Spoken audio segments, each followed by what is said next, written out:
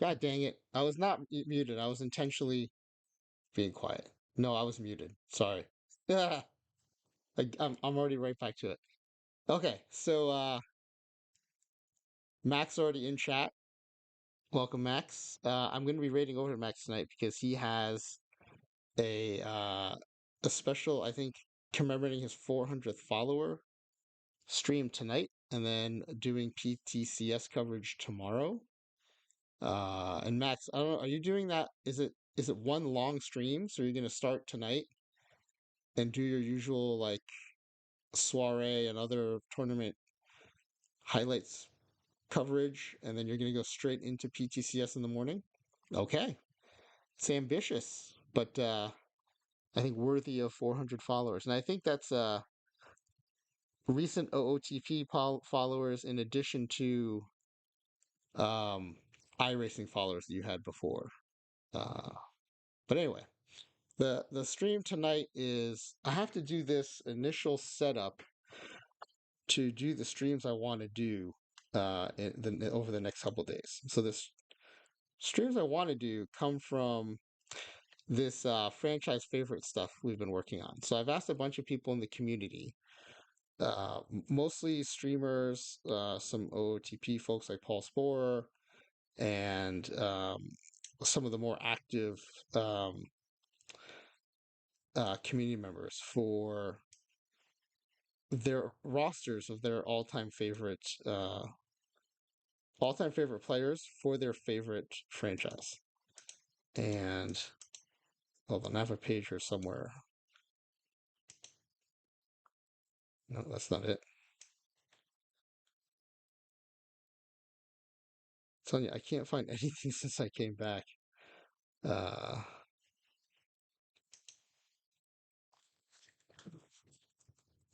anyway, there's a bunch of people who have been gracious enough to offer to submit their rosters for their teams.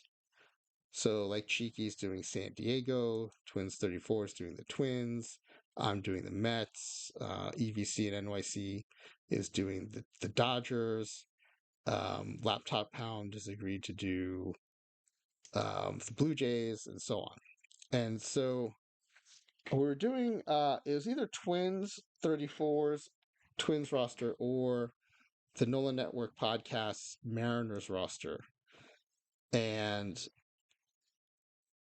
I made a mistake in setting up the roster and brought in one of their players as a 73-year-old, and like everything looked great on the rosters except this one player had super nerfed ratings, and once we figured it out, it was because I had put in the wrong year for their. So the way it looks when oh man, everything's closed. Sorry, let me open up the notepad. I'll show you a roster file, what it looks like. So this is actually Cheeky's. Um,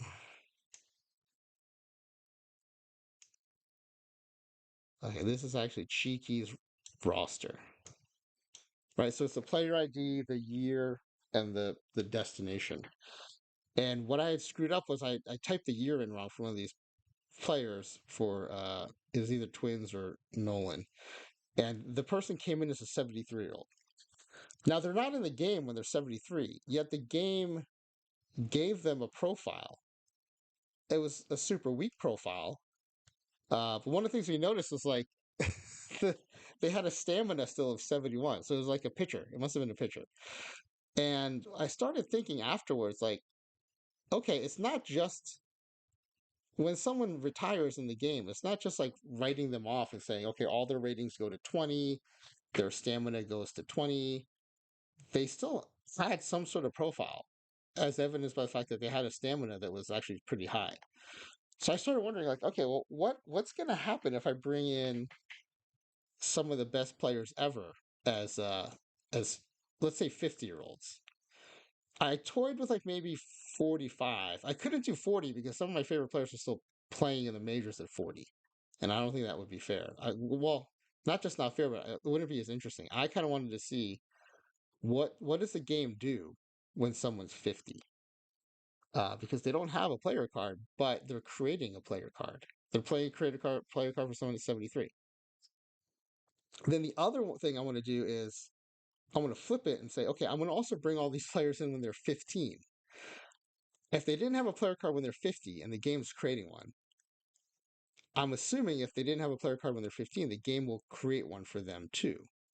And I'm kind of curious to see like how does it do that and what does it look like? So first I need to create the roster of just my favorite all-time Major League players. And I did it pretty quickly. So I think one thing that's safe to say is like this is going to be subject to change. Um, as I kind of remember players or players are kind of brought to mind, I'm like, oh yeah, like I want to add that player to my roster. But I think this is a good starting point. And it's a team that I think will be a good test for this 50-year-old and 15-year-old thing. Um, so yeah, so but I'm gonna do a starting point. I'm gonna create this roster. I'm gonna do real quick, like maybe 5 single season sims, not a 5-year arc, but do 2023 5 times with this team. And the reason I want to do it 5 times is I want to get an average of what's the game score, how many wins do they get, and just kind of see like, okay, at their peak, and I'm going to pick peak years. At their peak, this is what they do, and it's going to be something crazy. It'll be like 100, 30, 140 wins. The game score will probably be like in the 14, 1500s. But then I want that baseline so that I can see what happens when I then bring them into the game as 50-year-olds, and what happens when I bring them into the game as 15-year-olds. I have no idea what's going to happen, and so that's why I want to have this baseline so uh, I can see what it looks like. So that's the plan. And tonight I'm going to create the baseline roster. Um, so I've got that started here.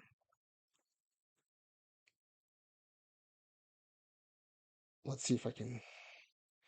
And again, this is off the top of my head. I used to do this all the time.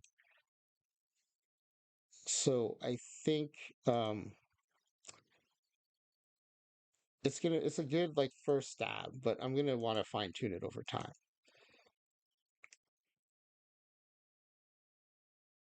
Okay, let me share this in a second.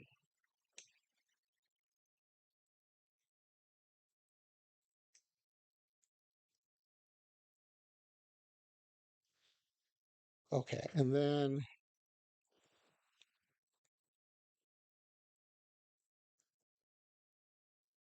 I'm gonna create a version where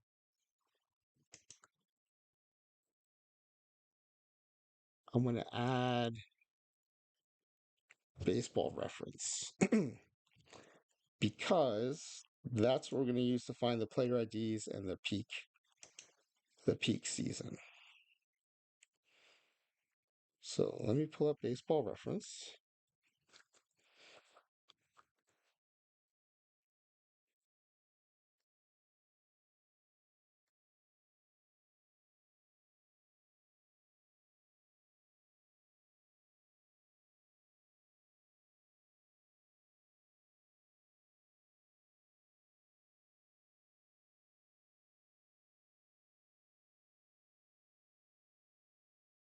Uh-oh, does not seem to want to do it. Hold on a second.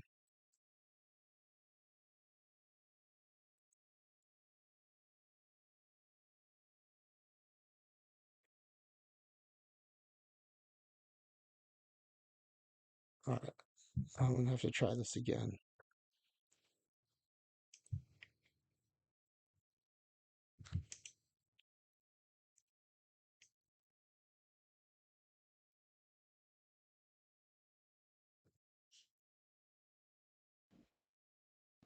Oh, wait, it's already in use?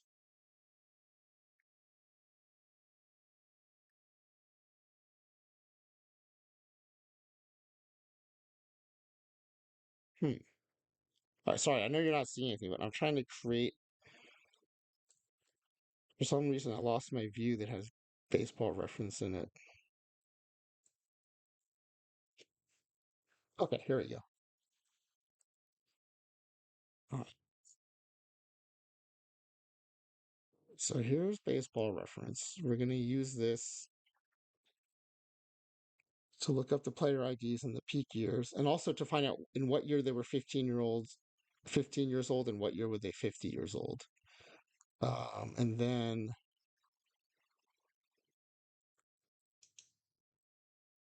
let me create a view that combines both, so I have to go back and forth.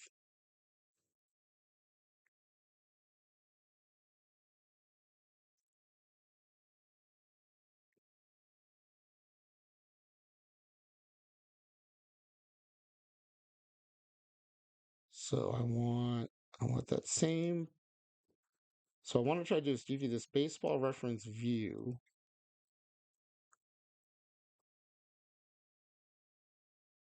but then also combine it with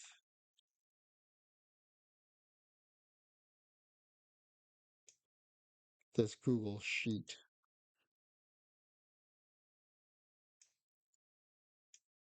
which I think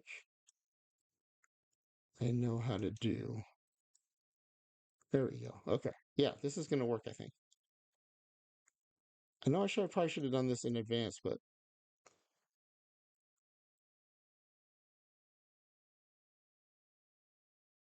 okay. I think that'll kind of work.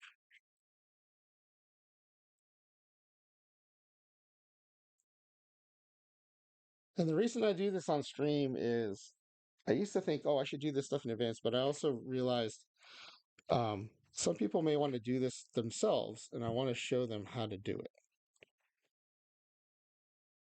Because I used to wish I could do this when I was playing Stratomatic baseball, but it was like, I think it was possible to buy, um, you could buy like the 1927 Yankees and stuff, but each set costs like several dollars. And so if you wanted to have any, number of historic teams, it was quickly adds up. And so I never got to do it. And then once I discovered OOTP, I'm like, oh, every player I've ever wanted to play is in this game, and I can do whatever I want with them. And so that's what I did for the longest time until I discovered Perfect Team in December and started playing more of that.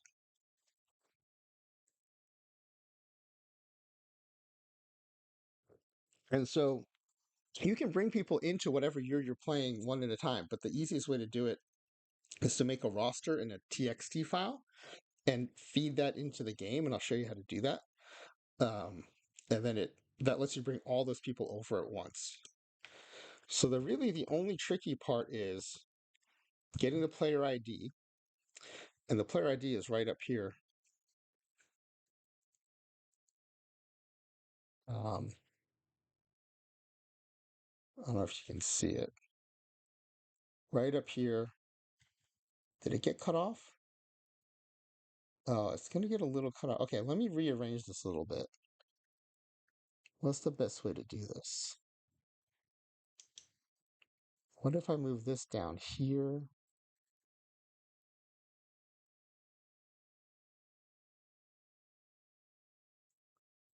Oh, this kind of does it. Let me see if this works.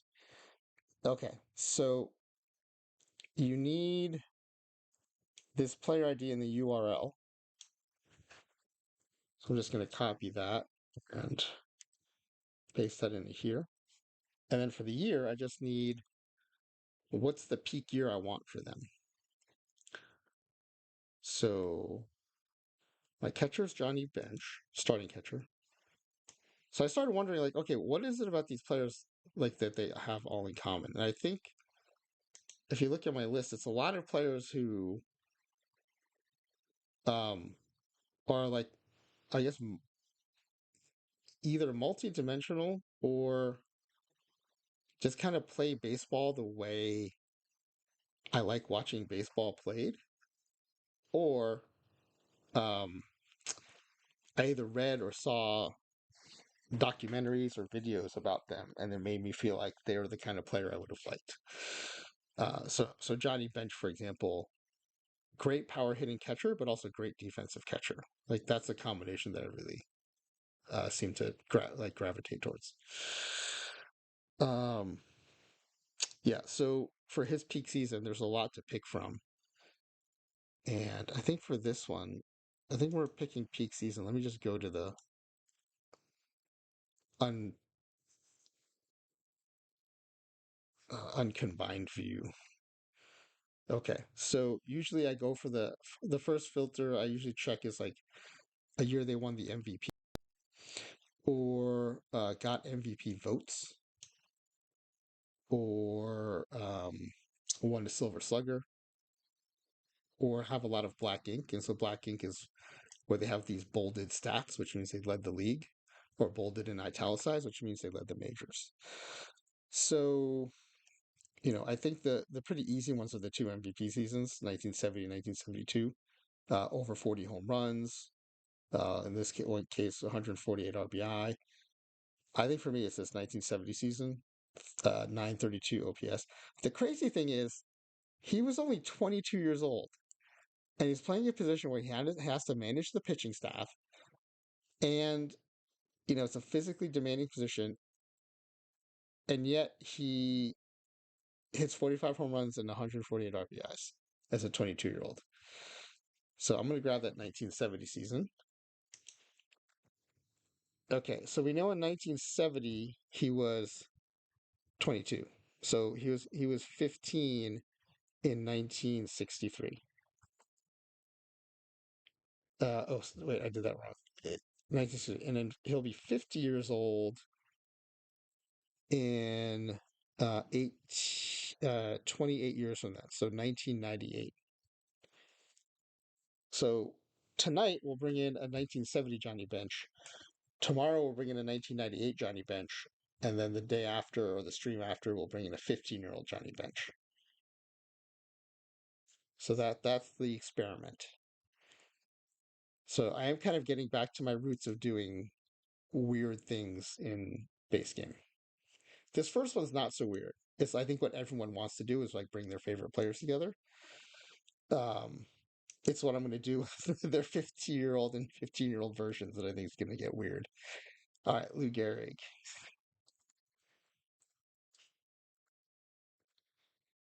And even though I'm a Mets fan, I know enough to appreciate someone like Lou Gehrig.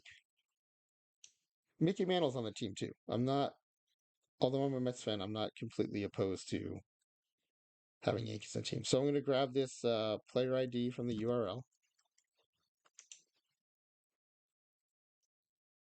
And as I do this, I'm probably going to remember people that I'm like, oh yeah, I want that person instead. And so I might change on the fly. Like I said, I put this list together while riding in the car today, so it's very much off the top of my head. I didn't have BREF. I didn't have the baseball encyclopedia, which I used to read. Um, okay, so we need his peak season, or what I want to be his peak season. So the crazy thing is, look at these RBI years: 173, 173, 185. Just amazing. And these OPSs. I mean, what major leaguer do you see with a string of 1,000 plus OPS seasons? And it's 1, 2, 3, 4, 5, 6, 7, 8, 9, 10, 11 in a row. It's insane. And he won an MVP as late as his 33-year-old season and as early as his 24-year-old season. So I'm a bit of a sucker for OPS. I think it's like an easy way to kind of capture how well someone has played. Um, so immediately my attention is drawn to this first MVP season. He had a 1240 OPS, 52 doubles, 47 home runs. So I like that a lot. Here's a couple of second place MVP seasons. I mean, how do you finish second place in MVP voting with 46 home runs, 185 RBI, and 211 hits? So I'm assuming it was like his teammate Babe Ruth, or let's see who came in first. Oh, it was Lefty Grove. Interesting. Lefty Grove. Well, Lefty Grove was 31-4 that year. So Yeah, I can see given the MVP. And the other thing is, I don't really like when pitchers win the MVP because they have their own award. But yeah, that's amazing. 31 and 4. I can't argue with putting that ahead of Gehrig that season. So I think oh, I'm covering it up again. Let me switch over to I wish there was an easier way to show both at the same time, but I'm tempted to grab this one here. Although when you talk about Black Ink, like this is one where he led the league and the majors in the most things, 1934.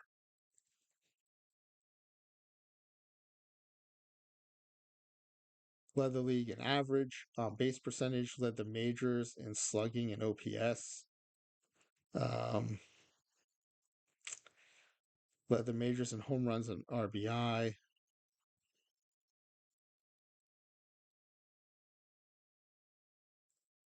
It's not his highest OPS season. He had a few seasons above it, but I think from the perspective of like dominating the majors, this might be it. I mean, the other big one's this one, right? His last MVP season, 167 runs. Jeez. I don't know. It's not like we can really go wrong here. So let's grab this 1927 season. All right, so we're gonna have a 1927 Lou Gehrig to go with a 1970 Johnny Bench. Okay, now in 1927 he was 24 years old. So he'll be 50 in 26 years, so 1953. Now, of course, he'll never make it that far. This is where I'm really curious to see what does the game do with Lou Gehrig? Because I'm assuming there's data in the game saying not only did he stop playing, but that he died um, before he got to 50. And so, how is that going to be reflected when I try to import a 19 and try to import a 50-year-old Lou Gehrig? So this is one where I might have to think in advance about having a backup first baseman. The other, and the 15-year-old Lou Gehrig would be 9 years prior, so that would be 1918. The only problem is when you're dealing with players this good, they tend to be single position players because they're so good. There's not really a reason to move them around, um, and so I'm a little worried about position coverage. Now, one good thing is, and this was a little bit of help from, um, I want to say it was Twins. I apologize if I'm wrong, but he was the one who reminded me I can check the box for fielding based on career instead of the imported season. And so that means like someone like Jackie Robinson, who played first base in his rookie season in the majors, but played shortstop in the Negro Leagues and played second base very well in the majors. Um, his profile will reflect those positions instead of just being a first baseman like he was in 1947. And that'll be important so that we have some positional coverage here. And that's our next player, in fact, Jackie Robinson. Okay, so the first thing we do always is grab that BREF number. So usually it's the first five of the last, first two of the first, and then 01. But in this case, there was already a Robin J.A. So he'll be Robin J.A. too. Now, I know from past experience, if I try to grab his Negro League stats, it's going to be a problem. We're going to have to do a lot of working around it. We can get him in the game. It's just has several tedious steps. Fortunately, the season I want is in the majors. And I also think hoping this importing issue goes away when OOTP 26 comes out because it will be post the MLB officially declaring Negro League stats as Major League stats. But I think I want this 1949 season. He wins the MVP. He leads the league in batting average. He's got a 960 OPS. Throws in 37 steals. Um, Double-digit triples and home runs. So I want this 1949 season.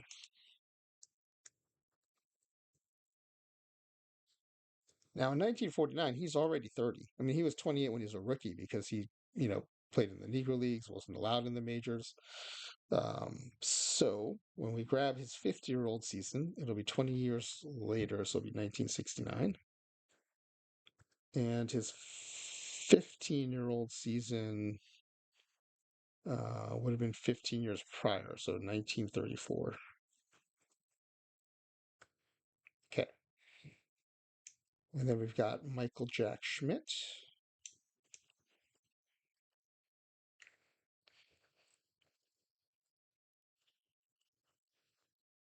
I don't know why.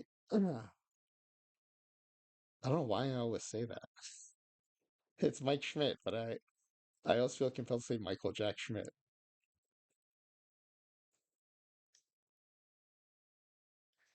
I don't know where that comes from. Maybe someone in my neighborhood taught me that or did that. I don't know. Um, I mean, I grew up a Mets fan in New Jersey. There are probably some Phillies fans around too. Maybe it's a sports center thing. I don't know. Look at these amazing stats. And granted, he led the league in strikeouts too, but and that was at a time I think there was more stigma attached to leading the league in strike or striking out a lot. I think nowadays no one would care, especially if he was putting up numbers like this. But yeah, so three-time MVP. This is actually when it's hard. Is when the person's this good this long. It's like which season do you take? I know he had a couple of 40 home run seasons, so I'm leaning towards those automatically. But as always, I'm going to lean towards OPS. Yeah, and here's the crazy thing: as good as he was, he had two 1,000 OPS seasons. Compared to Garrick, who had what was it, almost a dozen? It's crazy. Uh, so he had these back-to-back MVP years, and this MVP year at 86. I would definitely want to lean towards taking one of these two because it's like it's not just a peak season; it's like a peak period. And so 81 was strike shortened. I kind of don't want to do that. I like the 18 intentional walks though in a strike shortened season. It's kind of amazing. So I think if we're going to go full season, we're then stuck with this 1980 season. I mean, I say stuck with, it's an amazing season, um, but unlike other years, he didn't lead the league in walks. Um, he didn't lead the league in on base percentage. Actually, his on base was just, maybe I am going to take the strike shortened season. I think there's an argument to be made for, what could he have done in a full season. So maybe let's grab that 1981 season. I kind of like that, 1981. Okay, so in 1981, he was already 31 years old, which, I think turning in a peak season at 31 now, no one would bat an eye. But that was back in the early 80s. There were a lot of players who like they hit their early 30s and it was like a cliff on their production. But not for him. He was still very productive into his late 30s, which at the time was, I think, pretty unusual. Um, okay, so that means his 50-year-old season will be 20 years later, so it'll be in the year 2000. That doesn't seem right, but I guess. Oh wait, oh no, it's 19 years later. So he was 31 and 81. So yeah, okay. I somehow got to the right number, but the wrong way. Is that right? He's 50 in the year 2000. I guess the year 2000 is longer ago than I thought too. Okay. That means he's 15 years old in 1965. Okay. All right. The next is at shortstop, Hannes Wagner.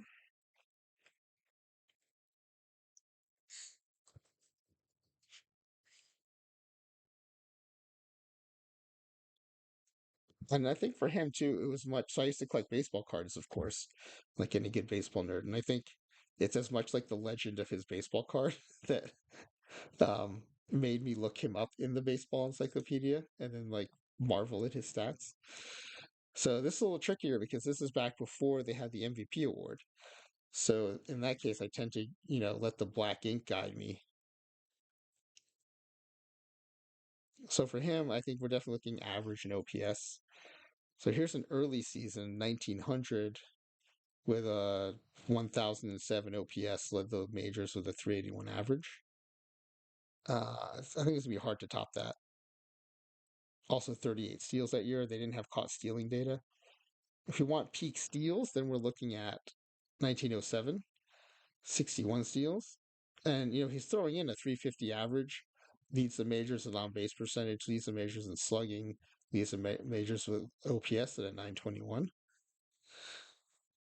Um, but I think I'd rather take the higher batting production, the slightly lower stolen base production.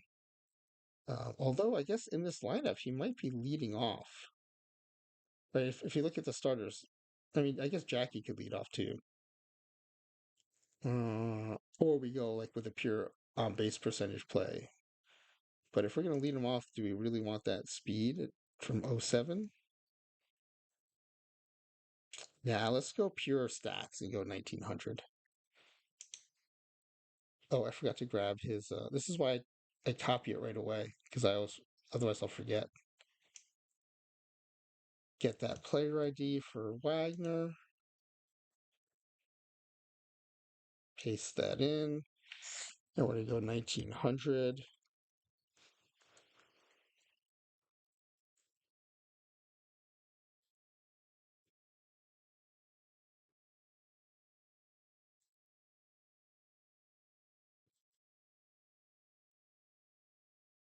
Okay, so if he was 26 in 1900, he'll be 24. So 1924, he'll be 50. And he would have been 15 11 years earlier. So 1889. Okay. All right. Ted Williams. He might be my all time favorite hitter, Ted Williams. Um, Especially if you ever look at his stats and think about it, if he didn't lose so many years to his military service, um, statistically, he would have been the GOAT. So to me, he still is the GOAT as far as hitters go. Um, I mean, look at these. He's away for 3 years and he comes right back to drop in an 1164 OPS. That's insane. Um, and win an MVP award, like straight back from flying fighter pilot, flying a fighter in World War II. Crazy. And then also lost some time here in the 50s to his Korean War service. So he didn't miss an entire season, but I mean, pretty much lost all of 52 and a big chunk of 53. But then, of course, comes right back with another 1148 OPS season. Um, so yeah, there's a lot to pick from here. I think, like, do you go pre World War II, between the wars? I think, unfortunately, by the time, I mean, even post Korean War, and never mind that he lost yet another chunk of time. And baseball's one of those sports. If you're not playing it regularly, it's hard to keep up. And add to that he's now in his late 30s and he's still super productive. I mean, look at this 38-year-old season. 388 average, leads the majors. 526 on base, leads the majors. 731 slugging, leads the majors. 1257 OPS, leads the majors. I mean, of course that led the majors. That's an insane number. Um, Geez, I'm tempted to take this 38-year-old season. 1257 OPS. That's insane. But I think the iconic one is: do we just go back and grab this 1941 season? He's 22 years old and he hits 400. He's 22 years old.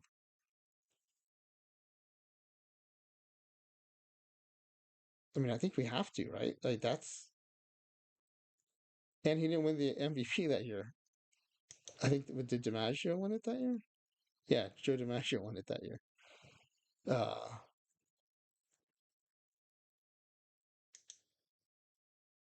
so yeah, I think we're gonna go with this 1941 season. I mean, as good as these pre-war, intra-war seasons were, I mean, 406 average can't pick against that. So we'll take the 400 hitting Ted Williams. The thing is, like Tony Gwynn came close to hitting 400 once, but he wasn't hitting 37 home runs and drawing 147 walks. That's the big difference. No shade towards Cheeky and his Padres, but it's a very different almost hitting 400 and this actually hitting 400 with power.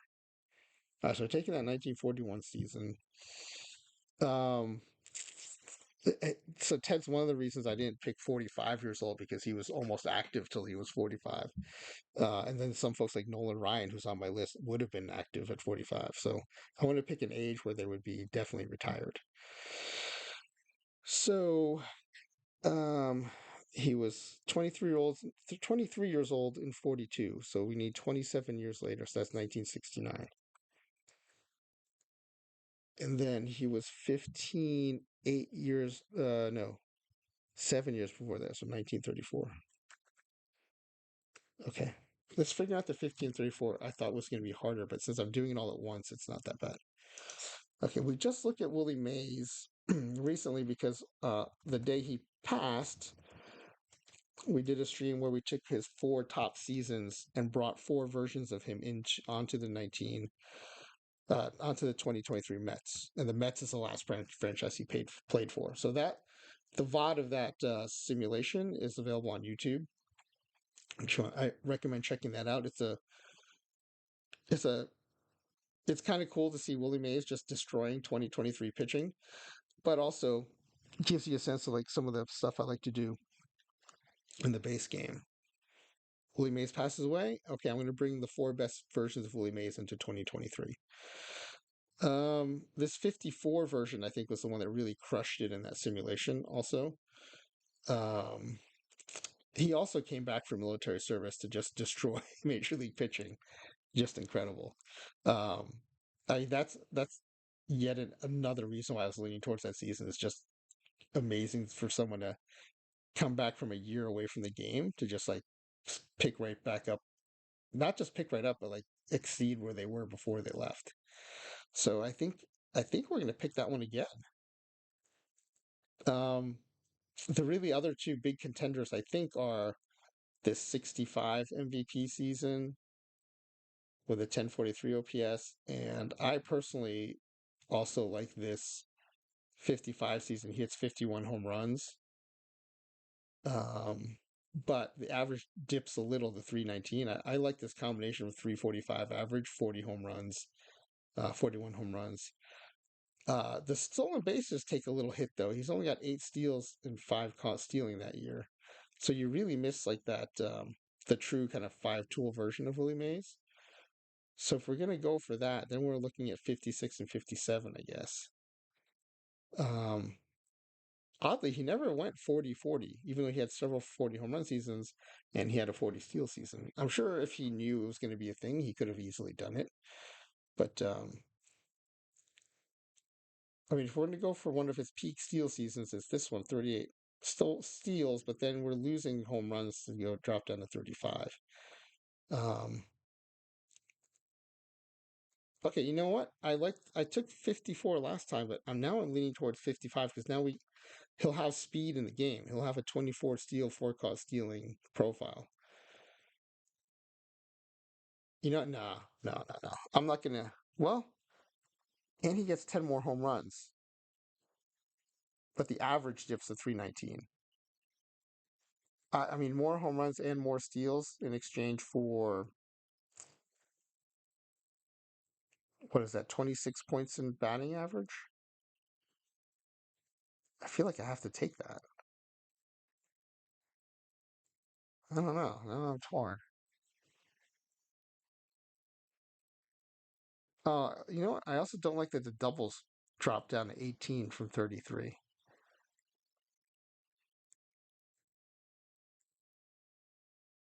Yeah, that's a really weird profile that year. 18 18 doubles and 13 triples, and then 51 home runs. That's such a weird set of extra base hit totals. Um, okay, I'm grabbing 54.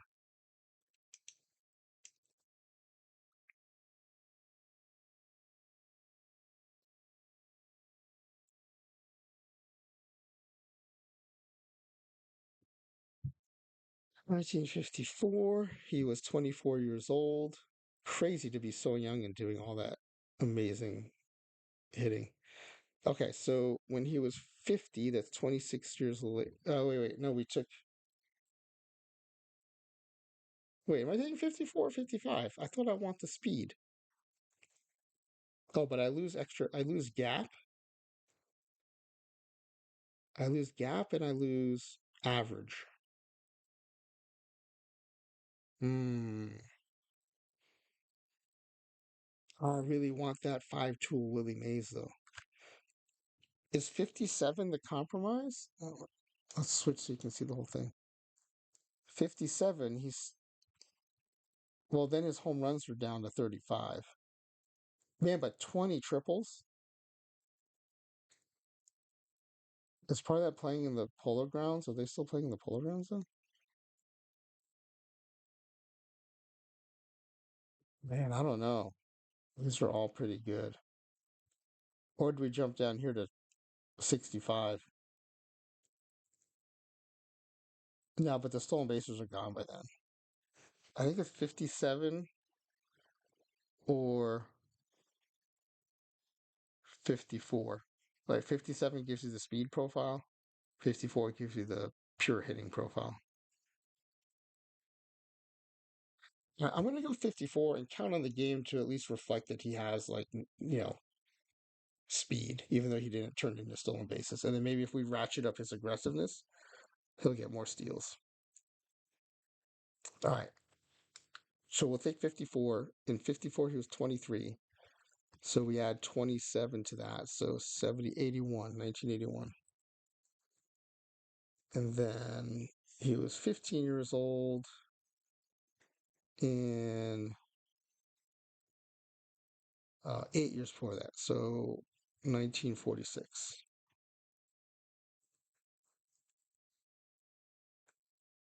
Okay. And then Hank Aaron.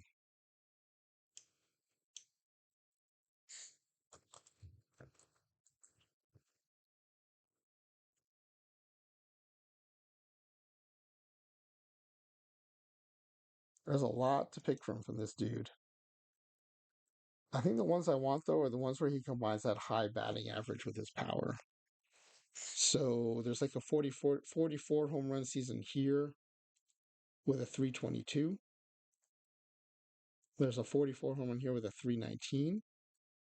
Don't want this one because it's 44 with a 279. This one here, pretty underrated. 47 home runs with a 327.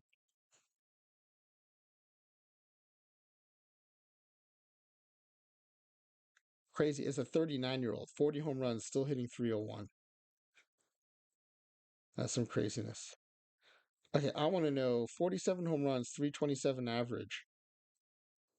Who were the two people who finished ahead of him in the MVP voting that year? Joe Torre. He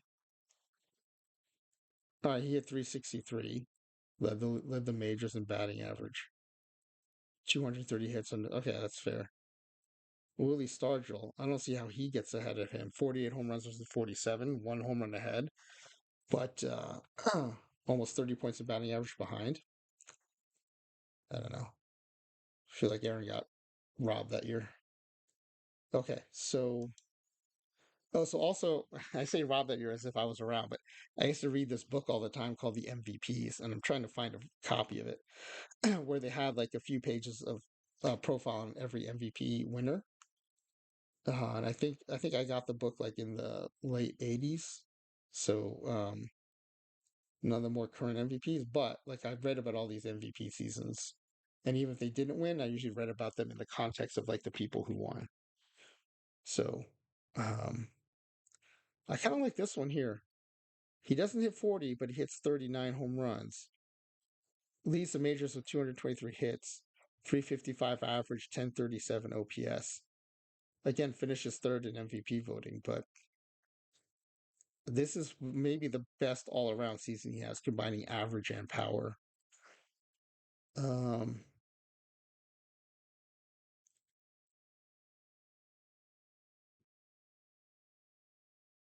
or I go all the way up to his 37-year-old season and take that one where, the season we just talked about. I think it's this one. Again, though, this one doesn't have the steals. If I want the steals, I think I'm looking at 63, where he hits 44 bombs, leads the majors under 30 RBI, steals 31, and still leads the majors in slugging and OPS. Maybe it's this one. It's a 30-40 season. Still hits 319. I don't know though. It's past the tough up hitting 355 with almost 40 home runs. But again, no speed there. That's kind of a bummer. Or do we just go with this MVP? The MVP has no steals either. Of course, the other insane thing is there's only one MVP. That's ridiculous too. Um. Okay. All right. I'm gonna grab this 355 season. It's hard to argue against it unless you're gonna go for speed. So 1959, his 25-year-old season.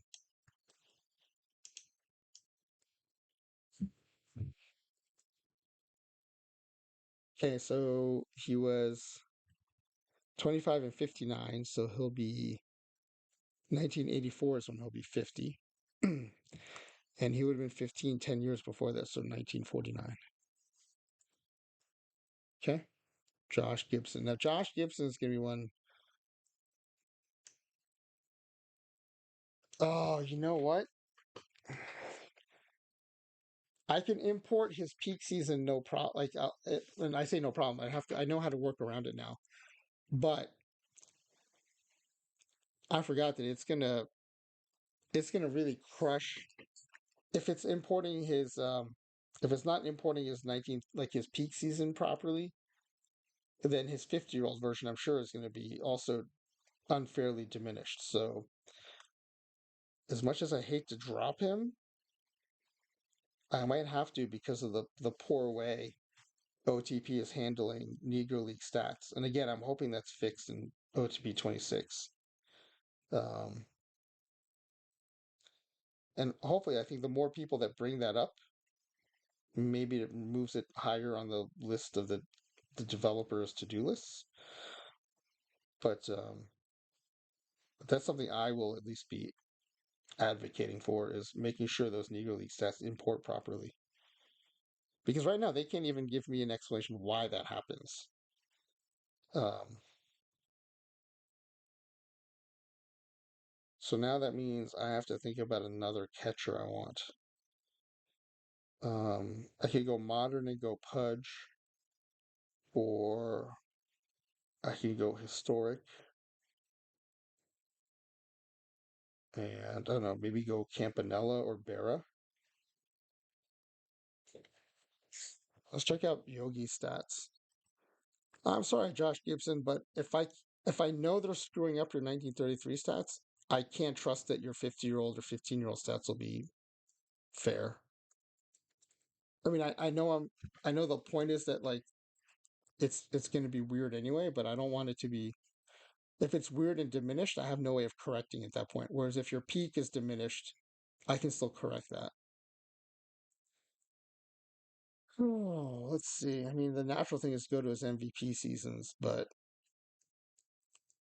he wasn't winning MVP for statistical dominance. I think he was winning MVP for his kind of vital role in the championship Yankees teams, which kind of is like, if you think about the term most valuable player is probably more true to like what should have been happening.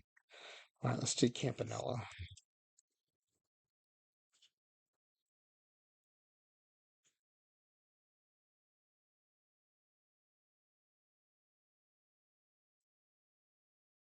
He's also one who has a Negro League career, but we can't access that data properly. So I'm worried that it'll. So, look at this. He's going to have 15-year-old data, and it's going to be Negro League data, so it's going to be nerfed unfairly. And so I don't know that I want to pick him, even though he's a great catcher.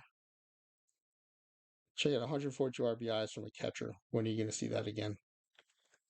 No time soon, I tell you that. No time soon. Um,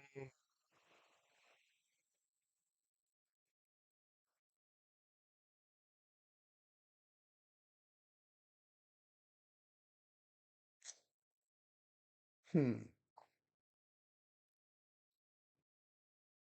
I mean, I do like Pudge.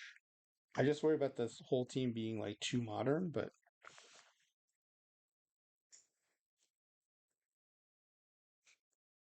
I think the things that made Yogi great are not necessarily in the game, are not in his statistical. Oh wait, not Pudge. Juan Rodriguez.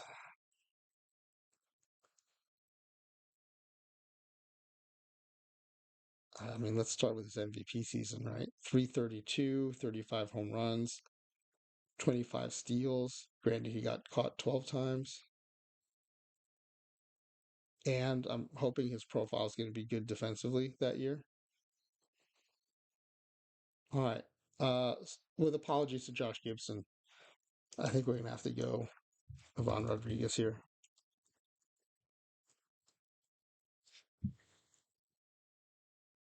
It's really just that, like, I don't know how to correct the fact that Josh Gibson's 50-year-old profile is probably going to be nerfed by the game. I can correct the ones where I can go dig into his Negro League profile. I can't correct the made up one. So we're gonna go.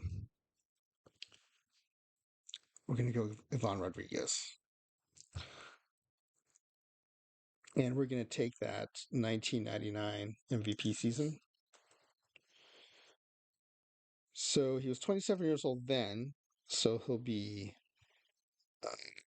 2022 is when he's 50, and he would have been 15 uh 12 years earlier, so 1987.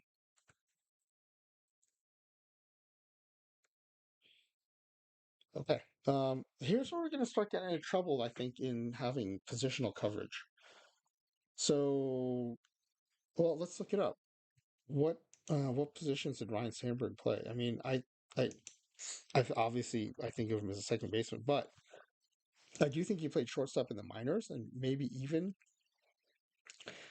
when he got called up by the Phillies. That's a really short time, though, 13 games. But yeah, he did play some shortstop there. Played some third his first season with the Cubs. A little bit of shortstop in 83, a little bit of shortstop in 85. What I don't know is if it's enough to give him a playable rating in the game. And then, of course, 86 onward, he's just a second baseman. Um, I played second base in high school and Little League. He was my favorite second baseman. As a Mets fan, we didn't really have great second basemen in that era. Uh, the Wally Backman, Tim Tuffle platoon was not necessarily inspiring, but Ryan Sandberg game definitely was. I like that he, fielded the position really well, had such few errors, but still also hit well, especially for his position. But I wonder if I'm going to have to switch him out for a player with more. So I originally was not going to have Ripken on this roster, but since he played shortstop at third, I thought it was important from a positional coverage perspective that he can back up short and back up third. Um, but right now, for example, if you look at this roster, we don't have a backup first baseman, um, which could be a problem. I mean, theoretically, you shouldn't need one because Lou Gehrig and Cal Ripken were Iron Men, so Gehrig shouldn't need a day off. But um, yeah, especially when he's 50, he might need a day off. So I'm going to go with Sandberg for now. But once we get into the sim, I might realize I need a different set of infielders.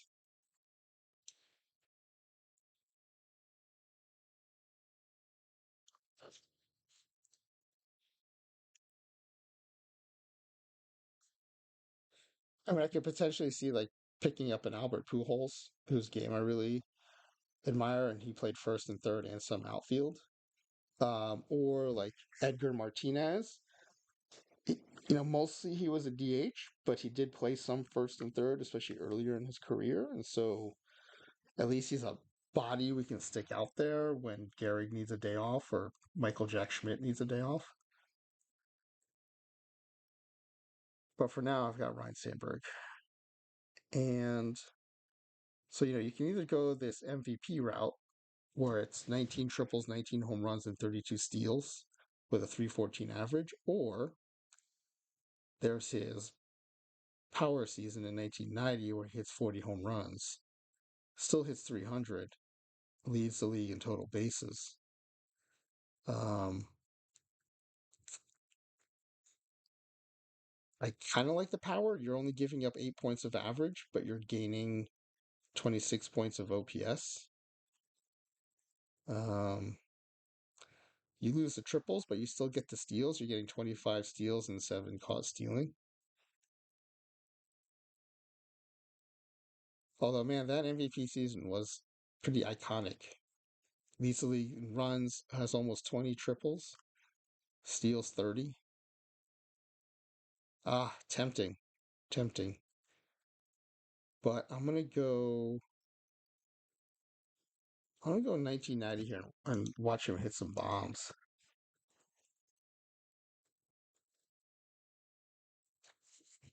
So in 1990, it's easy when he's got round numbers. He's 30 in 1990, so he'll be 2010 when he's 50, and he was 15 years old 15 years before that, so 1975.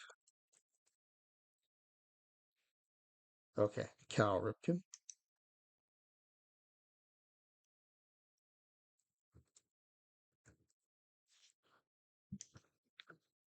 I wish it was easier to tell from Baseball Reference when you're looking at these batting seasons which year they also were like top flight defensive players. Just for someone like Ripken, he played defense so well some seasons that it would be great to be able to make sure I pick a season where his offense and defensive production are on par.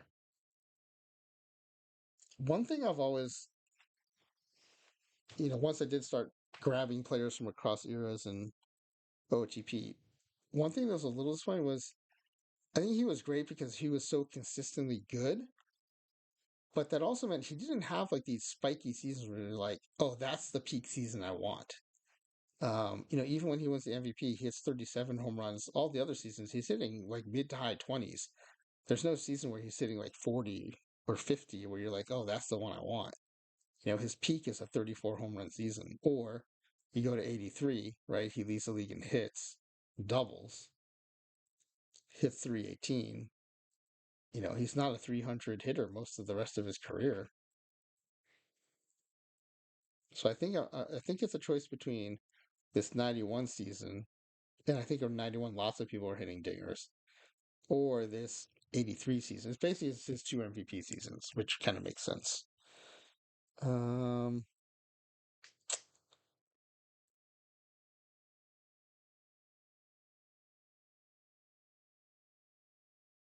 I wish I had an Orioles fan here. I can ask them, like, which one do you think of as more being him?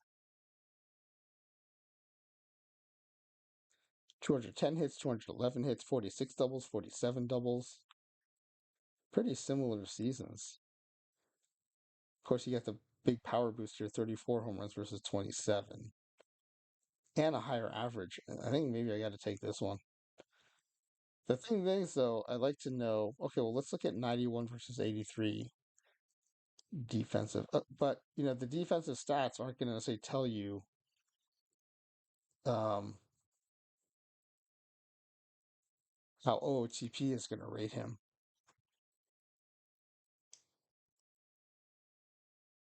So here's 83, and here's 91. So 91 has a much higher fielding percentage.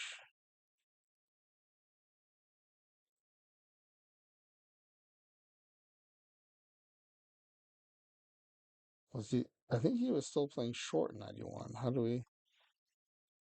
Where are the games? I know there's a games by position.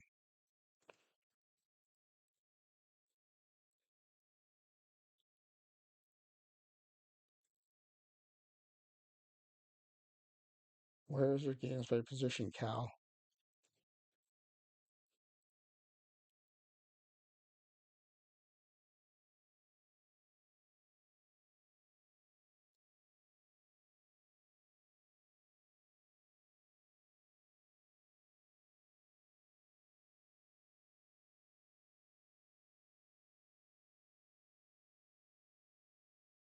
Okay, 83 shortstop only.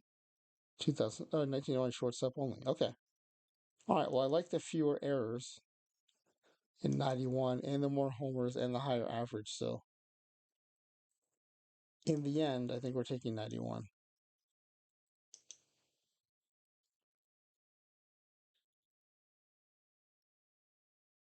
So let me grab his player ID.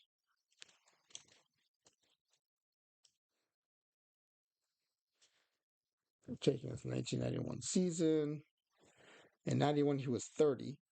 So 20 more years to that means 2011. And then he would have been 15 years old 15 years before that. So 1976.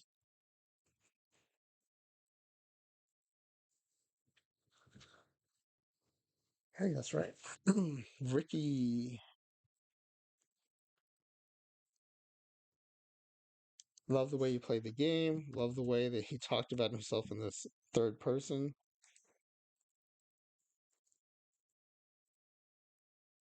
No one's going to steal as many bases, I don't think. Okay. He has a ton of great seasons to pick from. He's going to be a tough one.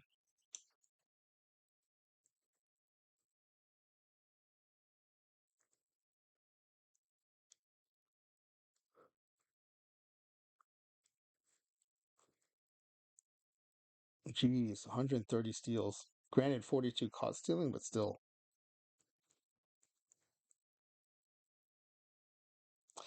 I mean, I, the way I want to use him, I'm not a, for all the other players I've been, trying to kind of steering towards their peak home run season, but not with him.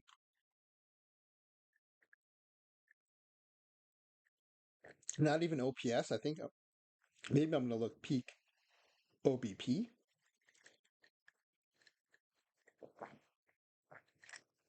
Right. So if you do that, you end up looking at 1980, 1987. Well, that's a truncated season for him. So here's one, 1990. He's back with Oakland. Leads the majors in runs, still steals 65. Leads the majors in on base percentage. Leads the majors in OPS. Wow, that's impressive. I said I wasn't going to look at peak power for him, but that is tied for his highest home run total. Only caught 10 times with 65 steals. That's one of his better percentages for his career.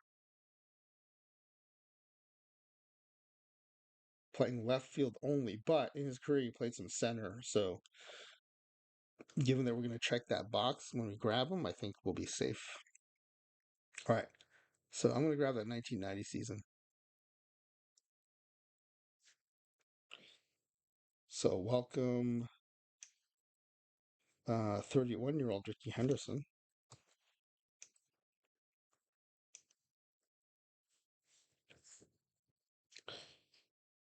Is it 1990 or 1991?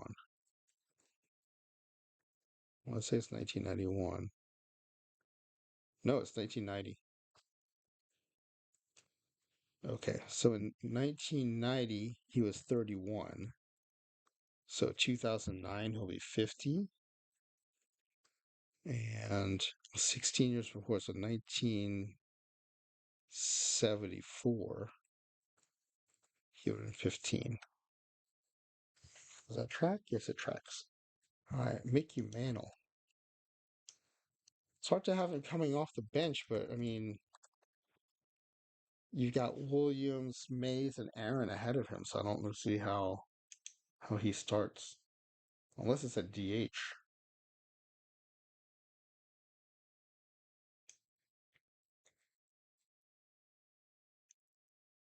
Here's another one. What could his career been if he hadn't stepped on that sprinkler head?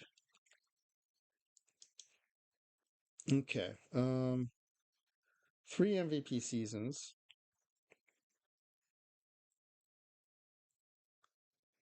plus the 1961 season where he and Maris were chasing that home run record. Um, I kind of like this one though. I think it's his career high in OPS. 52 bombs, 132 runs on 30 RBI, 353 average. Second highest in his career, led the majors. Yeah, we'll take the 1956 man. At only 24 years old, he did all that.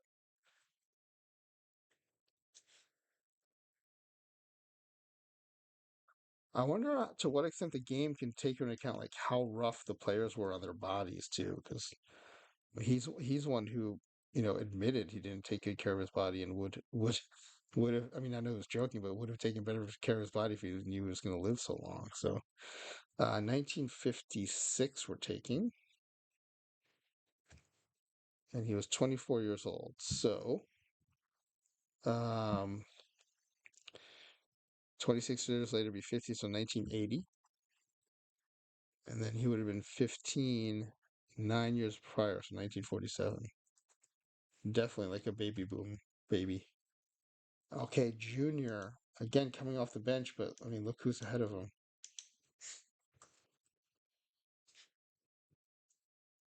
Maybe my favorite ball player of all time, but I mean, I can't really start him here ahead of Willie Mays or Hank Aaron or Ted Williams for that matter.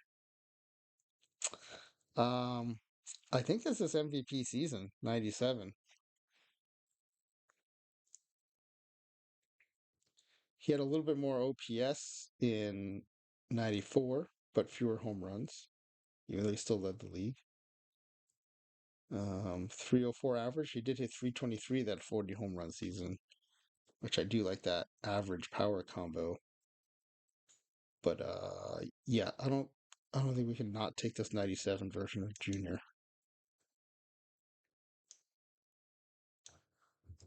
And as good as his stats were, like the stats are not why I want to see him play this game with on this roster. It's the way he played the game, the crazy defensive plays in the outfield, and that swing. Just watching that swing, and just how much fun he had. All right, so he was 27 in 1997. So add 23 years to that. So that's 2020. Yeah. And then he would have been 15 years old, 12 years for us in 1985.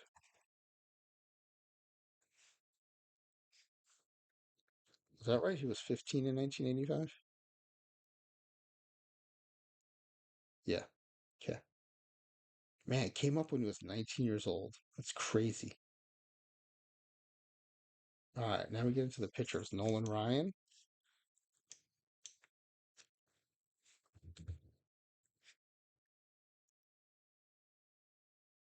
My all-time favorite pitcher. And I know he had poor control, and I know he never won a Cy Young, and I know all the other knocks against him. But if I can watch anyone from Major League history pitch, I want to see him pitch. Maybe the only other ones I consider picking because I didn't get to see them play even on TV would be Satchel Paige, Bob Gibson, or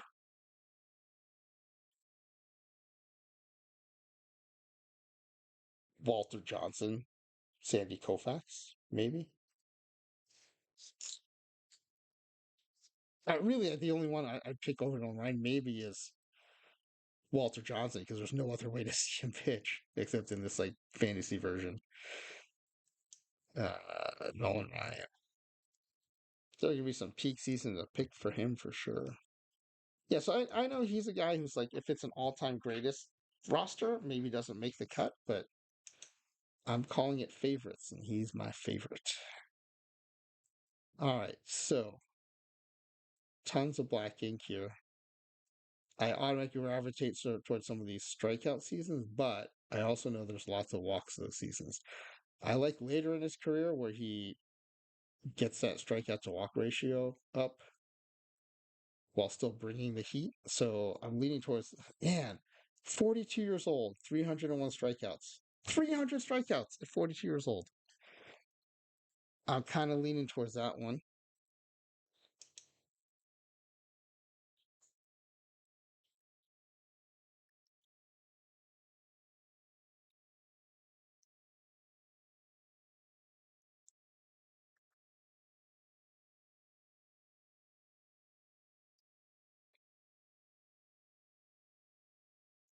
Yeah, that's a. I mean, what else should we look at? Like whip, 1.086 whip, not his lowest. It's a 40. It's a 44-year-old. He's got a 1.06 whip. Yeah, his whip's always gonna be inflated because of the walks. But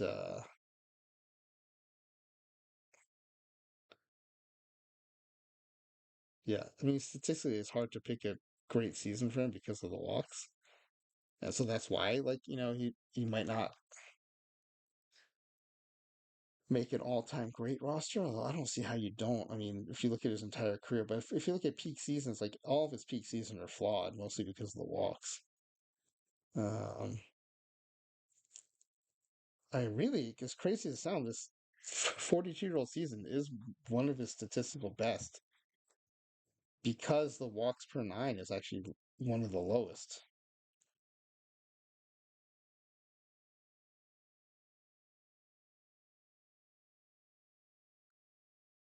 This 87 season is crazy too. Like statistically, it's a dominant season, but he goes 8-16.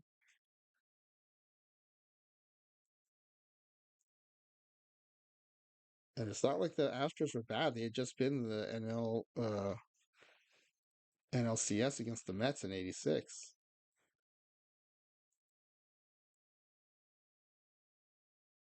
I mean, I definitely want a double digit K9 season, strikeout per nine season.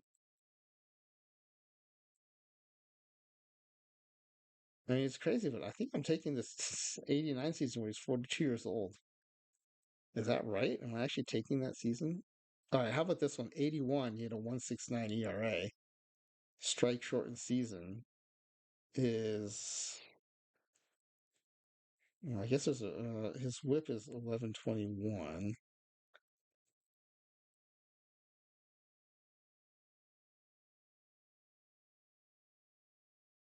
God, it's crazy how low his hits per nine are. just it's just they're always accompanied by such a high walk per nine that it just like he's never able to bring a super low whip in.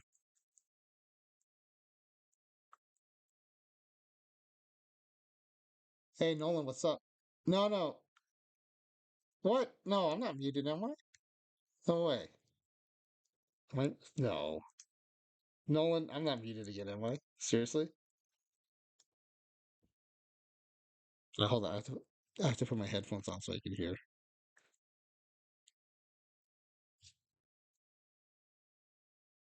Hello.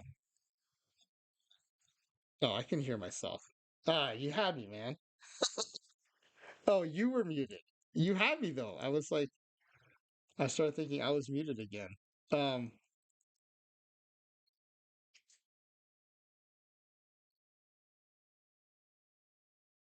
so Nolan, I don't remember if it was your roster or Twins' roster, but do you remember I messed up the year and I we brought in a pitcher who was like 73, but he still had like a 70 something stamina.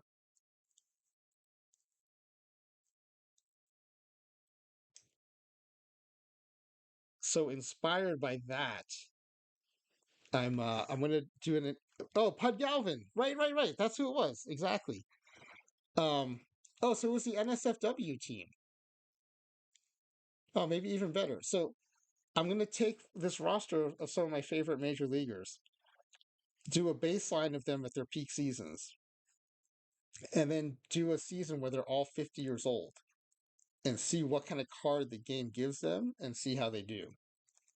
And then I thought, if the game's going to project them to 50 years old, well, let me bring them all in as 15-year-olds and see how the game projects them backwards to before they had a card.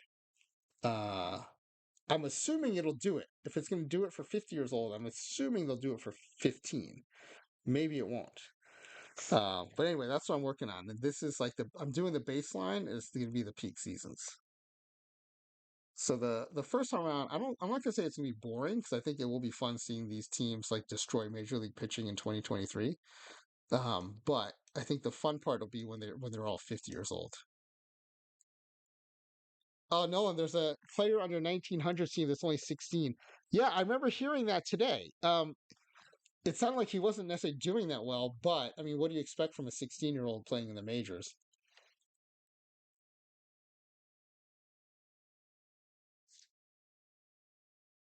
16-year-old playing in the majors.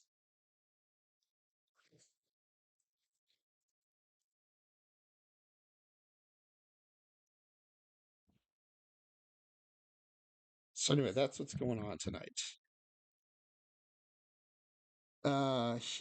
He did good in that game. Other games, not so much. Okay. I caught some of your stream because I knew about that 16-year-old pitcher. What have you been up to since? As I have a hard time picking out a peak season for Nolan Ryan because his seasons are so flawed, but he's my favorite pitcher, so he's on the roster. You've been watching Cheeky, awesome. Yeah, I caught some of his stream too. Um, and your live missions. I still have to do my PTCS rosters. I did my bronzes. I did my irons, but those are easy because it was just low iron. The others are caps, and I'm terrible at cap tournaments.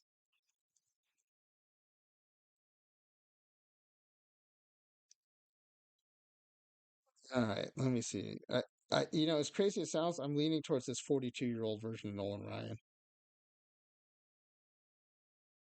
So no, you've never done any of them. Now you're finally doing these missions to get cards to see. So you're doing your missions to try to beef up your PTCS rosters,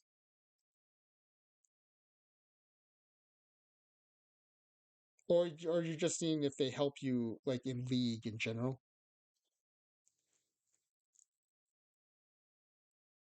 And your rosters, you got demoted to rookie. You know what? Don't feel bad. My teams are getting demoted all the time because I'm so distracted by tournament and draft and streaming base game that my league rosters have been getting the short end of the stick. In fact, last night for my main team, I pulled a Jocko and a Yogi, so like a brand new right left platoon to catcher, and I haven't even added them to the roster because I was like, just too busy doing other stuff, including other stuff in the game.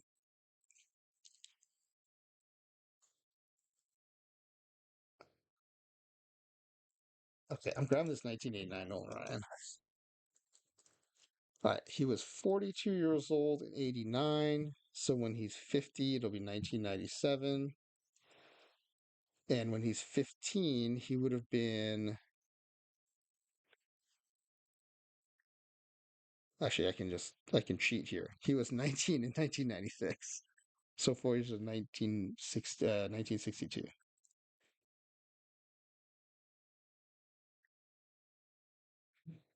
Okay. So, yeah, I'll be really curious to see what the game does for a 15-year-old Nolan Ryan. All right, Randy Johnson,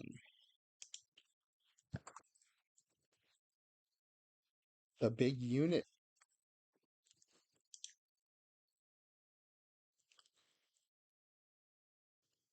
Oops.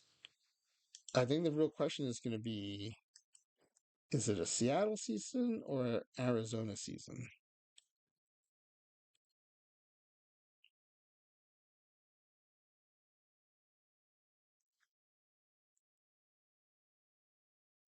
So you have a feeling it'll be as good as all those prospects your scout lets you know about. Man, 13.4 strikeouts per nine. That's crazy. And led their majors in whip.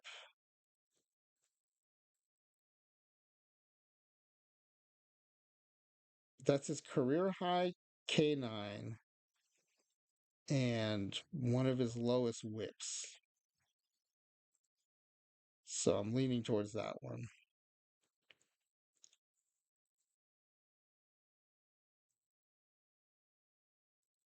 Yeah, 372 strikeouts in only 249 and two-thirds innings. All right, we're taking that 2001. As much as you want to say a Seattle year, Nolan, it's got to be one of the Arizona years. Yeah, I agree. I really did want to pick a Mariners year, but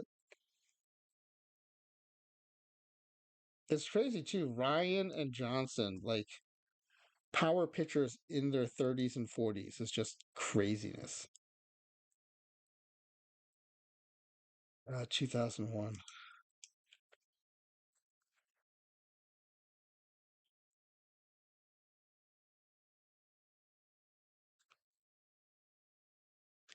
Nolan, you have any predictions on what this team's going to do as a bunch of 50-year-olds? You're one of the few people who saw that Pud Galvin profile as a 73-year-old. Let's see. In 2001, he was 37, so it'll be 2014. He'll be 50. And in 1979, he was 15.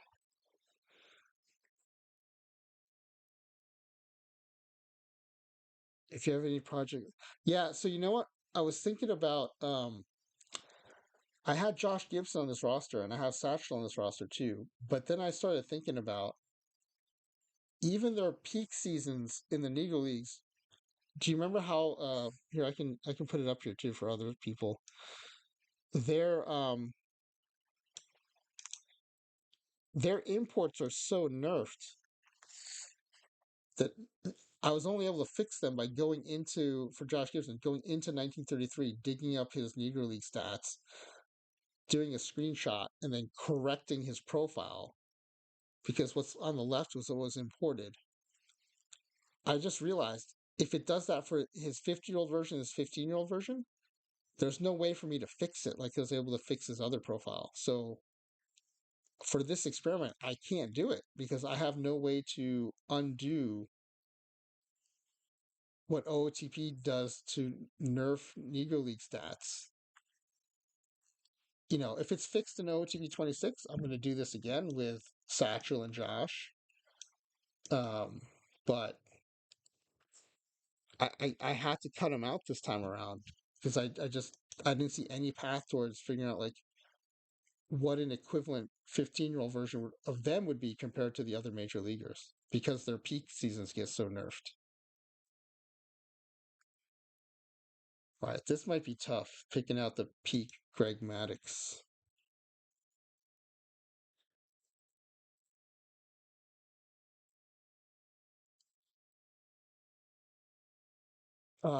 Nolan, you were going to say, I'm sure they'll have a better grasp of League League players with another year of them in the database. I agree. And I also think too, when it's put on equal footing in the database, I'm hoping we won't have that importing issue. My mod censored the N word thing. You're racist. I know it does that. That's why I just put NEL from now on. It just makes it a little easier.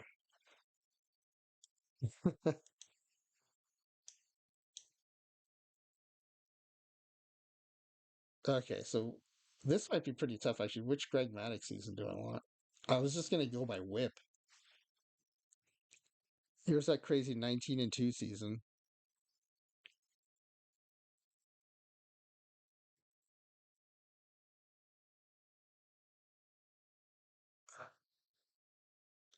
And it's a pretty for him. I think it's his highest strikeout per nine too. Okay, I'm grabbing that the 1995 season, 19-2, 1.63 ERA, .811 WHIP. 260 ERA plus. All right.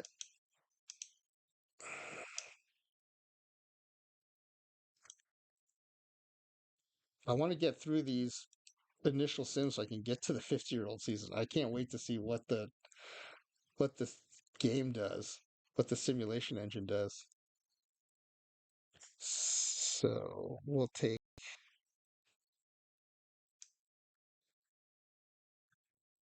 the 1995 Maddox.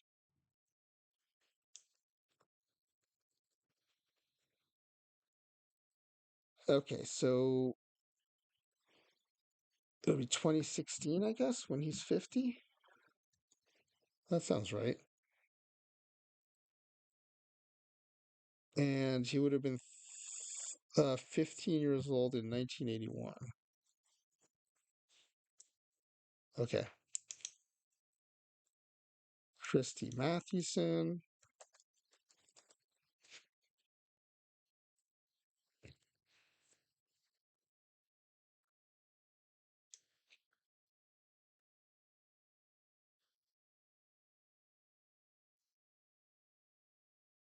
That player ID.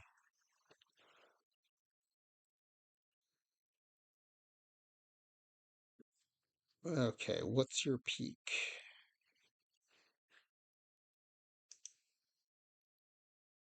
Ooh, look at these whips.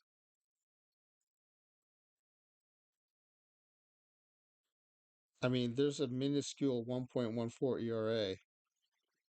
Get the 5-year-old team.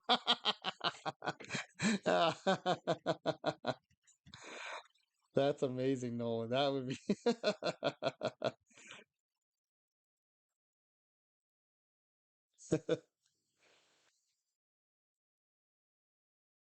We could go 5-year-old and 75-year-old and see how they do.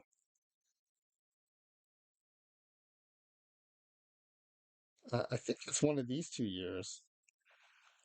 The problem when you go this far back is you can't rely on Cy Young awards or MVP awards because of before all that stuff.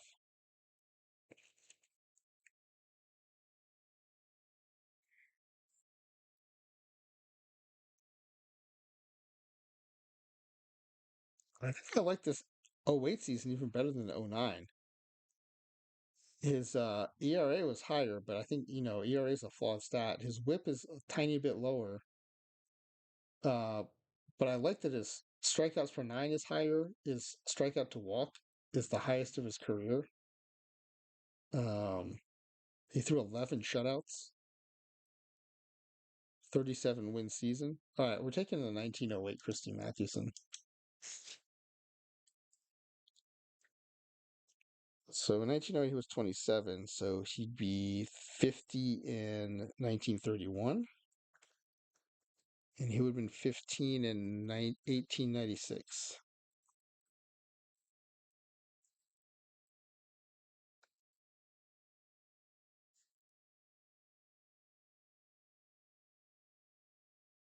Oh, are we on an ad break? I guess we're on an ad break.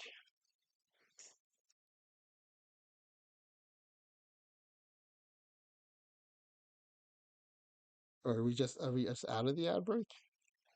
No, we're in an ad break.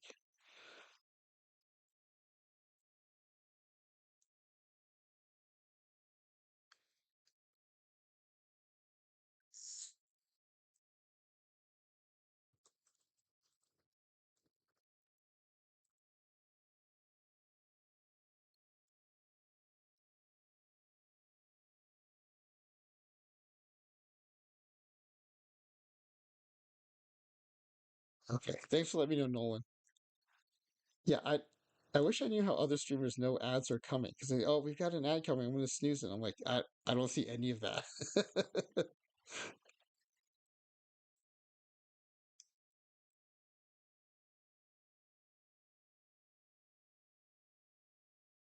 All right, Walter Johnson, Big Train.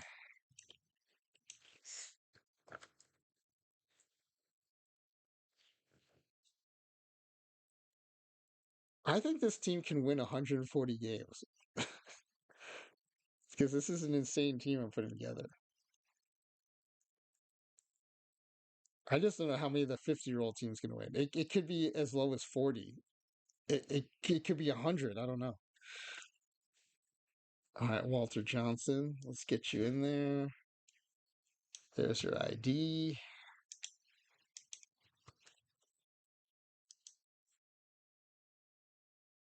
I applied for giveaway packs from OOTP. So if I get those, I'm gonna do whenever I ask for predictions, I'm gonna actually put it in a Google form and give the packs to whoever's closest on the guesses. I think that's the most kind of on brand way for me to give away packs is you have to have Stream Manager up in a separate window. Oh, thank you, Max. I will try that next time. Okay, yeah, thank you. Yeah, in Discord, that'd be great. Please send me a screenshot. Okay. Oh my goodness, a .780 whip. How do people give away packs? So, we have to ask OOTP to be allowed to give away packs, and then after that, I don't know the mechanics because I haven't been allowed to give away packs. Um, I'm assuming you have to be an affiliate to give away packs, but maybe that's not even a rule. Maybe anyone could give away packs if you get permission.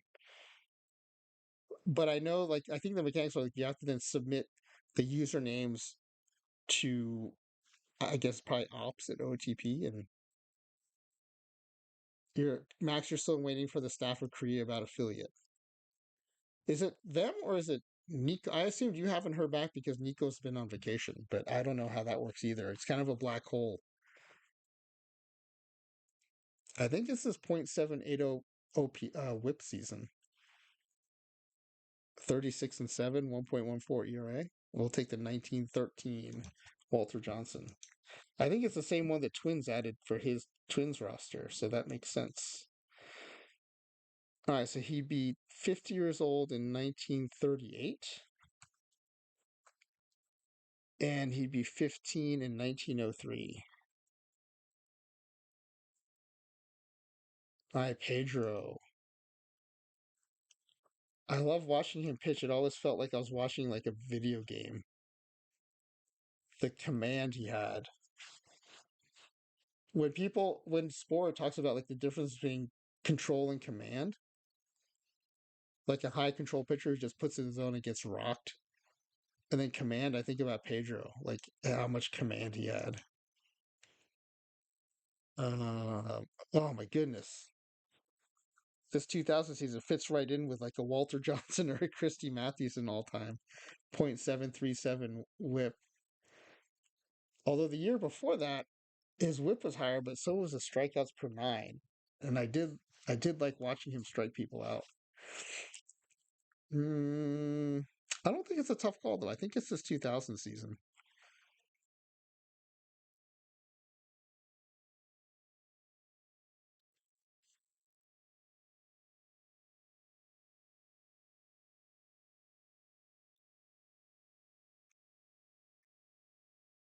I'm curious to know if you guys have an idea of when this team is all 50-year-olds. What's your guess for wins in 2023? So I'm gonna, as usual, I'm gonna bring them in to replace the Oakland A's. It'll be this roster, but all 50-year-olds. And I don't think we know what the cards, what the game's going to do to their profiles.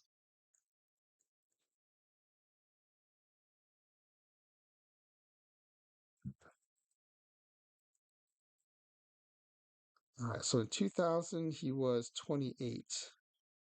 So in 2022 he's 50. And 19 in 1987. All right, Tom Seaver.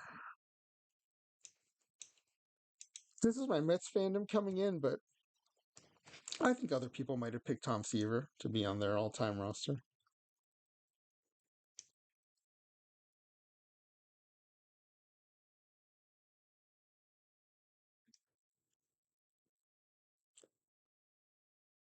Oh, we can go by Cy Young. We can go by Whip.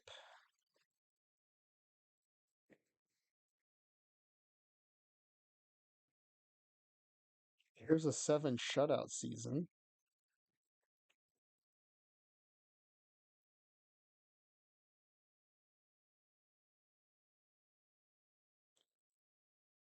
Here's his career high strikeout per nine season, almost 300 strikeouts. 179 ERA with a 194 ERA plus, sub 1 whip. This might be it, actually.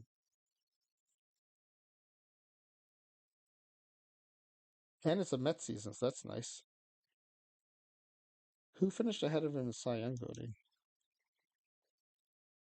Oh, Fergie Jenkins with a 24 and 13 season.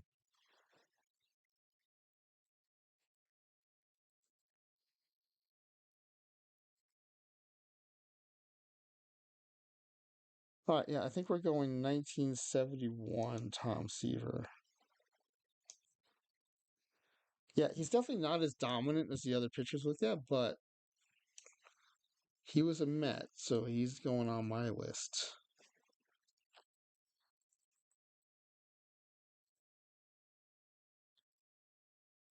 So he'd be 50 in 1995, and he would have been 15 in 1960.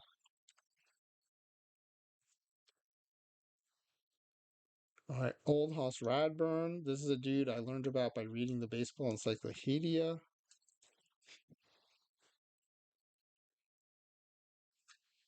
If you're not familiar, wait till you see these stats I'm going to show you. 60 and 12, 138 ERA, 73 games started, 73 complete games, 11 shutouts, and a save for good measure, 441 strikeouts. Oh, Nolan, I don't know the story behind that 16. So I know all these things by reading the Baseball Encyclopedia. And so it's very much out of context for me.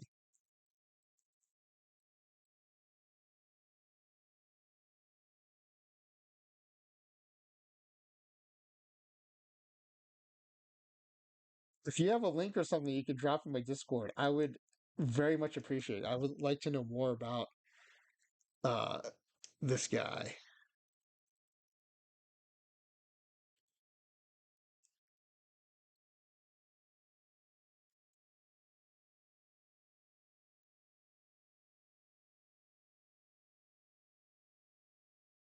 So in 1884, he was 29. So his 50-year-old season would be in 1905. And his 15-year-old season would have been 1870. Okay, so Satcher we're gonna have to replace because of I can't. I can fix his peak season, but I can't. There's no way for me to know how to fix his 15-year-old or 15-year-old seasons. So we are going to have to come up with a different pitcher. All right, so I have Gibson, I have Koufax, I have. So I wanted to go with a closer, and I really liked Lee Smith. Do I go righty lefty relievers?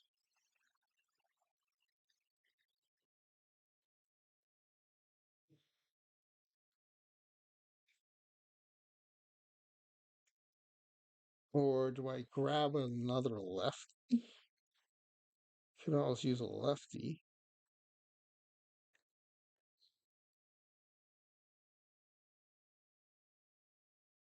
Or do I grab another Met?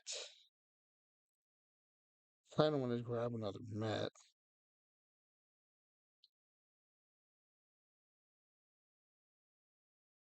I did consider Steve Carlton, even though he was a Philly.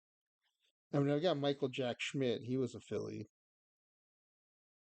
I shouldn't. I shouldn't let my feelings towards the Phillies sway my judgment.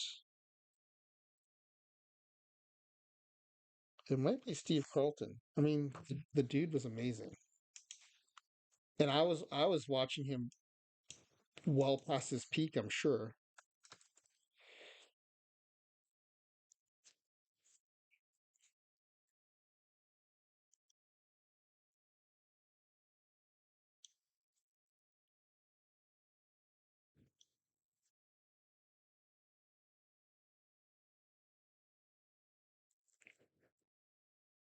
Oh, thank you, Nolan, for sending me the video about Old House Radburn. I am excited to watch it.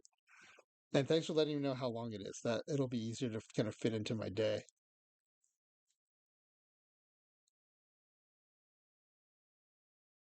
And I love that picture you gave me of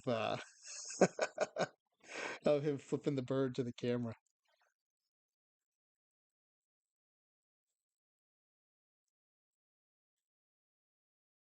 I am familiar with Foolish Baseball. I think I was introduced to him by Paul Sporer's streams. I think also he has a is it Foolish Baseball who has a great breakdown of how good Dave Stieb was in the 80s.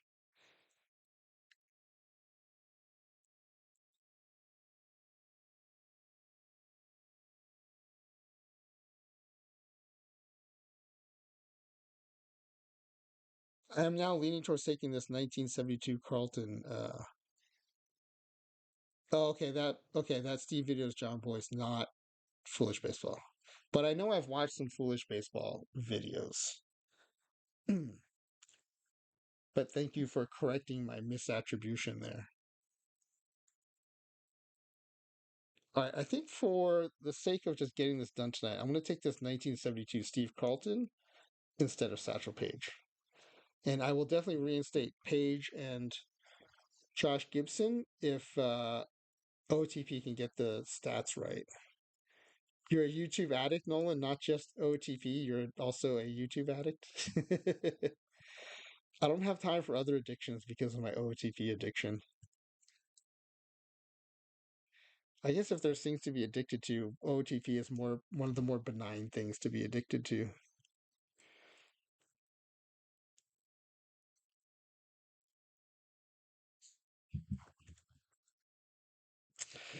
So 1972, he was 27 years old. So he'd be 50 in 1995, and he'd be 15 in 1960. Also, that 1972 Carlton is insane when you apply it to the context. Oh, no, for sure. I think this team is legendary. Like, wasn't his 27 wins? Wasn't that like 27 out of like 50 some wins that the team had total? I gotta look that up now. He had 27 wins. The team had 59 wins.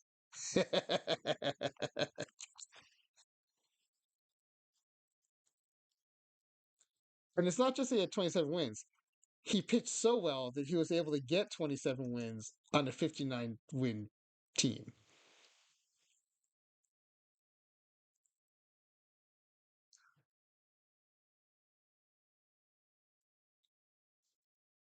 This Bob Gibson season is also amazing to me for similar reasons, but maybe almost in reverse. Where if you look at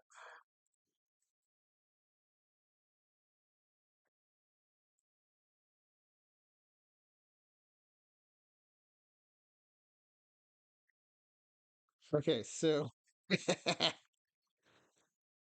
how do you have a 1.12 ERA and lose 9 games? How do you have 13 shutouts and only go 22 and 9?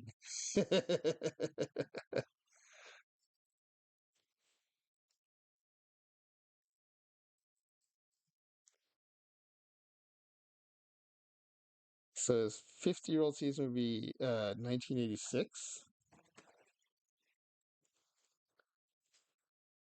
They still won the World Series that year. Yeah, I know. Insane. He was 15 years old in 1951.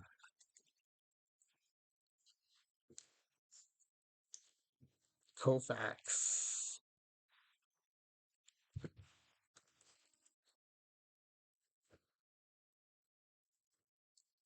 So I used to do all this stuff in the base game on my own in isolation. And then I started playing Perfect Team in December. and of course started watching Twitch streams and stuff to get free packs. And that's really the first time there being a community around OOTP. Other than like I used to go on the forums once in a while to like ask how to do something and people would respond. I'm like, oh, okay, that's cool. But especially since I started streaming and talking more to like people like you, Nolan, and Max and Spore, like it's just cool now to know more people who are as nutty about baseball and baseball stats as we are.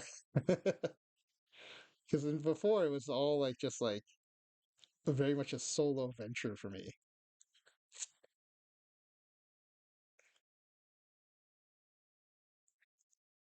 All right, let's see. We got some sub .9 whip seasons here, so this is going to be an interesting choice. I am enamored of the strikeout, so I do like this 10.2 strikeout per nine season with the .855 whip. Um, I can't help but think ERA is flawed. So as much as these 1.73 and 1.74 ERA seasons are appealing, so Nolan said your Sport was your first master raid. He sent 200 plus people to you when you were doing a random fantasy draft and didn't know how to react.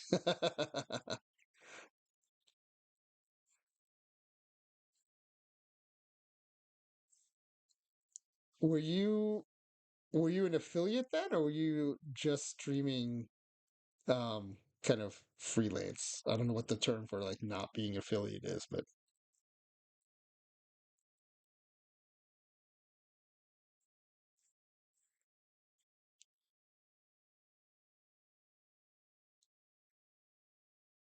I mean, am I able to pass up this 10.2 strikeout per nine season?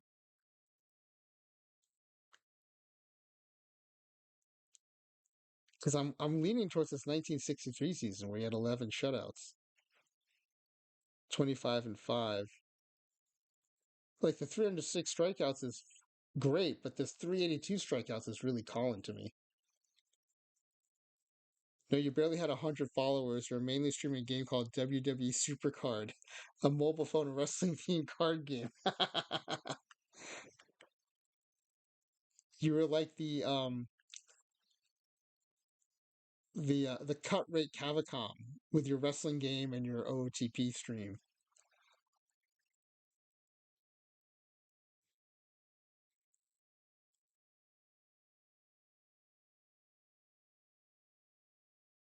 All right, so do I want the?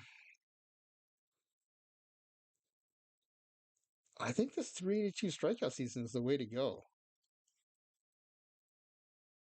I mean, it's an above two ERA, but ERA is flawed.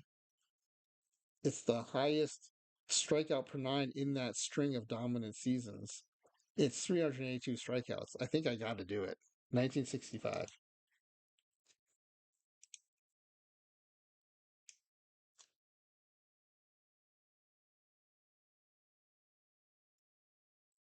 Did WWE Supercard have drops? Did you get drops for those cards? 1965. He was 29 years old, so his 50-year-old season would be 1986, and his 15-year-old season would be 1951. All right, the last player I added was Lee Smith. I actually thought about adding Tom Hankey because I really like Tom Hankey too, but I also thought Lee Smith was like a badass relief pitcher, the kind of what you wanted a relief pitcher to be like.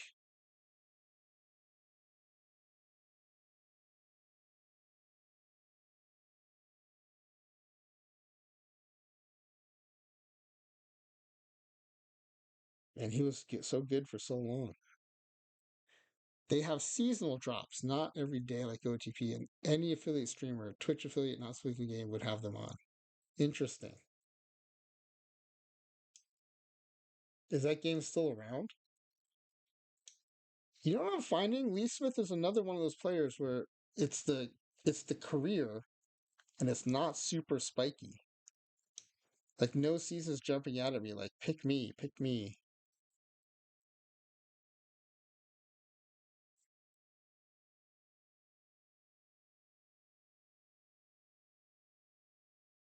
Like this 12.2 strikeout per nine season comes with a 1.217 whip, which would be by far the highest on the team. That's more pay to win. Yeah, I don't like pay to win either.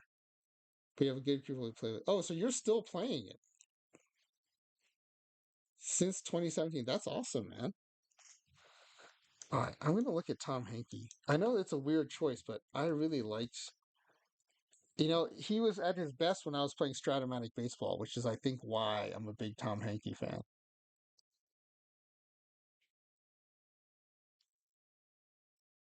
And he has more of those seasons that are like statistically dominant, unlike Lee Smith, who was just awesome for a long time.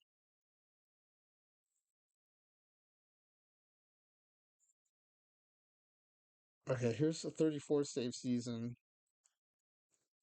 12.3 strikeouts per nine, 0.926 whip.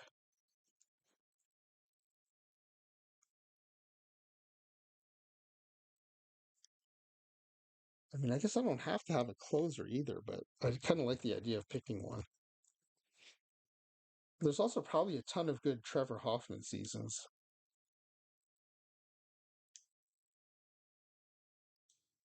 I'm going to pick this Hankey season. I'm going to look at Trevor Hoffman, and then I'm going to start simming because I'm happy with this roster. Other than the whole thing that I can't include the Negro League players.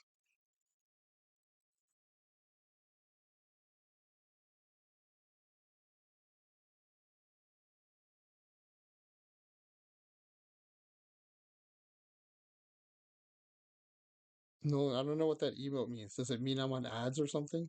I don't know what that emote is.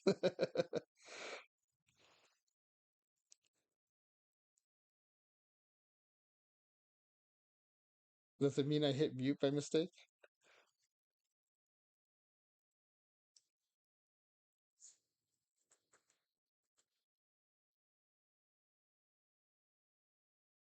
Oh, oh, thanks, man. I appreciate that. Spending channel points. I have a bunch of emotes I want to make. I just don't know how to make them. So I was gonna like start looking into Fiverr and stuff. Um, and I also have a bunch of sounds I know I want to bring in. So I'm gonna start making those. But I appreciate you spending channel points.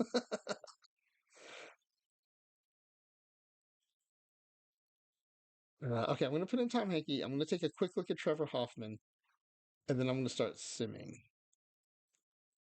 All right, so I took the 87 Hankey. He'd be 50 in 2008, and he would have been 15 in 1973.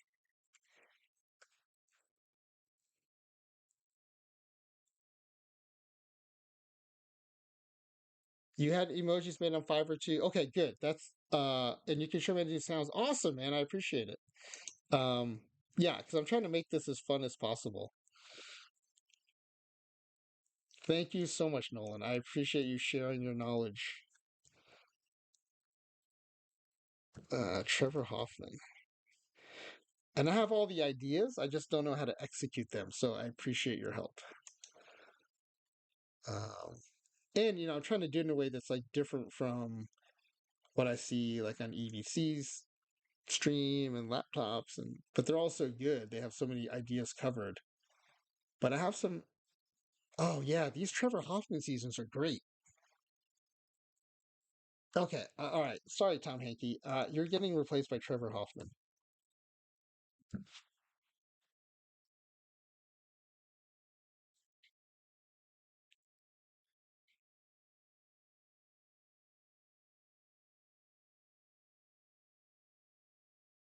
All right, now the thing is, which one do we pick? There's so many good ones.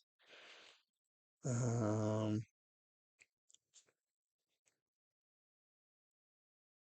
I mean, this is a sub point .9 whip, 53 saves, a 1.48 ERA, 10.6 strikeouts per nine. All right, 1998 it is.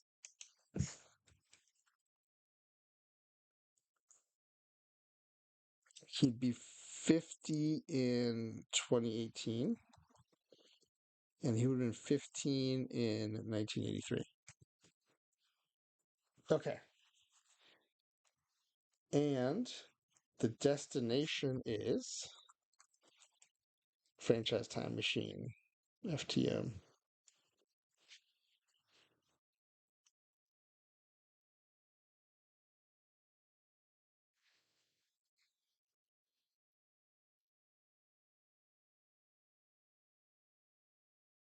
Okay. Now, for the purposes of this sim, I need to bring the destination over here. So I'm just going to shuffle these around each time I do a sim so that the year I need and the everything are in the right spot. So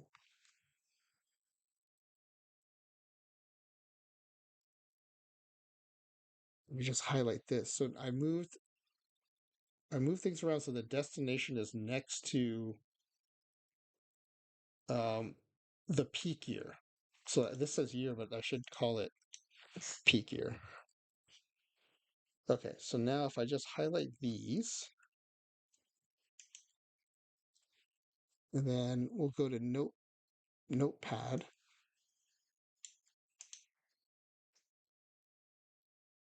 Okay, this is Cheeky's pod. This is Cheeky's Padres. I need to create a new blank one, and I need to. Okay, and then I just have to replace these spaces with commas, and it is ready to feed into OOTP.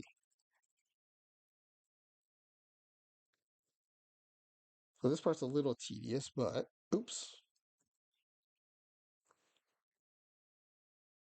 whoops. Yeah.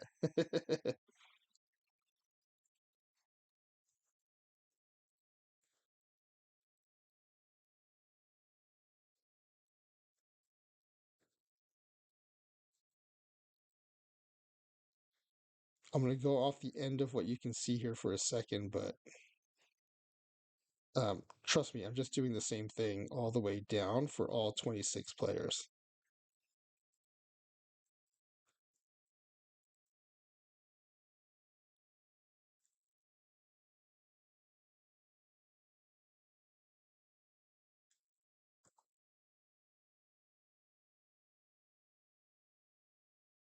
Okay, then I have to come up and I also have to do that for.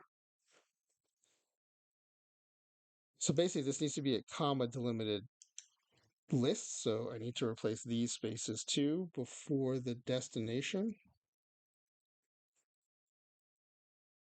Now, one thing I do is I almost always change my destination to FTM for Franchise Time Machine so that when I'm building the roster file, I don't have to know what team it's going to. I just know I'm going to rename the destination to FTM so that I don't have to do it specifically in this roster file. I just always assume it's going to be destination FTM.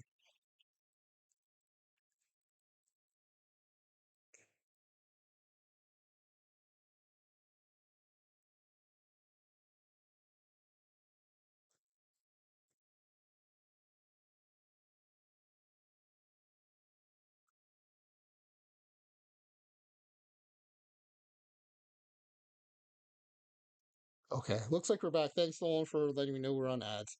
So yeah, I was just replacing all the spaces with commas because for OOTP, it needs to be a comma delimited list to feed in. And so the only thing left to do is I just have to save this as a file name I can remember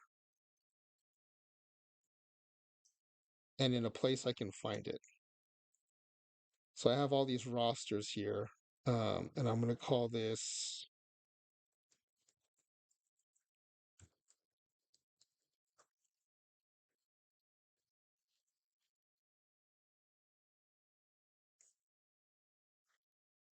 Okay, so I guess you couldn't see what I named it, but you'll see it in a second when I bring it into the base game. So, oh, it looks like OOTP crashed while we were doing that. So I'm going to open OOTP and we're going to feed this into the game.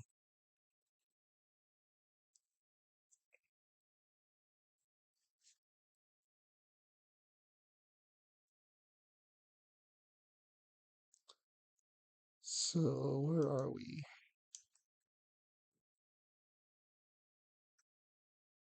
Okay, here we go. We're going to create a new game, new historical game. We're gonna we're gonna replace the Oakland A's in 2023.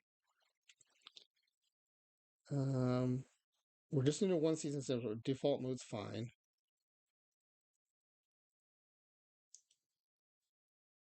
We're not going to do historical transactions. We are going to import minors, although I don't think we necessarily need to.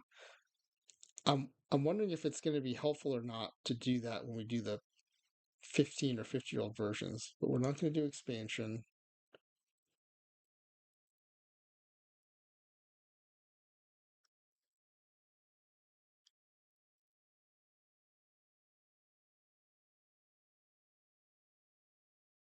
So no one's asking, can you only import teams in historical sims?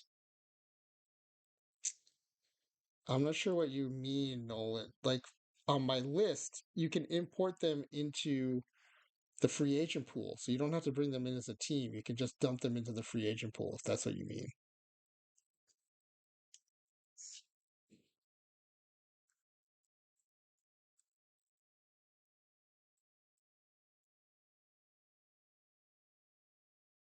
So this is going to be their peak season. So I'm calling it all-time MLB favorites peak.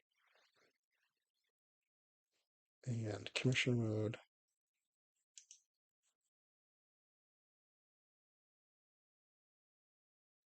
And then you can import the individual players using the top part of that import menu, but those will always get dumped into the free agent pool. So you always have to do that exercise of finding them and reassigning them.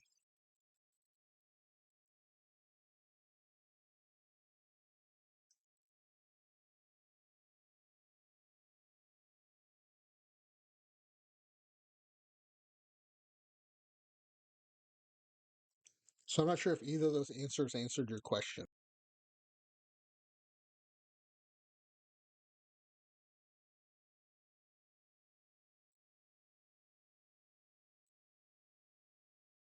So I think I'm gonna no. You see how you start a historical league sim? If you went to new standard game or new historical game, could you import the roster and select a new standard game?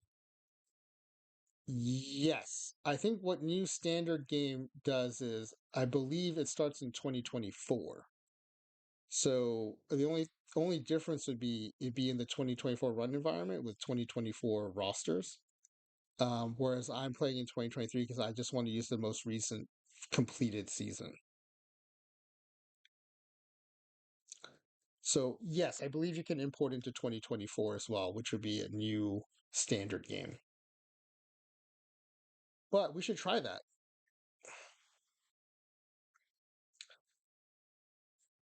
Nolan, I think that's a good idea. On my next sim, I'll try doing it in 2024 just to test that out. I'm trying to remember in my past uh, pre-streaming days if I ever did that in a standard game. And I think I have, but we should confirm that.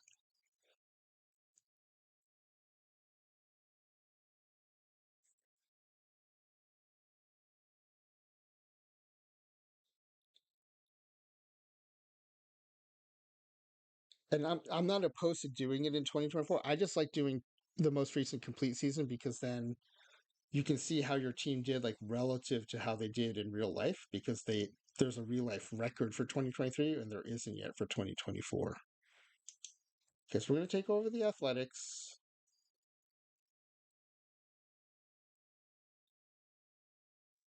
And I think this is a Nolan suggestion, right? To replace the A's because they're going away anyway, which I thought was a great suggestion. So I've done it since then, unless it's adding players to a team, in which case I usually add them to the Mets because that's my favorite team.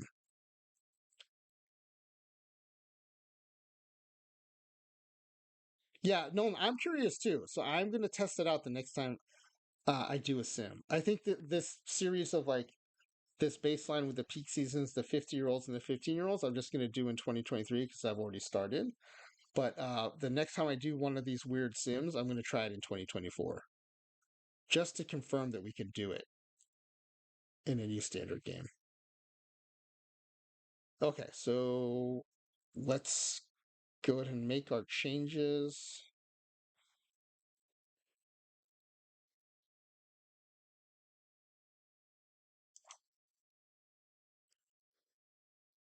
Let's change the name of the team. Again, it's edit league structure. As long as you're renaming, it doesn't break anything. But if you move teams around or add or delete teams, it'll force you to create a new schedule.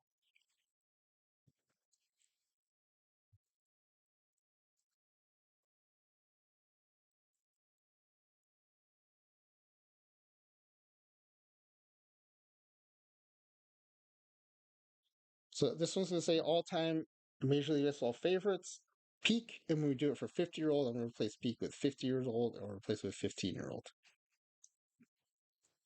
So franchise time machine. And I think when we do it next time, it'll, well, I should just use FTM because that's what the spreadsheet's set up for. I was still thinking that maybe it'd be like F50 and F15, but we'll stick with this for now. Okay, and then do the kids need a permission slip to play in the MLB? Well, I wonder if some of them are going to sneak in and actually be like 17 years old, but get snuck in into the Little League World Series.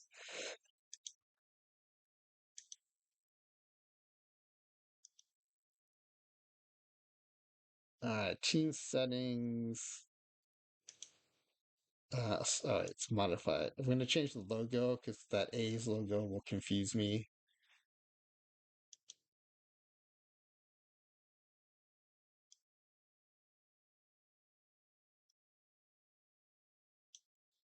And I'm easily confused. All right, we'll leave the colors for now. And let me just do my checklist here. Actually, Major League Baseball was exempt for so long from um, what are those laws called that are antitrust laws? I wonder if they're also exempt from child labor laws. So I'm going to assume 15-year-olds can play. What was I looking for? Oh, I was looking for the checklist that I still use. I still use this to make sure I do this right. Injuries off. Almost forgot to do that. And uh, All-Star game importance, popularity importance. So most of those happen in game settings here. Under players and team, we uncheck enable injuries. And then under options for All-Star game, uh, I make the popularity not important because believe it or not, if we brought Babe Ruth in, his popularity would be unknown. And I don't want pitchers winning the MVP because they have their own award. And then what else? Okay, we're going to do the de facto do not disturb, which I learned while doing these streams is a better way to do the do not disturb in a way that it keeps your AI's hands off of your roster. So instead of checking do not disturb, which puts the AI in charge of too much stuff, I'm just going to uncheck all the reasons it would exit the autoplay. And this is just a thing I like to do. It's not necessary, but um, I'm going to change the email settings so that we're only getting the ones that it will include the All-Star notifications and the postseason awards. Okay, so let's back this up. Let's save this now. I'll save it again after we bring the players in and start the season, and then I'll do a backup too in case we want to do this over and over. Oh, wait, we do want to do this over, so I'm going to do a backup.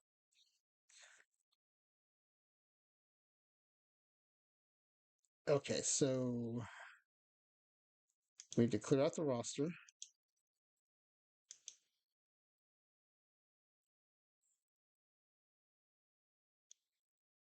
And I'm deleting them, not retiring them, because I don't want other teams bringing them back.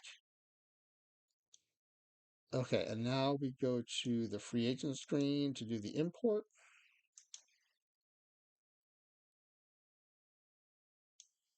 Import historical players from historical database. And we'll use the text file. Franchise 17 all-time favorites list. And we're gonna change this. So base fielding ratings on entire career. So it gives us some more position flexibility. And pitcher stamina is based on imported season. Yes.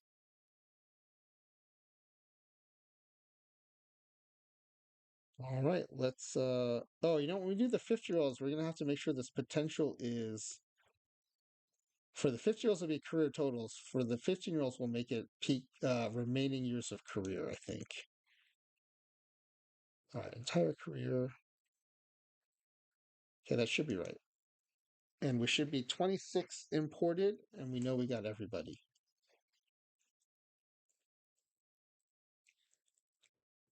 I think one of the new games could be what is Franchise Time Machine going to screw up?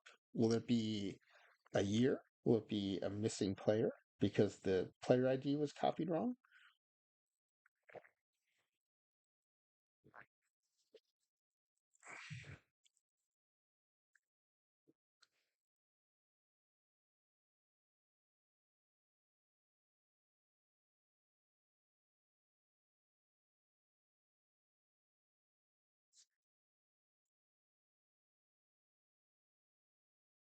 26 players imported, so I think we got everybody. Let's go check the roster to see if I messed up any years or anything.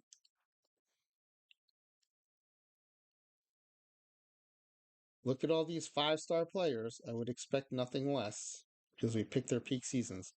Everyone looks good. All our peak seasons. Now, it will be interesting to see what the AI does with these pitching staffs. And I'm noticing too, we only have 3 lefties. Nolan's saying 155 and 7 is the record. I have a hard time going over 140, but I think you might be right. This is such a killer roster.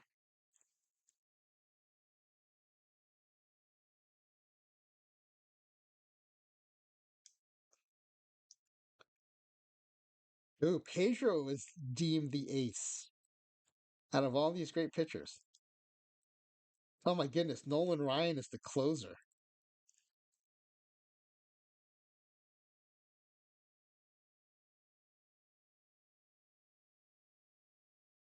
Aldhouse Radburn is relegated to long relief, avoid high leverage.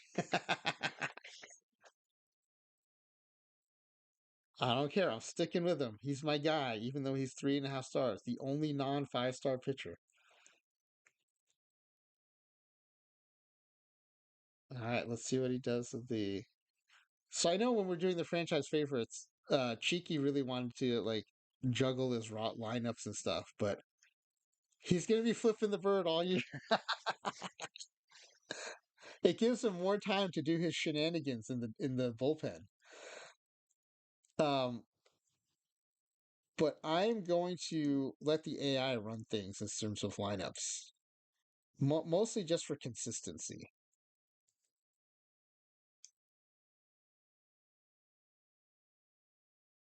All right, Ricky leading off. Wow.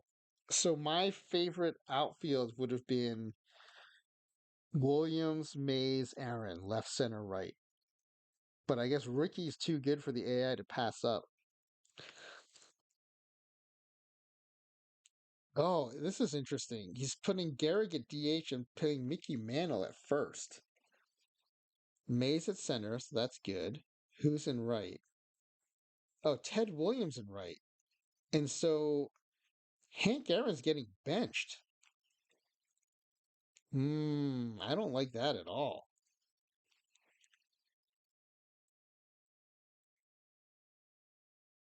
I mean, I knew Junior would get benched.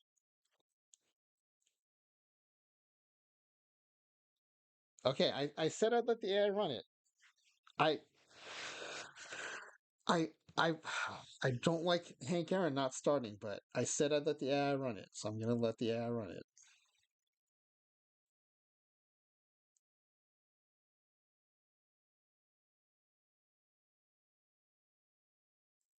I stacked the team too much, Nolan. I think you're right. And you know what? The AI loves speed. The AI will start players with good defense over the most amazing bats. Yeah, Aaron's the most consistent player of all time. He may not be peaky enough, maybe. Um, this is interesting. Versus lefties, Hannes Wagner's DHing. No, I think you're absolutely right, Nolan. The other players had bigger peaks. You're right. Yeah. All right. Well, let's see what. Oh, I was worried about positional coverage. So, based on the career positions, we do have backups everywhere. So Sandberg, he did have some shortstop as a Phillies call up, and did have some spot shortstop action with the Cubs.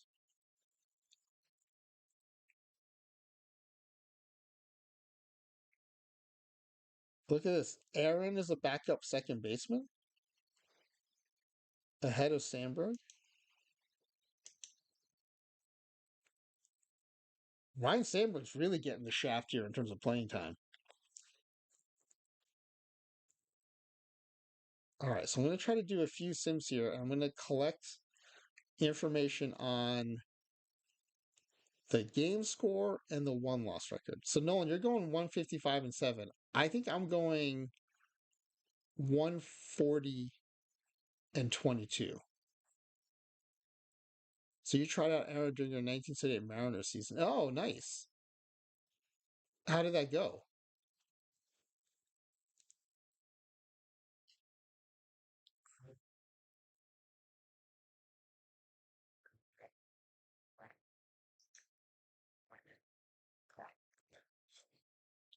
So I'm pulling up Hank Aaron while we're talking about him, just to get a sense of he could play not well, but he could do it. Yeah. So you actually brought here. Let me pull up what I'm looking at here. You actually brought him in 2 years after he had retired. So Max, oh, thanks for the update. I'm still alive in the Silver Soiree, Spores Silver Soiree. I've been doing surprisingly well in that tournament. I even won it recently. Are you going to be streaming those games tonight, Max? 'Cause I'll definitely watch those when I'm done here. For yours, him, he didn't retire after service. Oh, I see. Okay, so he was still going. So you add him to your team for 77, 78. That's awesome.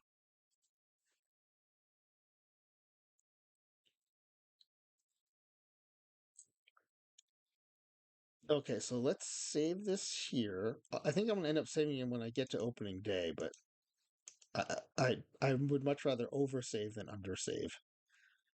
All right, as much as I want to, I'm going to resist the temptation to fiddle with the lineup here.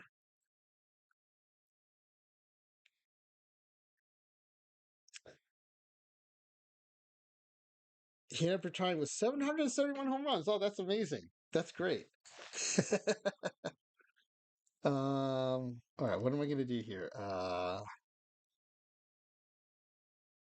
I want to do a backup, but I think I'm going to wait till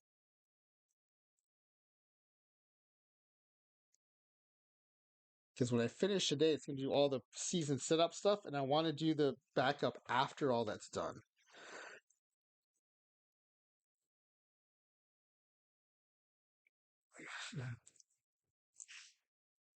Max, I don't know if you're still in the chat, but we're trying to predict how many teams this games this team's going to win.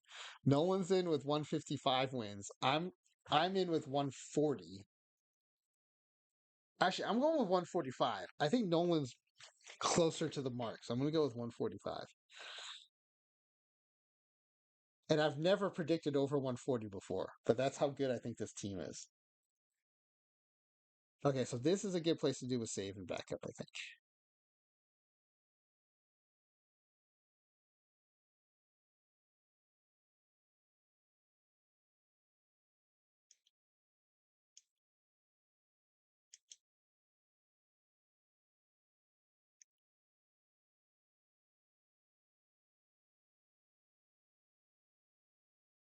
All right, once we back up, we can do the sim. Normally, I would do highlights for the first game, but we're just gonna. I want data, so I'm just gonna sim this real fast. Maybe 3 times.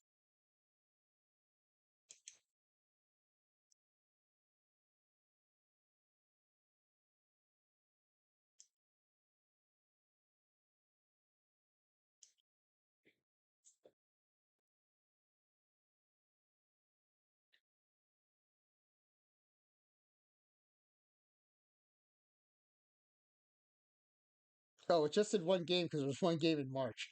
I was like, oh, my system's being super slow. But then I realized I told it to do a month and it did one game, which was a month.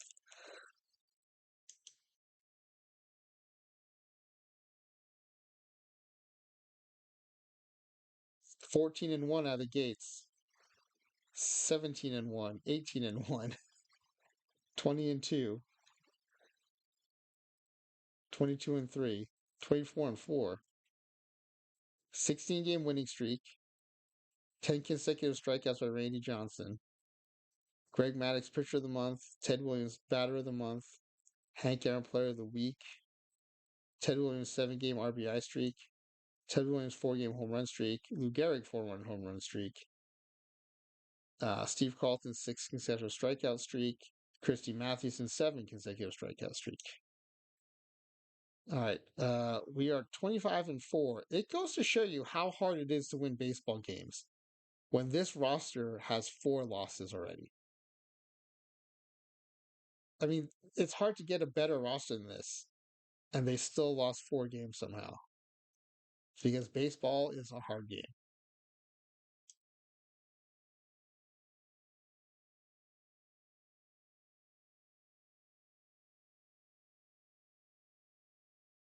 Oh, but they said we're going to lose 4 games and then stop losing for a while. 48-4, 50-4. Okay, they wanted to shut me up and they're doing it. 9 consecutive strikeouts by Tom Seaver. Uh, 8 consecutive quality starts by Sandy Koufax. 38-game on base streak by Ted Williams. And they sure shut me up. 54-4, 31 game winning streak. What? 31 game winning streak. Wow.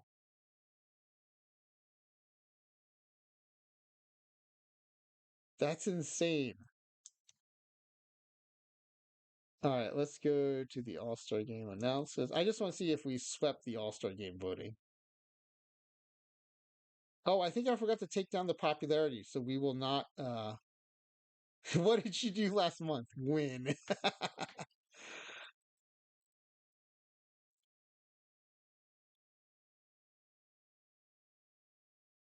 15-game run streak by Ted Will. That's actually an insane streak. 15 games with a run scored.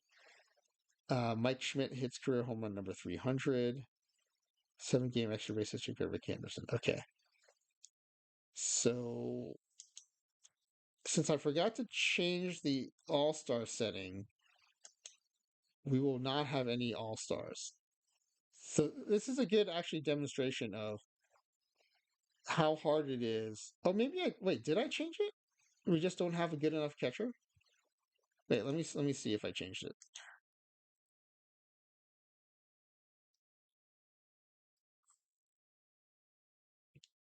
Okay, I did take it down. So our catcher's just not Johnny Bench is not doing well enough. What's going on, Johnny? Oh, he's only hitting 223. Wow. Disappointing. If you can be disappointed with a team with only what 8 losses at the All-Star break. Yeah, so he's not in the top 3. Mickey Mantle's third in voting at first base. Jackie's leading at second. Michael Jack Schmidt is third at third base. Cal Ripken's leading at short. Ricky's third at left field. Willie Mays leading in center field. Ted Williams second in right field. Lou Gehrig third at DH. Our starting pitchers are first, second, and fourth. And none of our relievers got top 5 All Star votes. What is going on with our bullpen?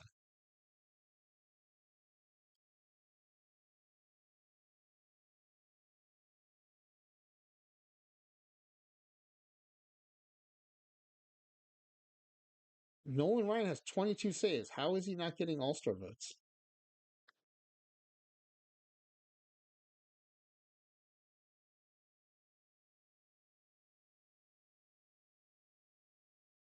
And poor Trevor Hoffman stuck in middle relief, but he is logging a .41 ERA. Okay. Yeah. I don't want to get bogged down here, but I just wanted to see how we did. The high ERA, Cat says. Nolan Ryan's. Oh, he does have a high ERA. I thought you were joking, but he does have a 3.48 ERA. No, you're right, Cats. I thought you were joking around, but you're right. You're absolutely right. He's got the highest ERA on the team, in fact. I was thinking about this Trevor Hoffman .41 ERA.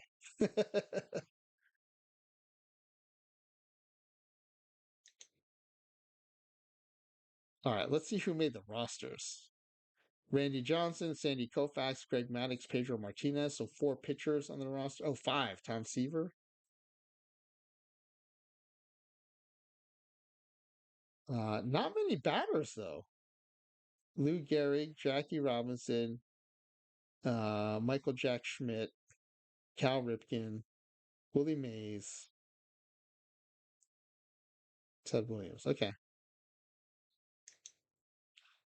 All right, let's sim the rest of this out.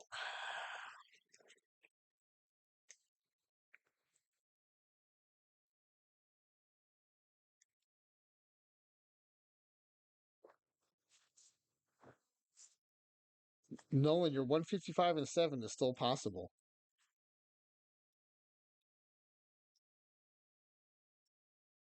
A 9 game run streak by Ricky Henderson, 10 game run streak by Hank Aaron. Oh, Hank Aaron must be getting some playing time then. That's good.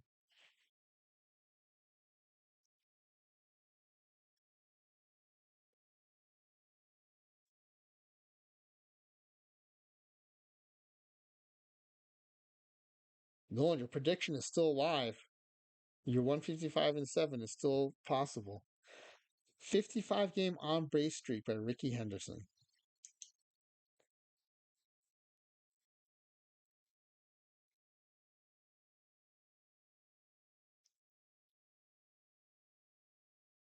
Let's just go to the regular season end. Oh, ad. Okay. I'm waiting.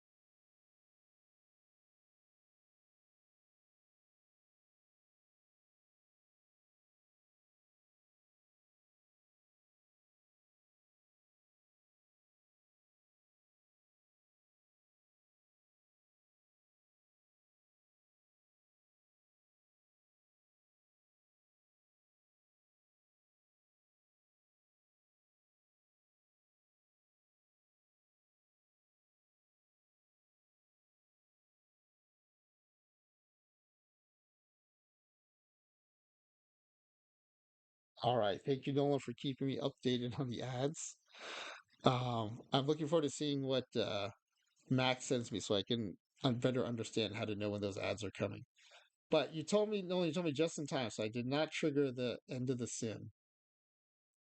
Am I getting ads while watching your own stream? Yeah. So I have a tablet open where I have um my view up. And so yeah, I thought since it's my stream, I'd be treated like a subscriber and not see ads, but I am seeing ads. Oh no, you know what it is? I'm signed in as a this tablet signed in as music lessons, so it's music lessons and seeing ads. I think I did that. I think I actually knew what I was doing and did that on purpose so I could see when ads were playing. I just never knew when they were coming in advance.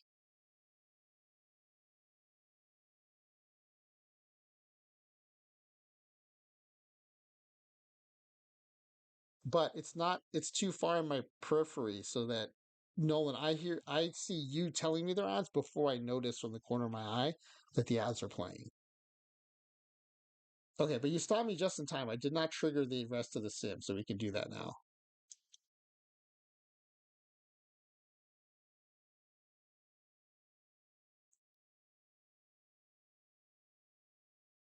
6 losses, 7 losses, but your prediction's still alive.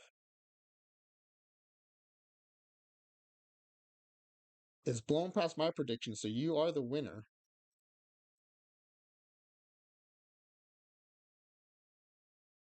Happy you're getting paid. I don't even know. Like, do I get like a penny? Win streak. Randy Johnson, 22 game win streak by Randy Johnson. You were two off. You were way closer than I was though, Nolan. 7 game home run streak by Michael Jack Schmidt. 10 game RBI streak by Lou Gehrig. Extra base hit streaks, 10 apiece by Ted Williams and Gehrig. 6 game home run streak by Ted Williams. 20 game hitting streak by Jackie Robinson. 24 game streak without a run by Walter Johnson. 11 game shutdown streak by Walter Johnson. Wait, shutdowns? Was Walter Johnson out of the pen then?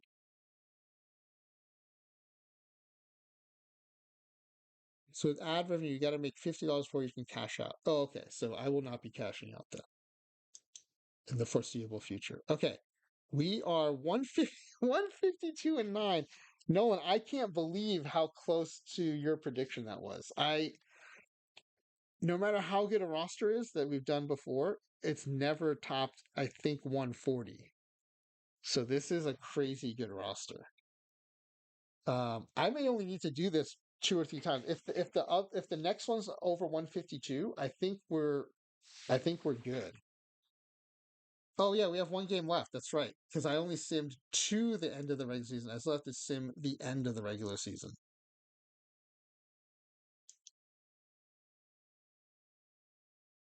153 and 9.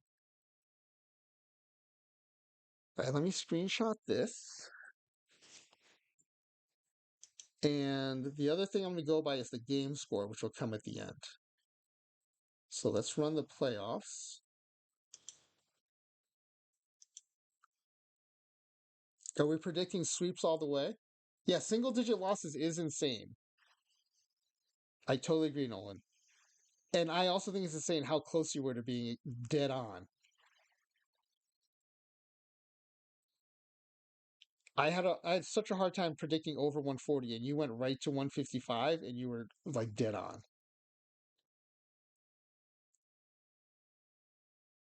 This is becoming like I thought it wasn't going to be until the 50-year-olds play this, but even this is a great example of like the wacky stuff I sim because 153 and 9 is a wacky outcome.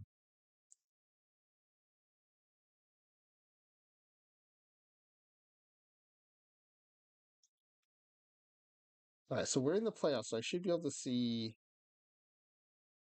Why can't I see the playoff tree?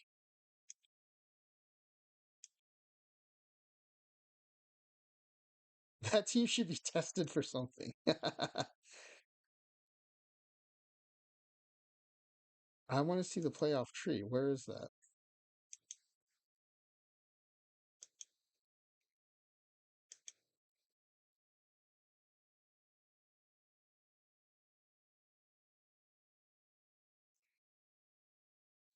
Playoffs begin today, so I don't want to. It should be here. Where is the playoff tree?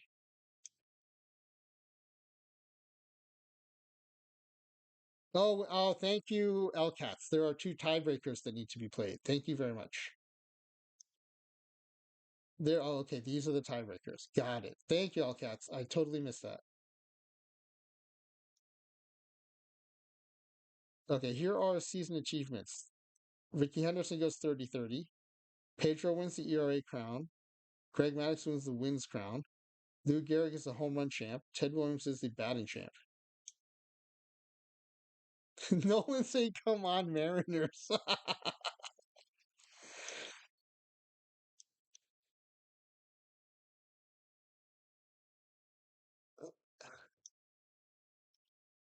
All right, now, okay, thank you, Alcast. Here's the tree. Okay, the Mariners are in the wild card, and they will face us if they win. Okay, so Nolan, what are we predicting here? Sweeps all the way through? Gentlemen sweep in the World Series of the LCS?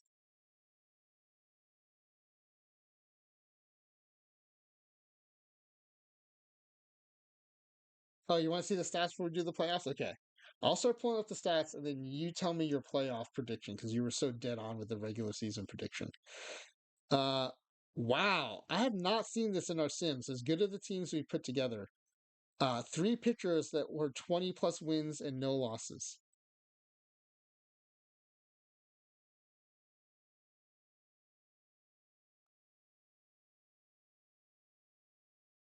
And Tom Seaver just 17 strikeouts away from giving us four 300K pitchers.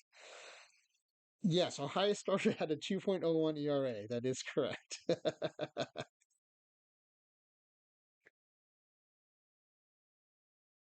Look at these whips. Nolan Ryan is dragging our whip high with the only whip over one.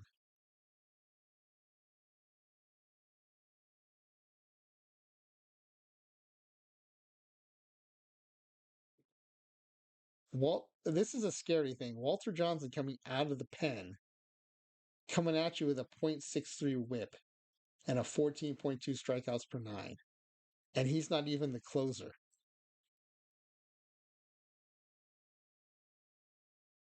And our starters are so good, our bullpen pitchers are getting like tiny inning counts, except for Aldhouse Radburn playing in that long relief role, avoid high leverage. He actually got 78 innings.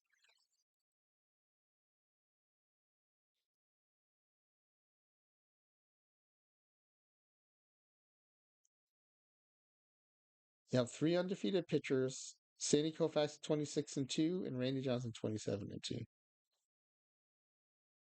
These are great stat lines. I love it. We blew teams out so badly, he got to come in for fun. All right, here are the batting stats. Let's sort by OPS. Yeah, I knew Junior was going to get screwed, but I had to add him to the team. Ted Williams, 1227 OPS, 50 bombs, 375 average.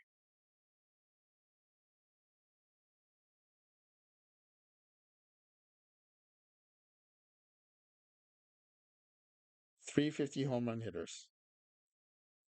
Two more 40 home run hitters.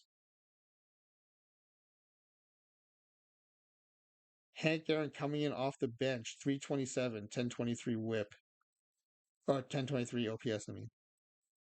Lou Gehrig, let's see. 59 bombs, 160 RBI, but he only hit 282. Wait, he hit 282, but still had a 1097 OPS. That's actually insane.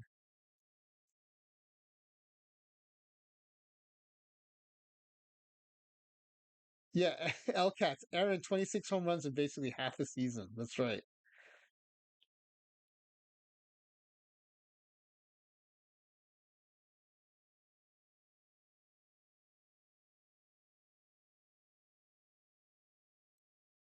Probably means he hit a lot of doubles. Gehrig hit doubles. Let's see. Yeah, several 40 double seasons here. This also goes to show you, I mean, it didn't really hit me until I started playing Immaculate Grid. A 50 double season is really hard to do. Like even and none of these guys were able to do it. Partly because they're hitting bombs, but still.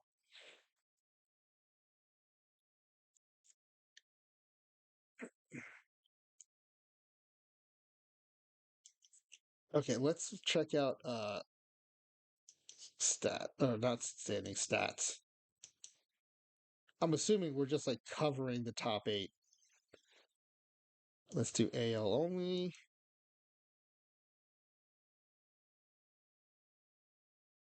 Seven of the top eight RBI RBI totals are on our team.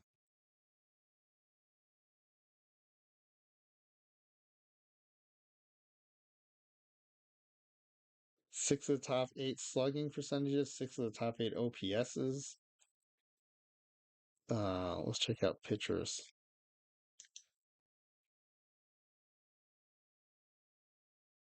Our five starters are the top five in everything, or ERA and wins, and top four strikeouts.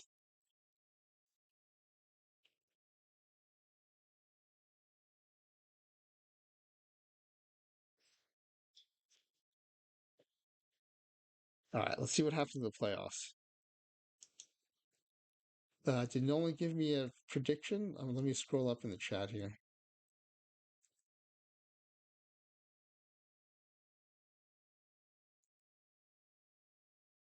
I don't think so, not yet. But Nolan's spot on. Okay, Max is through to the quarterfinal of the Silver Soiree, and D Block and I got swept. Your prediction is pain.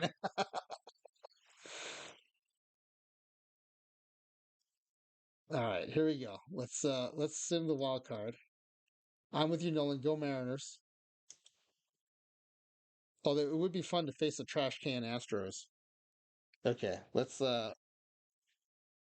take on the trash can Astros, the Twins and the Rays.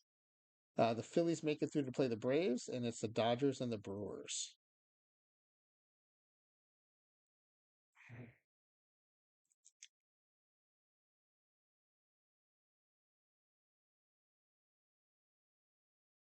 All right, we sweep the Astros. Uh, the Twins squeak by the Rays 3-2. Brewers beat the Dodgers 3-1, and the Braves take 5 games to beat the Phillies.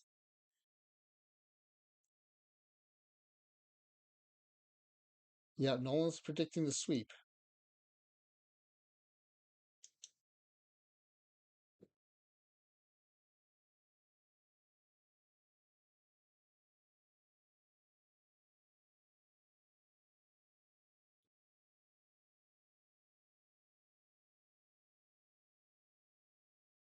We do sweep. We sweep our way to the World Series. The Braves take 6 games, but they also make it. And here we go.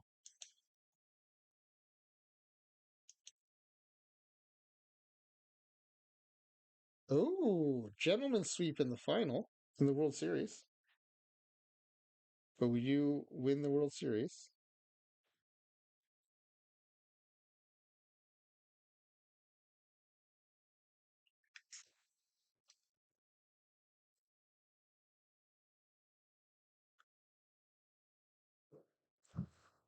Yep, they got one.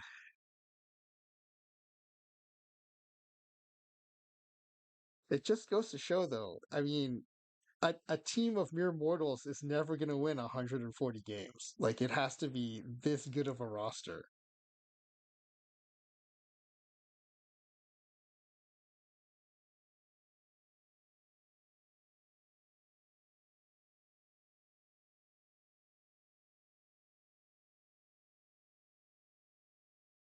All right, let me get a screenshot of this and save it. Restore the backup, and we'll run it back. And if that's also around 150 games, I think we have our baseline. Okay. Oh, here's our game score: 1786. I do think that's the highest game score we've had.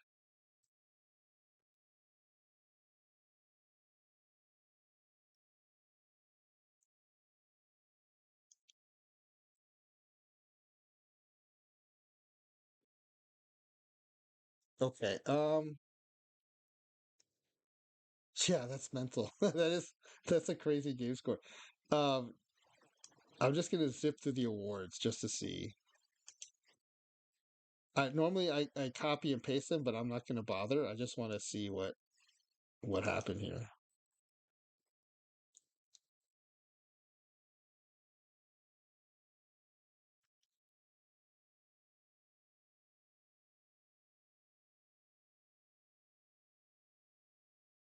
All right, so Great Glove Awards. This is one I'm actually not expecting us to win many of, but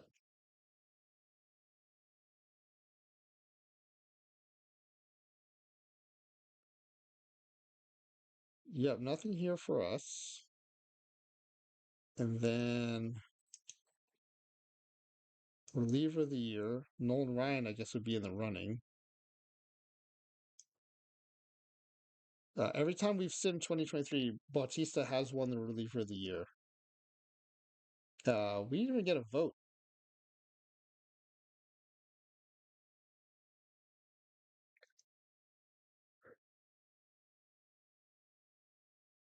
Nolan Ryan went 2-0 with 35 saves. Granted that 3.26 ERA, 1.17 whip, and didn't get a vote. 17.2 strikeouts per nine. Didn't get a vote. Platinum Sticks. This is where we should rake in some awards. 7 achievements we got the Great Bat Award. So where did we not win it? Catcher, right?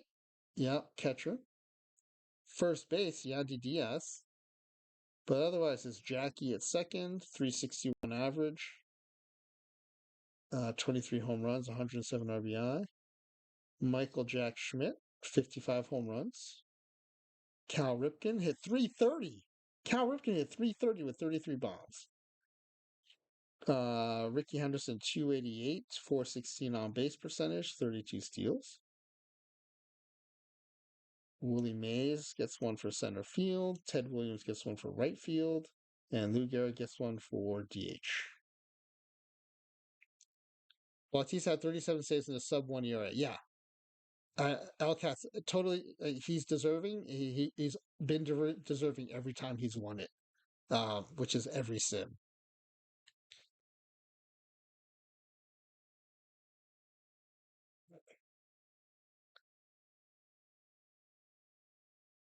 Okay, Rookie of the Year. I don't think any of our players are rookie eligible, so we should not win this one. Although weird things happen when you import players from the history, occasionally it'll make one of them or more of them rookie eligible.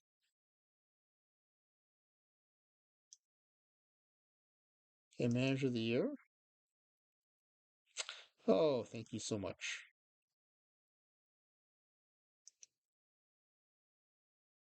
I was quoted saying, I don't give a darn about the award, as I growled to reporters. I just want this team to win championships. I don't think that'll be a problem, coach. All right, Cy Young Award. Okay, y'all, you see the pitching stats here.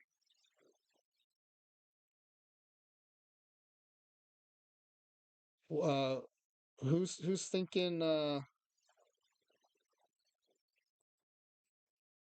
Who do you have for Cy Young here? I'm assuming it's gonna be one of our team. Nolan with Pedro.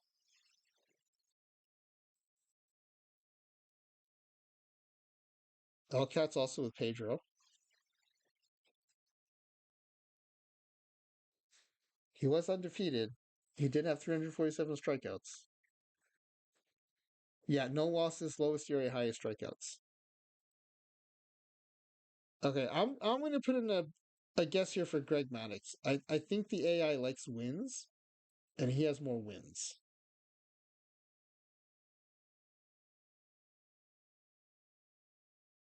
But I think you guys are probably right.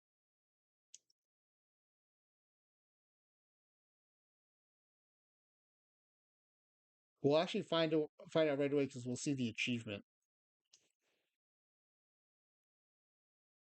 You guys are right, Pedro. Maddox came in second, but Pedro swept the first place votes, and we swept the top 5 places.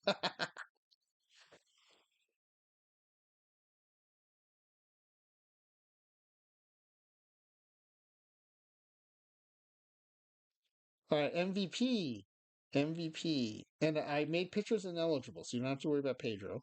This is why I do it because I just want to know who was the best hitter. Um, I'm going Ted Williams. Well, I guess I should go last. I should let you guys go first. Nolan with Ted.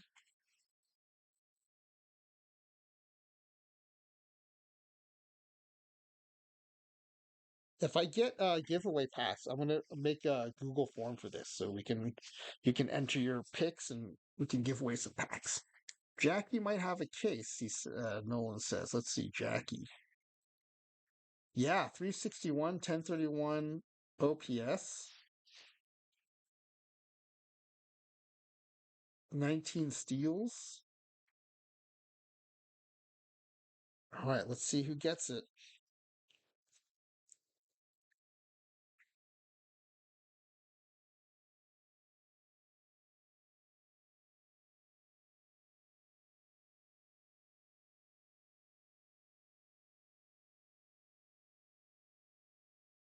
Ted Williams.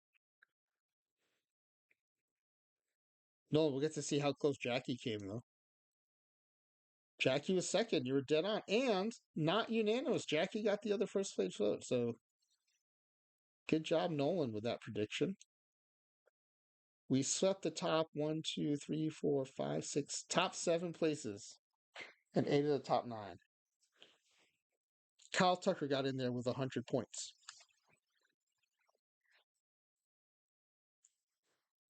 All right, so let me save this.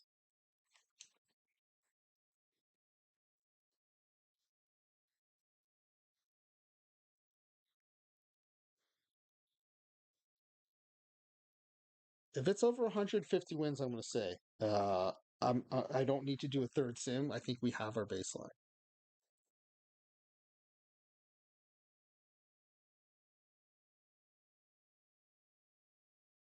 I will say the baseline is so high, it's it's not going to be super helpful in trying to predict what the 50-year-olds do.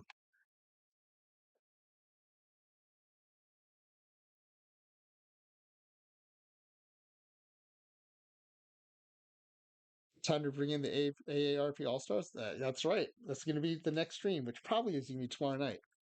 Um,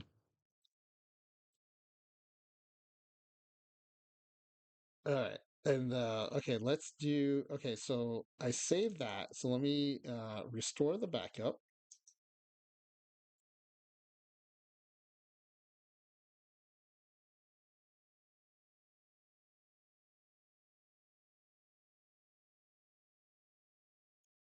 Oh, I need a target folder name.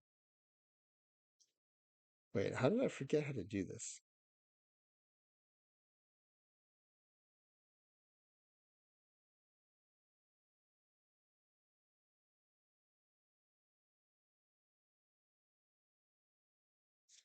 Oh, okay. So yeah, that's right. So I'm gonna call it all-time MLB phase peak 2.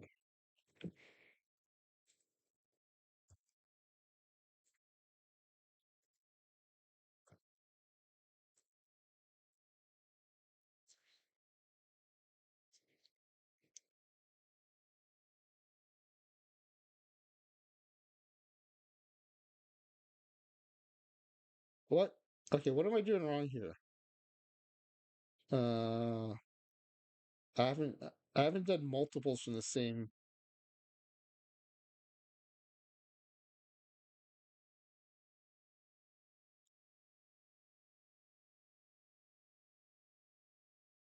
Oh, I need the .lg, I think.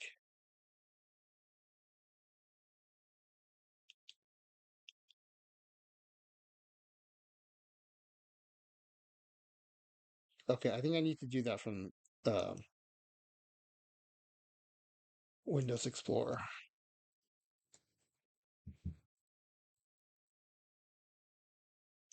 So what's the file path? Users, Mochi. I don't know why it saves everything to OneDrive. I don't like that. Documents, the park developments.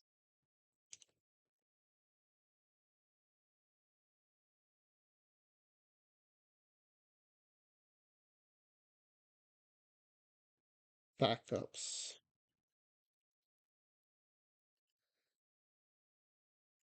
Okay. I just need to add the .lg, I think.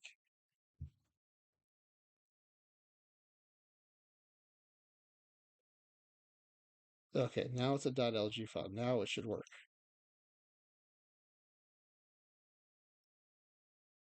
What? What am I doing wrong here?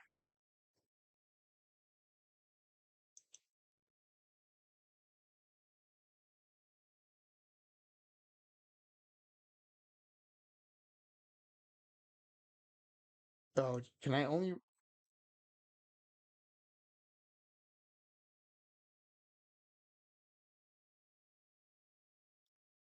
Hold on, let me just start over.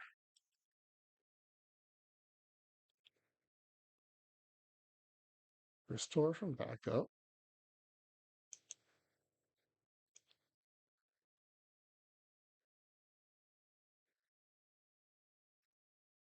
That's where the backup is. I must enter target folder name. Oh, this is okay. I think this is where I need to put oh,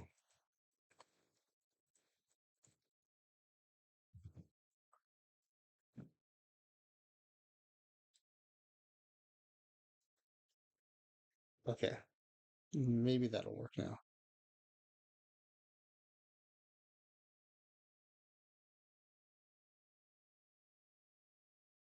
Okay, looks like it worked.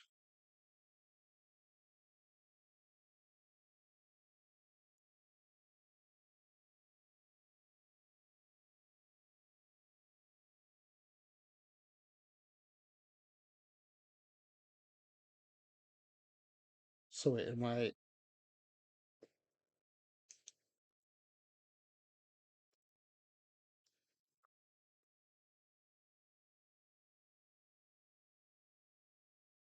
So now if I load, can I load this game now?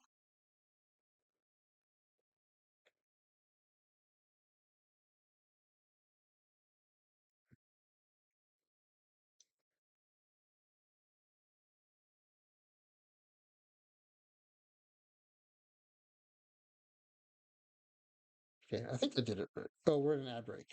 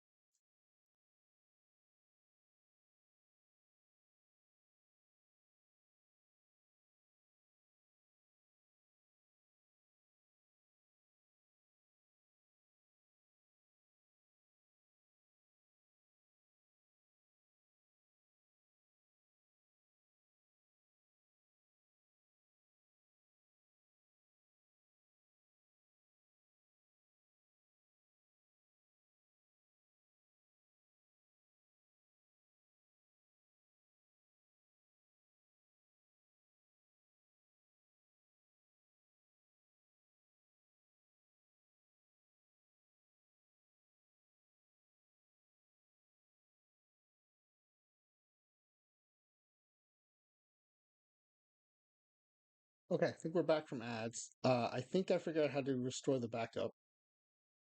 I haven't done that in a long time. I always back up every season, but then I don't think I've ever restored from a backup in several versions of OOTP. But it looks like it's working now.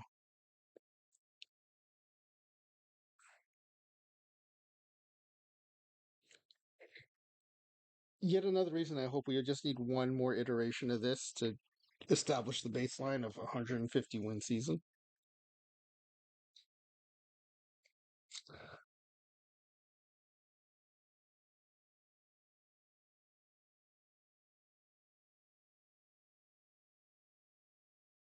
All right, so we should be back in the spring of 23, which we are. And our pitching staff should still be set. Our lineup should still be set. Yep.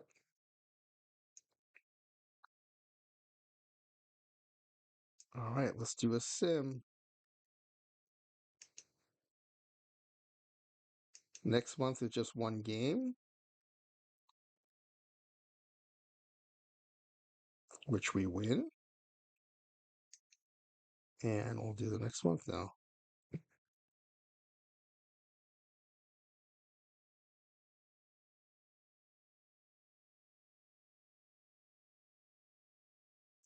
$12 and 1, 14 and 1, 18 and 1, 23 and 2. All right, 15-game winning streak. Pedro's pitcher of the month. Mickey Mantle's batter of the month. Mickey wins player of the week. Six hits in a row by Willie Mays. 7 strikeouts in a row by Christy Mathewson. 7-game RBI streak by Cal Ripken, and a 9-game run streak by Jackie Robinson. And we are 27 and 2, 931 win percentage. Let's do another month.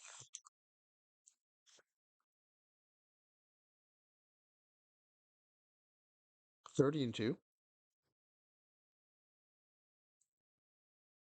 36 and 3.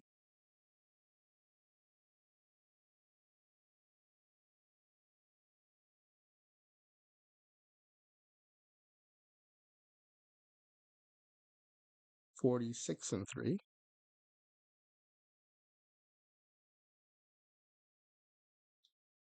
54 and 3. 13-game RBI streak by Ted Williams. 9-game extra base hit streak by Honus Wagner. 10-game shutdown streak by Nolan Ryan. 4-game home run streak by Mickey Mantle. 55 and 3. We'll go to the announcement of the All-Star teams. A gaudy 953 win percentage. 66 and 3. 72 and 3. Hey Cheeky, what's up? Yeah, we're simming out this all-time greats or all-time favorites roster because the next time I stream, I'm going to replace it with all 50-year-old versions of the players. See what they do. 11-game RBI streak by Willie Mays. Sandy Koufax, 8 consecutive strikeouts. Pedro Martinez, 8 consecutive strikeouts. 15-game run streak by Ted Williams. 32-game on-base streak by Mickey Mantle. All right, let's see what we do here in the All-Star voting.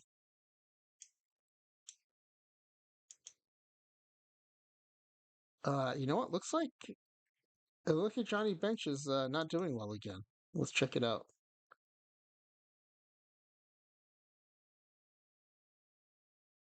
Johnny Bench, 233. Man, again, underperforming. This time it's Mickey Mantle doing super well. Ted Williams still strong.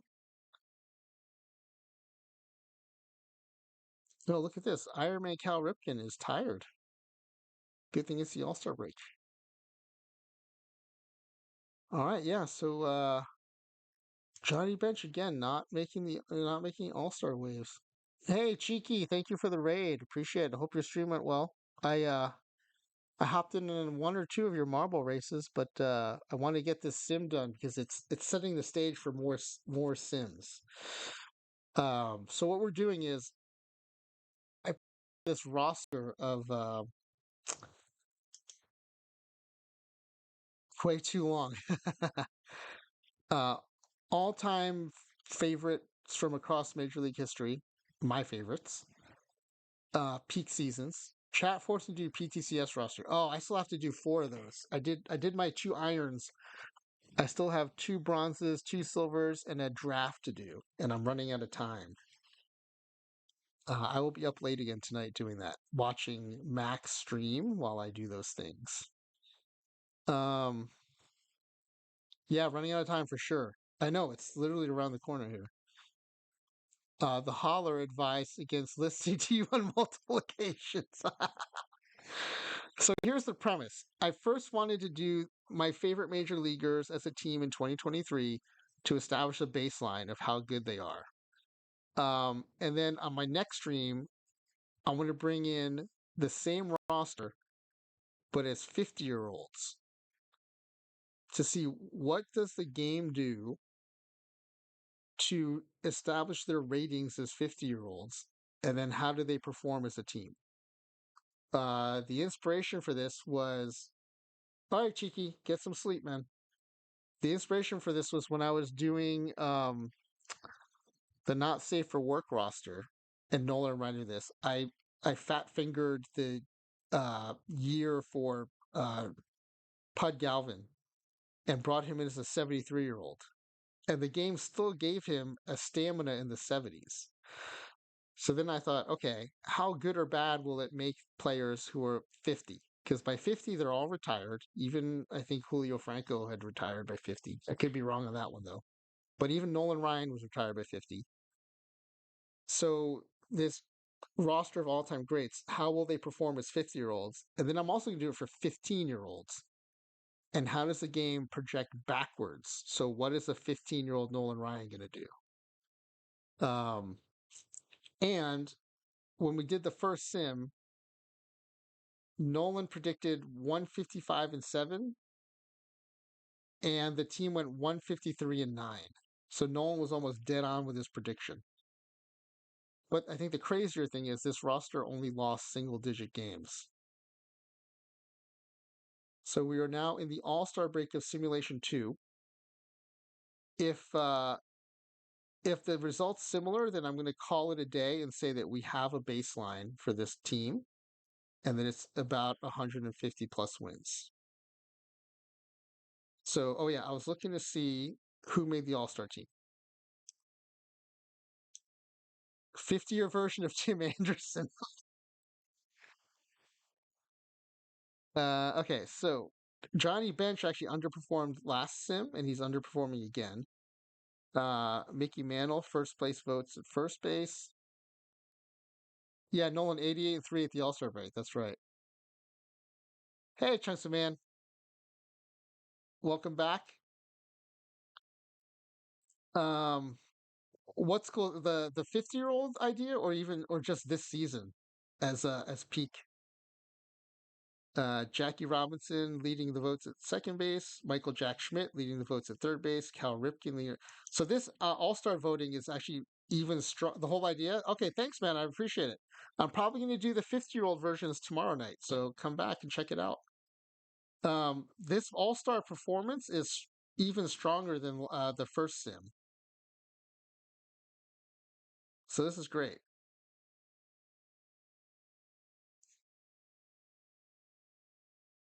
And then who got selected?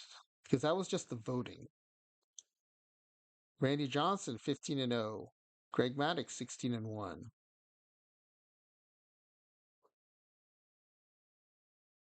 Pedro 16 and 1. Tom Seaver 14 and 0. Steve Carlton out of the pen.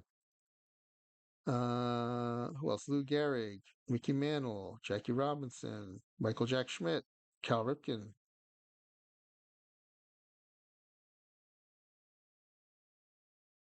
Ted Williams. Okay, this is a strong all-star performance. Even time. All right, let's resume the sim.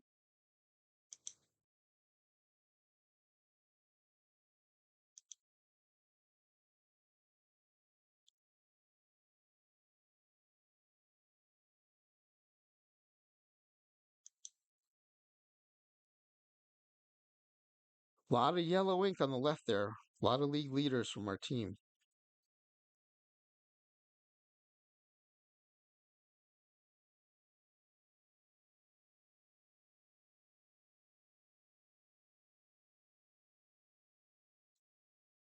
One 103.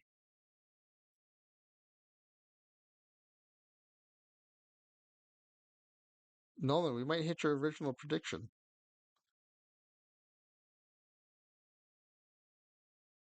We are at 104 and 3 as of August 1st.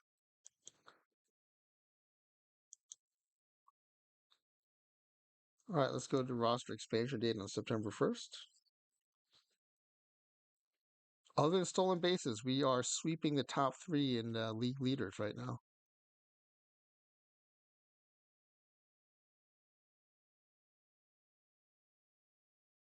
Wonder what would happen if you made them 70 and 90. I don't know if it'd be possible to make this team 70 and 90.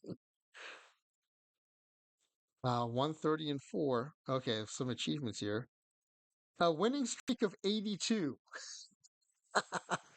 That's more than half a season. 17 run streak by Lou Gehrig. 7-game home run streak by Lou Gehrig. Uh, 20-game streak without a run by Nolan Ryan, who is our closer. 82-game win streak. Insane. 130 and 4 with a month to go. What did you do half the season this time? Win.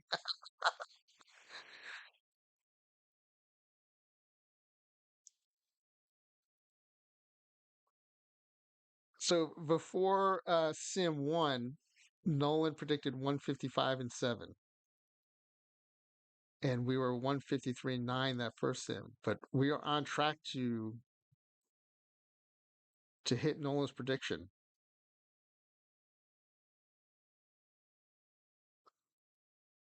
19-game win streak by Greg Maddox. 19-game win streak by Sandy Koufax. All right, we have 1 game left to Sim, and we're at 155 and 6. Nolan, you might be dead on.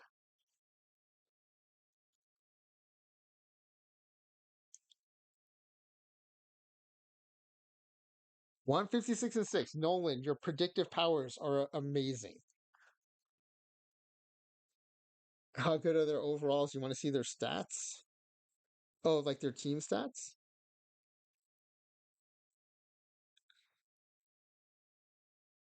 And I think it's safe to say, I thought we might have to do this 3 or 5 times, but after two Sims, I think we have the baseline. This is a 155 plus win team. 150 plus win team. Yeah, everyone's so I picked the peak season for all of my favorite players. Other than Old Hoss Radburn, who had a crazy season, everyone was 5 star, 5 star overall and 5 star potential. Here I can show you. So for pitching, here are their ratings.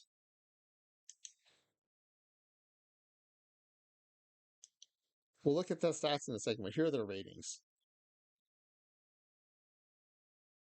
Each person who lost had to walk home from the stadium, says Nolan. Solar says this is like if you took all the kids in the league who somehow had mustache. Yeah.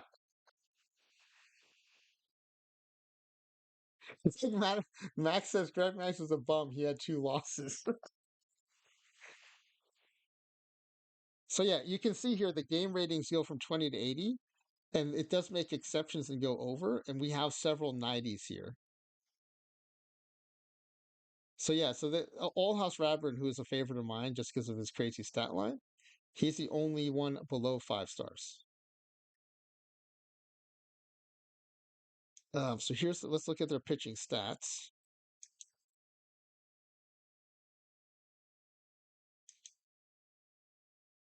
All right, so starters on top here. Pedro 30 and 1. I mean, how do you compare that one loss against Tom Seaver going 26 and 0? We're a little down in strikeouts from Sim 1, but we're up in performance. Everyone's won a whip of 1 or lower. Okay, sorry, I'm catching up on chat here. Sorry, guys. Let me scroll up a bit here.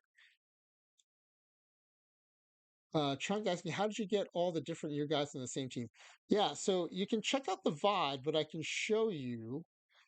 I use this. You can import a text document into OOTP, and so you just need the player ID, the year that you want, and then your destination team. And I always rename the team Franchise Time Machine, unless I'm adding players to the Mets. And so if you do this, your roster will be full of the people you want with the year you want. So if you want to do this, that's the way to do it.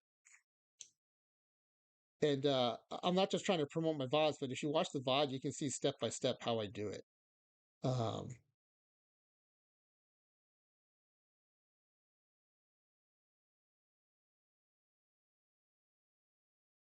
Yeah, Chunks the Man wants to try it out. I highly encourage you to do so, man. Um, because you're gonna come up with like different things you want to try. I like these are my favorite players, growing up and from reading the baseball encyclopedia. You may want to like I'm doing my favorite Mets next after this 50-year-olds thing and 15-year-olds thing. And I'm recruiting a bunch of people, including Nolan, who's in the chat, to help me. Nolan's giving me his Mariners favorites, and so we're gonna eventually have a whole league full of someone's favorite players. We're gonna battle it out. But yeah, so you see in the pen, Nolan Ryan went 3-1 with 36 saves. He had a 3+3 ERA last time. Now he has a .5 ERA. So I'd like to see them not give him the reliever of the year award this time around. Uh, a crazy 17.4 strikeouts per 9 innings. Chunks, you be down to the Red Sox. Okay, I'll keep that in mind. I've already reached out to some folks for teams, including the Red Sox. But yeah. But if that, so here's what I was thinking what I would do. This first time around, I'm reaching out to people I know, especially people who helped me out when I was first starting Perfect Team or streaming. But I think after the first time around, I want to open it up to more people. And I think one fun thing to do would be, for example, Red Sox. Right? There's several people who want to to do the Red Sox. Maybe we'll just do like a playdown where everyone submits their Red Sox rosters and I do a playdown simulation, and whoever wins like goes on to represent the Red Sox. I thought that could be a fun way to involve more people. But this first time around, I'm soliciting input from folks. Yeah, so Nolan Ryan 17.4 strikeouts per nine. But Chunks Man, I'm gonna actually have a list. So I'm gonna write your name down for that for the Red Sox. But in case I forget, I will be asking the community to participate the second time around. If I have an extra spot, let you know for sure. For sure. Oh yeah, so sorry, I was looking at Nolan Ryan. This time he has much better stats that the AI likes, so I think we may actually finally have a reliever of the year winner.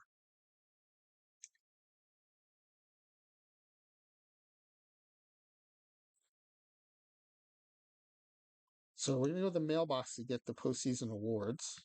Oh wait, do we want to see postseason stats before that? Okay, so here are the pitchers. I I'll leave it on here for a little bit so you guys can decide who you think the Cy Young winner is going to be.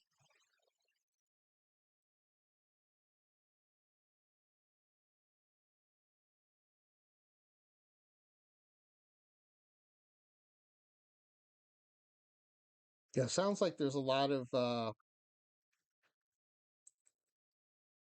oh yeah, a lot of votes for Pedro here. And then I'll put up the batters, and you can think about who you think the MVP is going to be.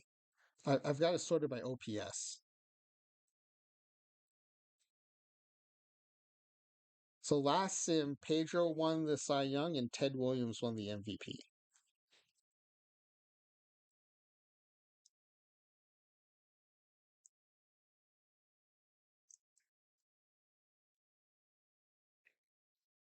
And Michael Jack Schmidt hit 62 bombs this time around.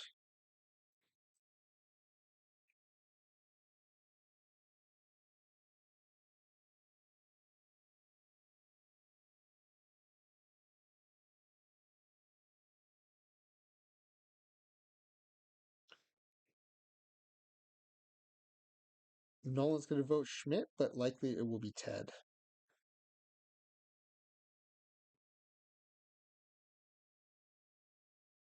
I also wouldn't undercount the fact that the AI seems to like stolen bases, and Schmidt had 14 of those in addition to his 62 bombs. That might actually help make a difference there.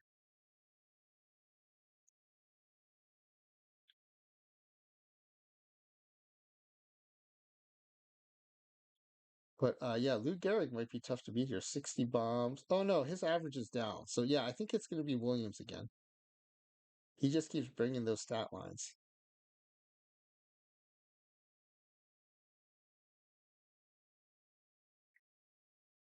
All right, well let's check it out. Let's see what happens here. Last time around, we oh, wait a second, dude. Did I not finish the regular season? I thought I did. You just saw Willie's 175 RBIs? Yeah, that was impressive too, Nolan. No, we're at 160 games, so we did finish the regular season. Okay. All right, let me clear out the emails to make the awards easier to see. And let's do.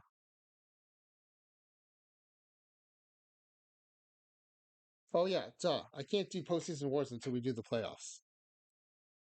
Sorry. Let's do the playoffs.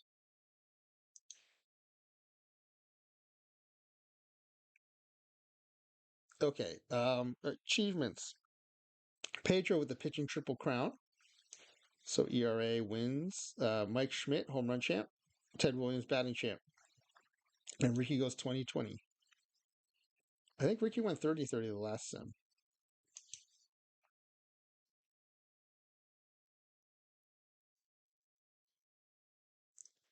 You lose one game before the World Series, calling it now.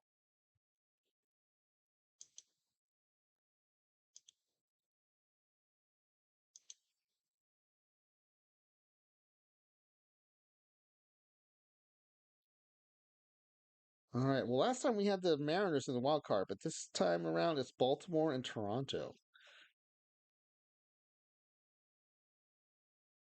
Pedro should win more titles. Rigged game. Phillies and Dodgers in the AL wild card.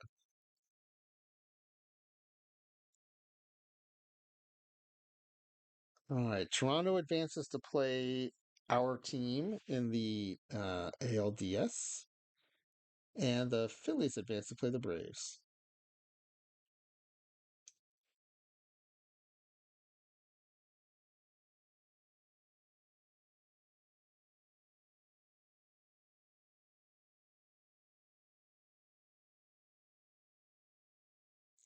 All right. Sweeping the Blue Jays. The Rays sweep the Twins. The Padres sweep the Cardinals. And the Phillies are the only one who don't sweep, but they beat the Braves 3 games to 1. Oh, we've been up so long the drops have reset. That's awesome. I'm happy to give you your first drops of the next day. All right, let's see what happens here. We're up against the Rays.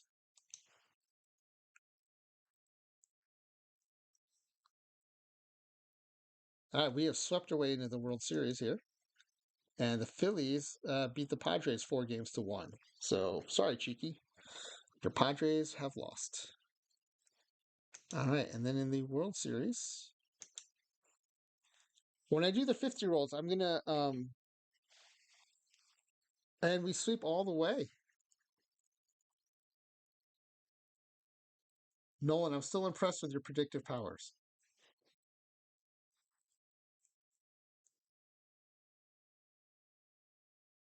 So I think when I do the 50-year-olds, I am going to sim until potential clinching games and maybe do highlights of those. And I think I'll also do highlights of the very first game of the season, just so we can see how the 50-year-old team does. No losses at all. Yep. Clean sweep through the playoffs. But we've definitely established a baseline for this team, and the baseline is very high.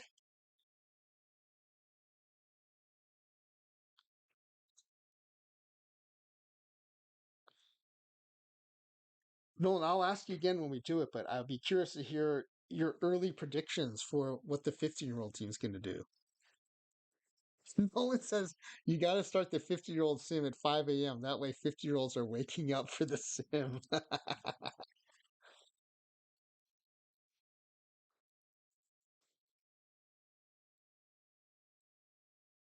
Whoa, this is a new all-time high for season score, 1895.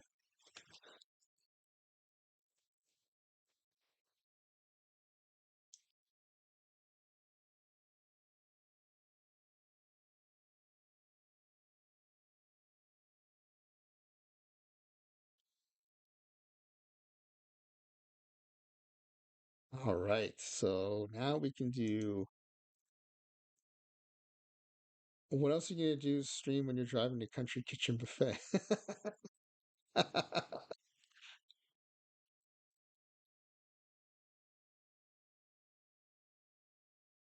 All right, let's see.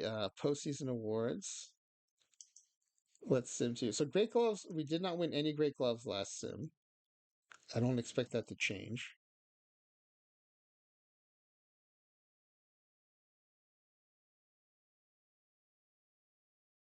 Oh, Sandy Koufax wins one. Interesting. All right, so we get a pitcher Great Glove. All right.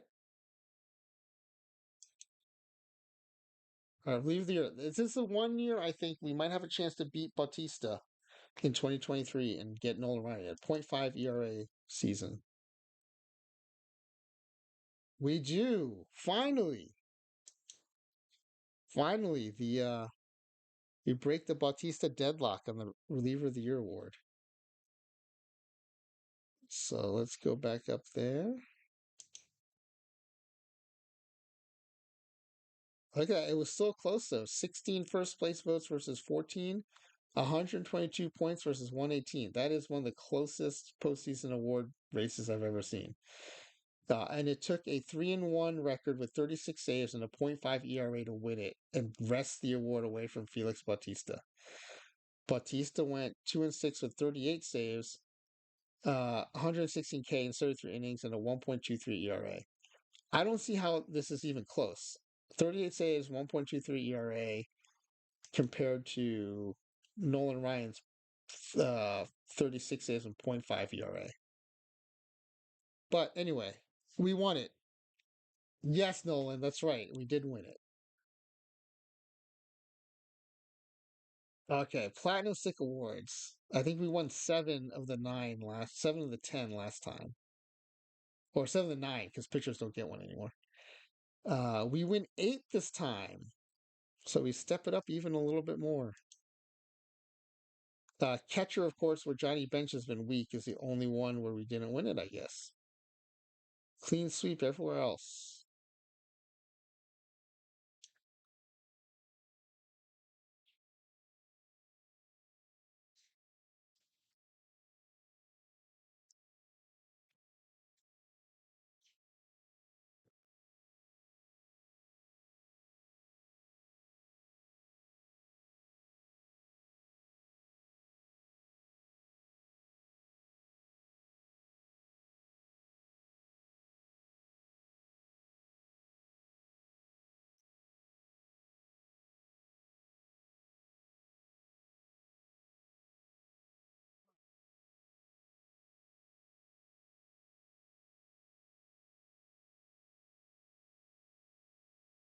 All right, we're back. And yeah, the hauler, you are right. I just saw my alt got a standard pack from watching my own stream.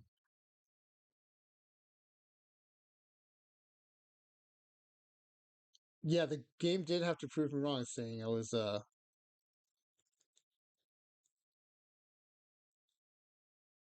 so Max, you're not gonna try to stretch until tomorrow morning? Are you gonna go to bed and then get back up? I'm assuming you're still gonna do PTCS coverage.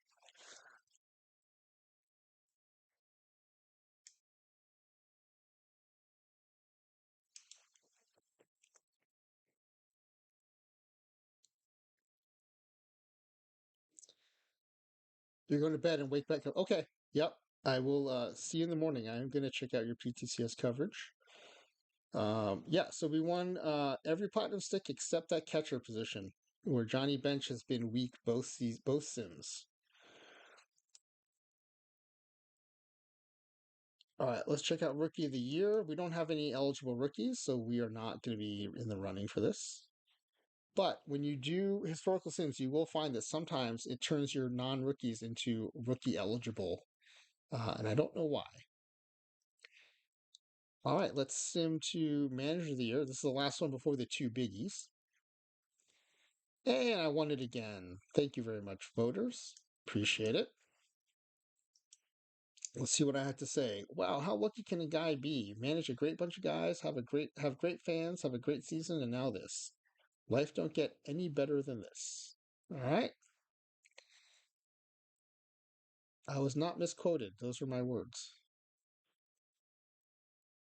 Chunks voted for the other guy. All right, let's get to the big one, Cy Young Award. I think everyone's going Pedro. He did win the Triple Crown, so it's hard to not to give it to him. Yep, Pedro Martinez. Congratulations, Pedro. I'm assuming a clean sweep of the first place votes. Yep, 30. And we took 4 of the top 4 and 5 of the top 7.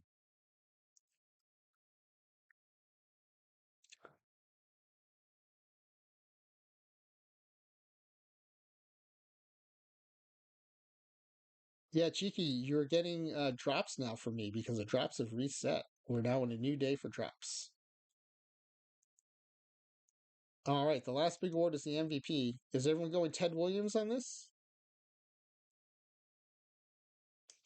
I think everyone's going Ted Williams on this. I think Willie Mays is the dark horse contender here, but it is Ted Williams.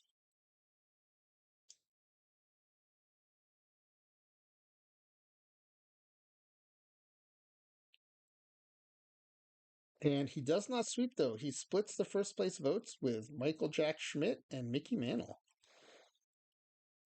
But look at this. 1, 2, 3, 4, 5, 6, 7. We have the top 7 vote getters and 8 of the top 9.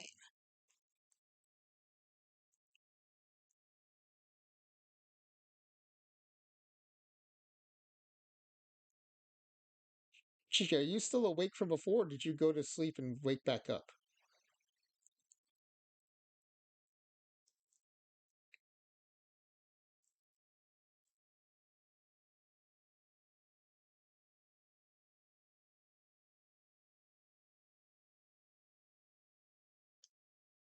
All right, so we are done with Sim 2. Let me save this. And we have the backup if we ever want to run it again. And I know how to do that again after forgetting, after not doing it for a long time. Um, so we now have our baseline. This team is capable of winning 150 plus games and almost sweeping the Silver Slugger Award. So when I import them all as 50-year-olds, we'll see what they do. And I'll ask for predictions. Oh, Chunks, man, you're going to try this tomorrow? Awesome, man. I highly encourage it. Check out the VOD for like the step-by-step of how I did it. Yo, great. Yeah. If you have any questions, reach out to me. I'll probably be around watching streams, watching PTCS streams, and if I don't have to take a nap, if my kids let me take a nap. So yeah, I appreciate you all hanging out here. It's a lot more fun when people are guessing along with me. Yeah, Pedro, Cheeky, Pedro won the Cy Young Award in both Sims.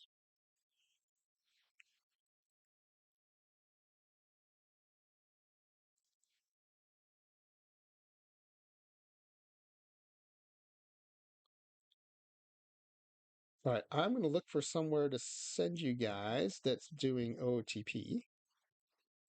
Man, I'm going to be up all night. I just realized it's almost 2:30 my time, and I still have 4 more PTCS rosters to build and a PTCS draft to do, and I still have to do my 5Ls and bagels.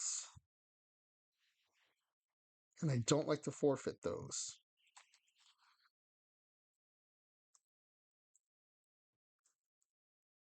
And Chunks, I'm glad I inspired you to do your own historic sim. They're a lot of fun to do. Oh, Max is still on, but he said he was going to bed. So, what am I going to send you guys?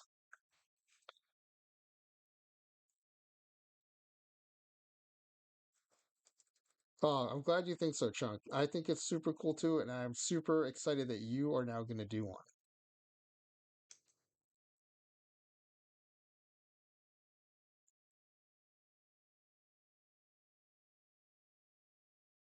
All right, Max, you're logging off.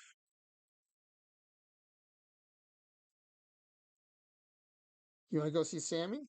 Okay, let's go see Sammy. This is a guy. Oh, I know. Okay, no one suggested, so I'll do it. If Cheeky suggested, I know it's only because Sammy went to San Diego State. So, but since no one is a neutral and suggested it, I will do it.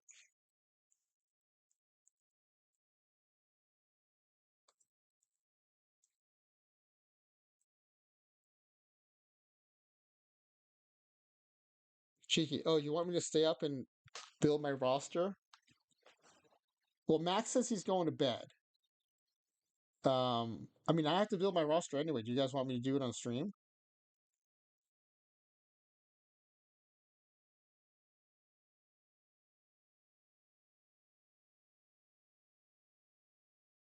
Trunks needs another 2 hours to drops anyway. Okay, yeah, I'll do it.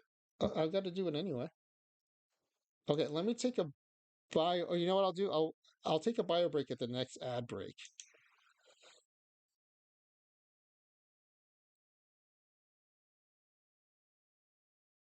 1 hour and 2 minutes. Okay, Trunks, I'll do it. Let me cancel this raid.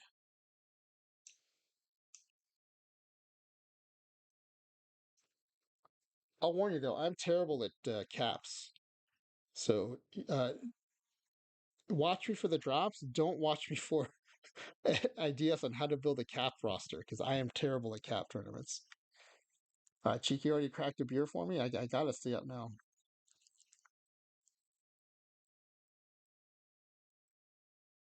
You need a chat?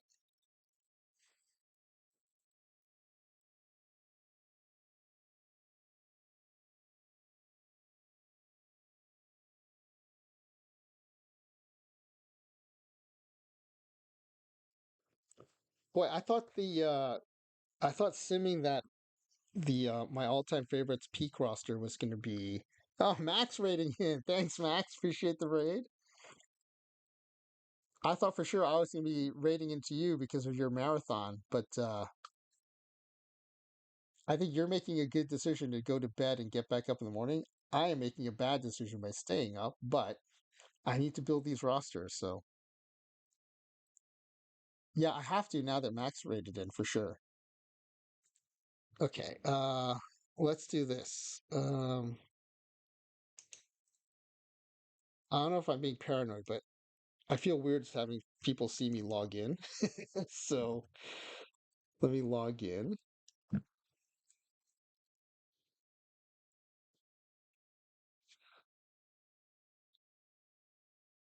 It was pretty dead. There was no chance to stretch out. Oh, that's a bummer, man. All right, here we go. So I've got lap. I've got daily bronze here. Oh, you know what? Before I forget, let me add the bronze only.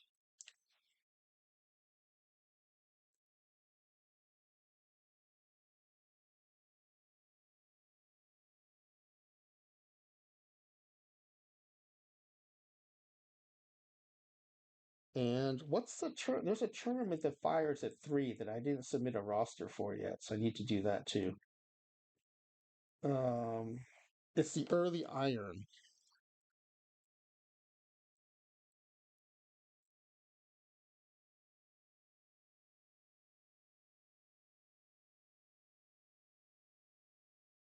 The holler, what are you doing again? Are you watching another person do another roster build?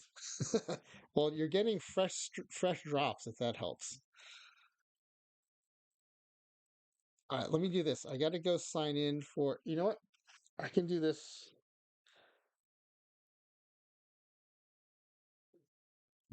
Hold on. Let me sign into my iron. I have to do this before I forget. I have to sign up for this. I have to enter my rosters in for the early iron.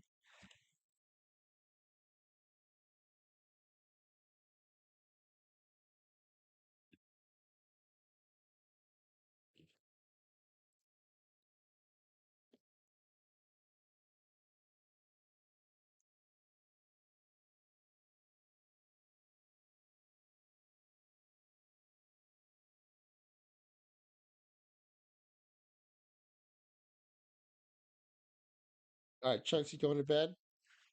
You can leave your you can leave your stream running if you want to get those drops.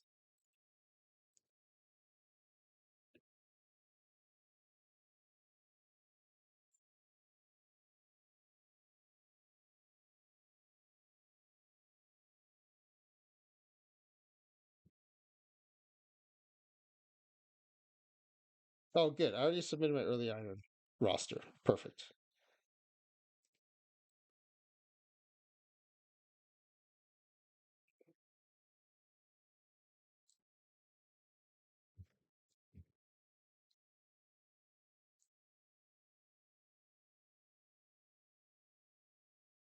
Oh yeah, no worries, Chunks. I'm happy to stay on for the drops. I did it last night too because I knew with all the special drops that people might need regular affiliate drops. So I streamed with my microphone off and my wife and kids sleeping in the same hotel room, and I just ripped packs and stuff.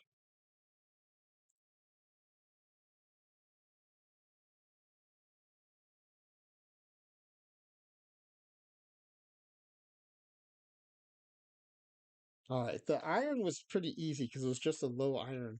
Yeah, you're sure my wife like that. She unfortunately when she's done, she's pretty much out for the night, so it wasn't a problem. As long as I didn't have the lights on. Chunks fell asleep in his chair last night.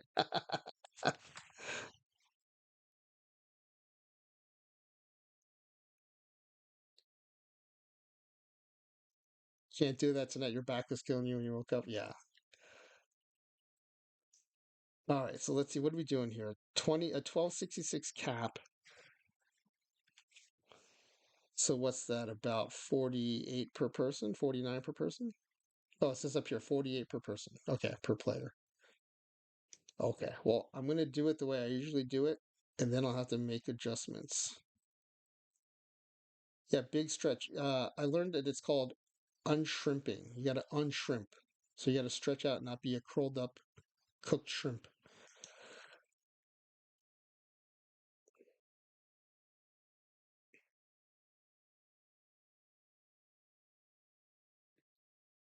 All right, so let's do the pitching staff first.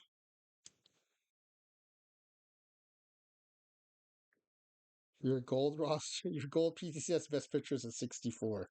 Yeah, these caps are tight. They're going to end up being iron and bronze teams mostly, I would think. And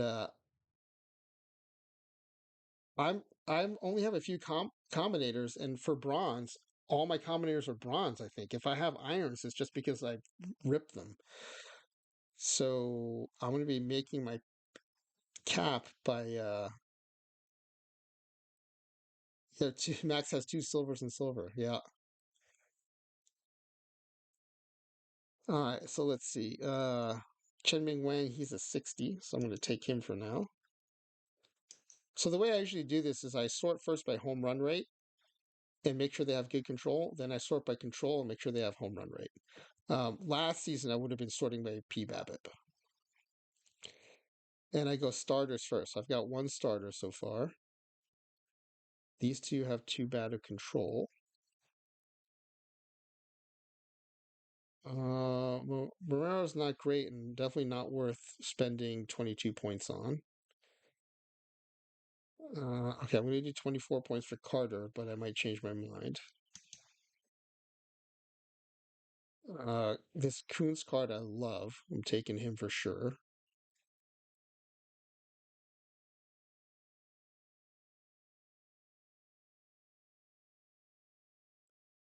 This Chris Wells card also good. I'm a little worried about the low stuff, but for 2 points, I'll take him. Should I make an all iron bronze for fun? I think you would be definitely sending a message if you did that. The Briz is a little steep. He's 19 points, but I'm gonna take him for now. We might have to cut him later. 13 for Montgomery, maybe still worth it.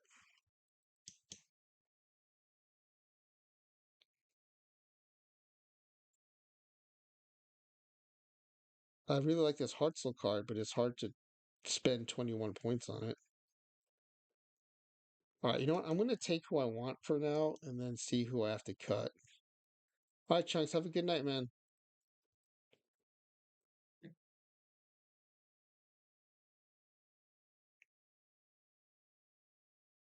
All right, I'm 7 pitchers in, and man, I'm already up to 1157. Jeez, this is a tight cap.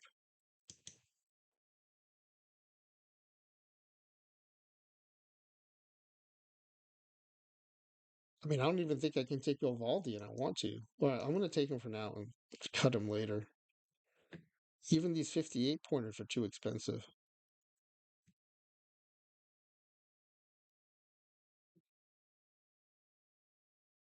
Patterson's too expensive to take a reliever.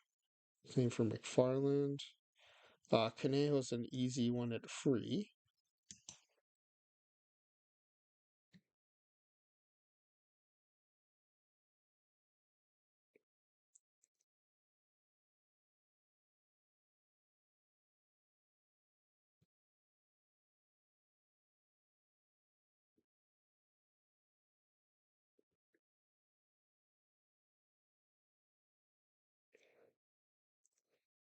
Oh man, even Desclafani, 15 points is a lot.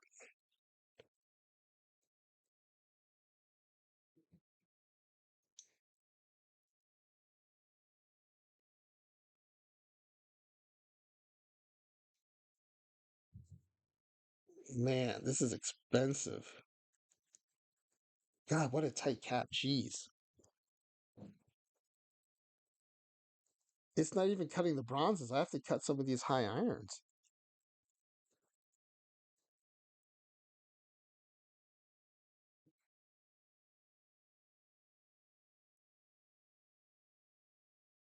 I mean, there's no way Arnold Carter's worth 24.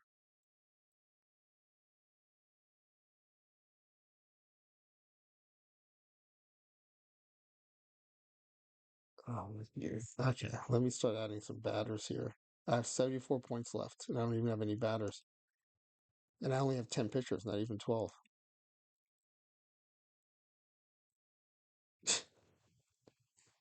Is this just a repeat of what Cheeky ended up saying last night? All right. Let me start building. I'm going to build it like I normally would. Hey, I got a Twitch drop from my own stream. Awesome.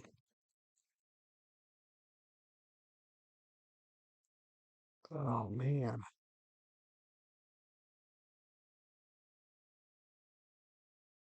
I mean, even 5 points for Austin Hedges seems expensive.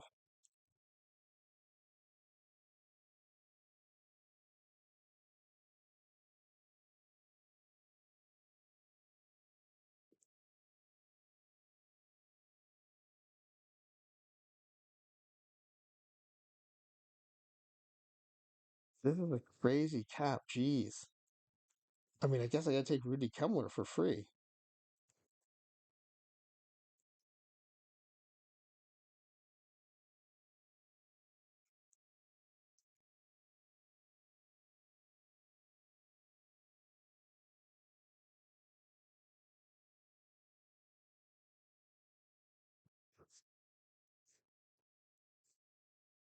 Schmitty game says, no wonder your David Howard sold for 15K. Yeah. Yeah, David Howard's like a lifesaver in 5L and 6L drafts in those late rounds when you or in this format.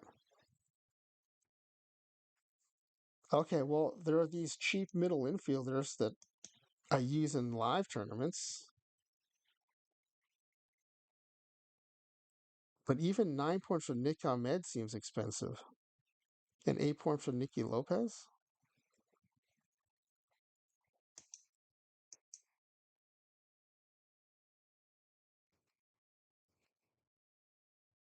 That's still expensive though. I might end up having to cut a 48 infielder because he's too expensive. Normally I go Pache here, but I might have to go Siani in the center.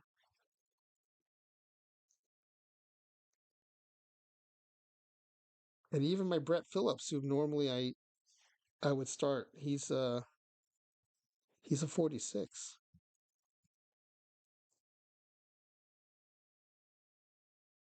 McCreary? Is McCreary free? He better be free. So the fact that he's not showing up yet, I either don't have him or his outfield range is too low.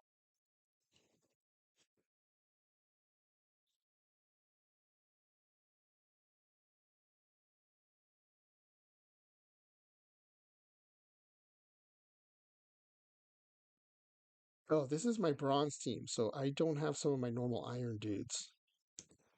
So let me see if I can snag a Justin Maxwell. Yeah, Cornejo is already on the roster. He was free.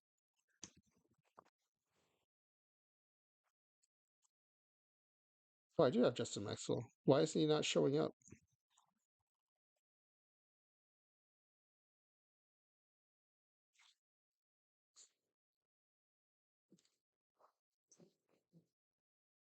Oh, there he is, Justin Maxwell. Yep, he's on for 1 point for sure.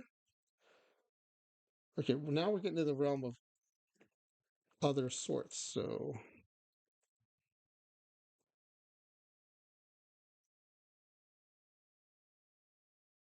let me sort by BABIP. Who can I get for cheap here? I love this Tom Brown card because it was BABIP, but he's too expensive. Even Orengo is expensive in this format.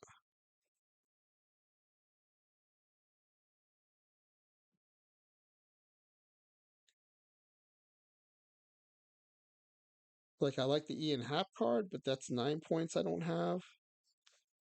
I mean, if I were just normal cap, I'd go Orengo. I go Lepsio, but I don't see him yet. I go Isaski. I go Hap. And then I'd switch over to Power.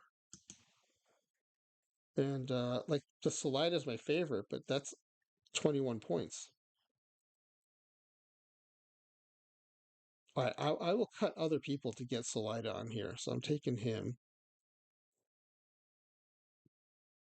Definitely taking the Juan Francisco for free.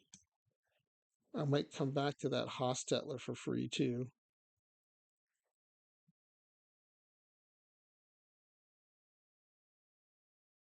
I might come back for this Palmer. Well, I guess I should grab them now, right? And then, oh man, Hostetler, Palmer. Where's the Incaviglia? He's free. Uh, oh yeah, Branyan. Where's my Branyan?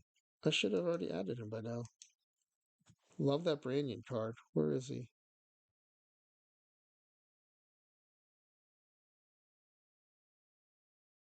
Yeah, cheeky. I don't like Cap in general, but I still like roster building, so I don't mind it too much. I mean, since they're in combinators, I just go into these PTSs just looking forward to getting my free card. And then if I make a little bit of a run, that's great, but I don't count on it.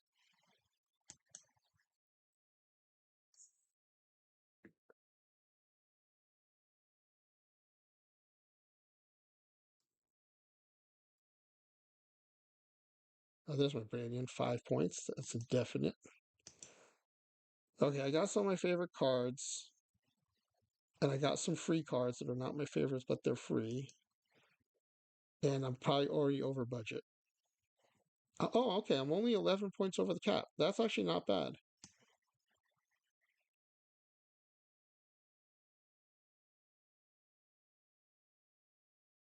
Okay, I took too many people. I still need two pitchers. So who am I going to cut first? I think Siani's going to go. He's 6 points is not worth it for him.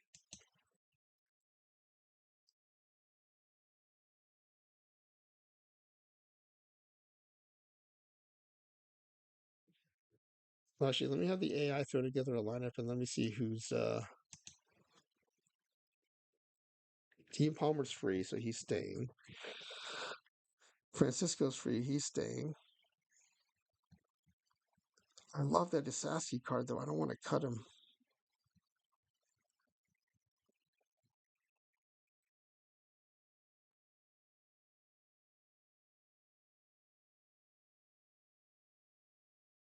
Holler says bronze is an average 48 per card. Got a level 5 goose. But your heart wants to make a no bronze team.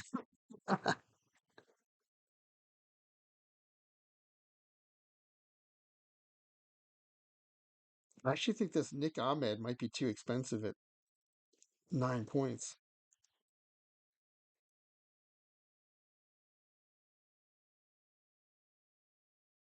I mean, between Branyan and Saskia, I want to keep Branyan, so I'll see if I can get Saskia back on. Instead of deactivating him, I will send him to the reserve. I should have room for 2 pitchers now.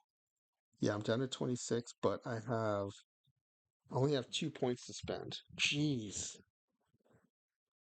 What the heck? All right, let's see here.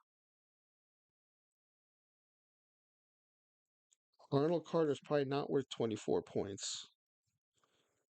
I mean, few bronze pitchers are.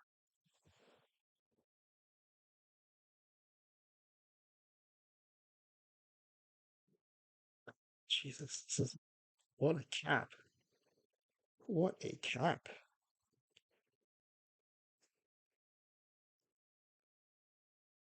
Well, Curly Foley I'd only use for hitting, and I'd still need 2 pitchers to get to.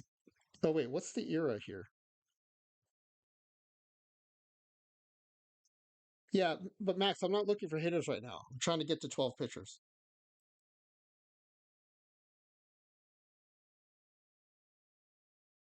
Max, Foley's on my list if I'm trying to get more hitters, but right now I'm trying to get to 12 pitchers. I should have looked at this first. We are okay, modern era, so I do want 12 pitchers. Is it best of 9? Because I might go to 13 pitchers if it's best of 9. It is best of 9. Oh, it's a big home run park. Okay, so I'm switching my batting approach to power.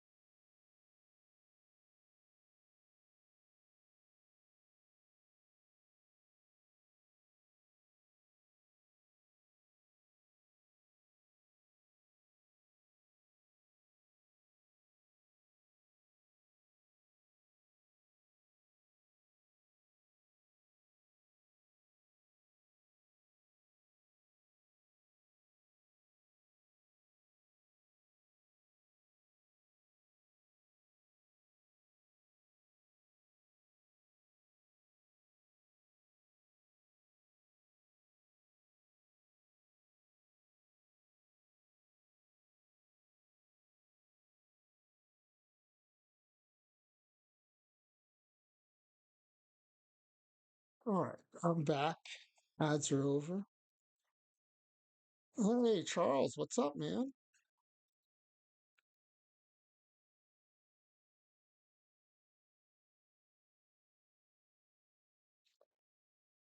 Charles, you qualified for all of them. Awesome, man. I'm in 2 iron, 2 bronze, and 2 silver. I don't really play gold or diamond yet. You're trying to build in missing cards, and I think you probably want to build a bit differently, but it depends on your goals. Oh, you guys are talking gold. Okay. You guys keep talking gold. I'm trying to figure out what I'm going to do here with my bronze. Hey, Charles, for modern era with best of 9, do you ever bump up to 13 pitchers or do you still stay at 12?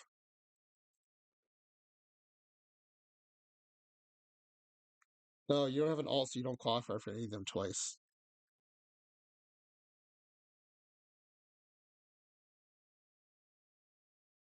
Depends how deep is your card pool. For this one, it's not that deep because I have so many unopened packs, and I don't have time to open them before PTCS. uh, you know what?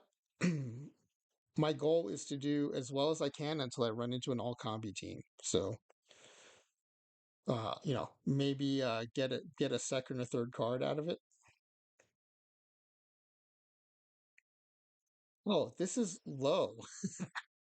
My main had 669 last night, and I think I opened about 200. My old main, so the main on my original license, I think has over 500 packs. So you'd probably run 12. Okay. So if you're trying to win the whole thing, would you run 13? Or are you saying because you have a deeper card pool?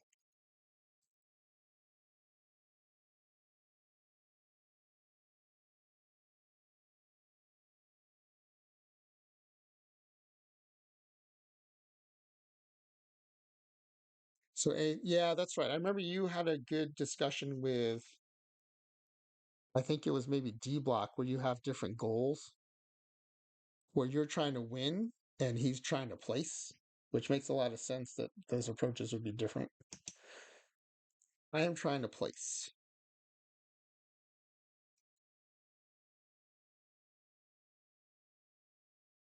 All right, what was I doing? I was trying to look for two cheap pitchers to round up my staff to 12.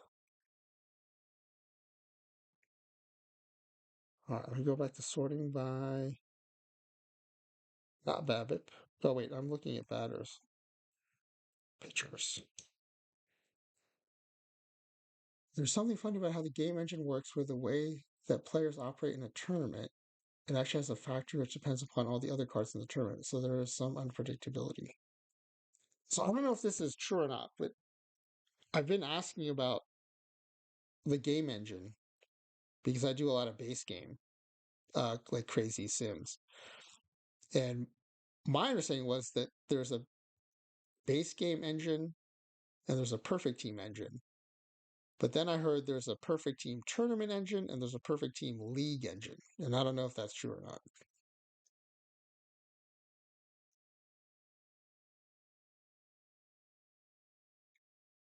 Yeah, I got some of my own drops. Awesome.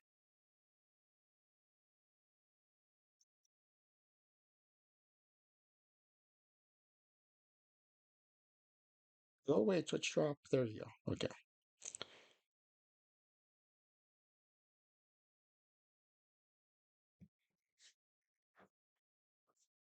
How far ahead of time do you all sign up for tournaments? If it's standard dailies like iron, bronze, and silver, I sign up as soon as they open if I'm awake. If it's daily draft, I sign up just based on what's available at the time. Um, Maybe this Jim York combi at a 2 points.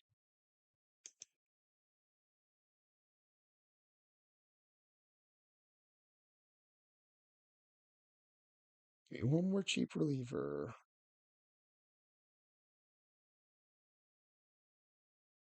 Oh, I actually like this Trinkle card for 3 points.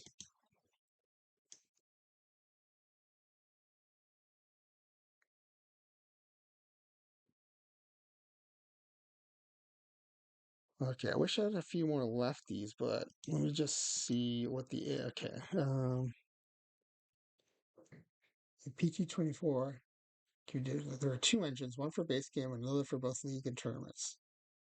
However, there's an additional wrinkle in tournament. The player ratings are exactly what they look like on the card, but in league, they look at the full player pool and normalize the ratings first. So the actual rating of the player is based on where he is relative to the others.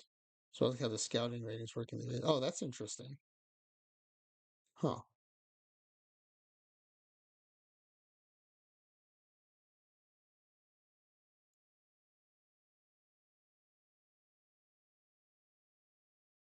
Okay. So your understanding is that there were three engines then? One for base, one for league, and one for tournaments? Or no, you're saying there was a second for league and tournaments.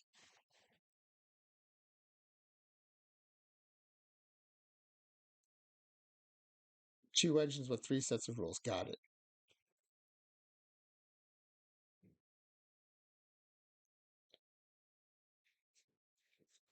Okay, where am I on points here? I'm 3 points over the cap, then I technically have a roster.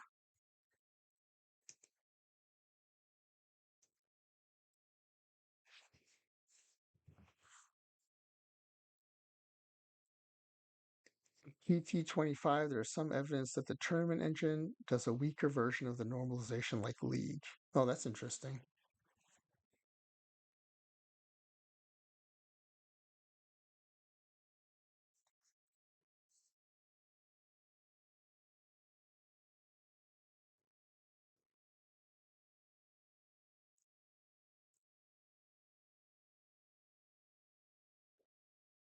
I don't think I'm just trying to get down to the cap, though. I think I might be still missing some cards I want to play.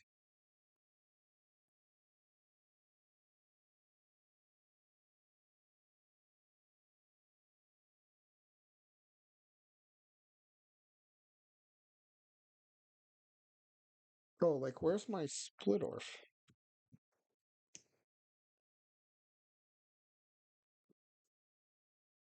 Do I not have split orf on this roster?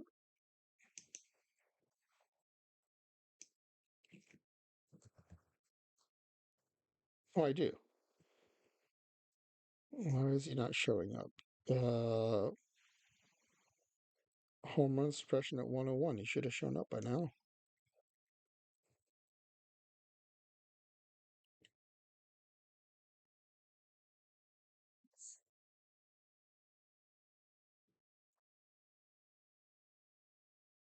Oh, low bronze only. Thank you, Holler. Okay, that's why I feel like I'm missing players then. So maybe I'm okay. Maybe I have all the players I want then.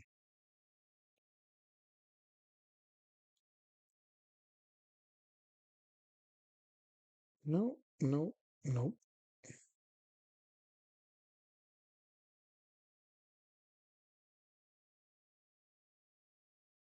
I mean, I'd like to get a couple more lefties in the mix, but like that Von Hollen is too expensive. Overnight non-live speed. Oh, two standard packs. That's not great, but I'll take it.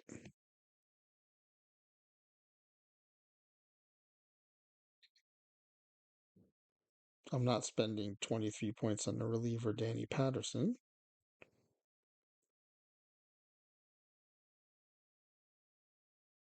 Same for TJ McFarland. Same for Bill Campbell.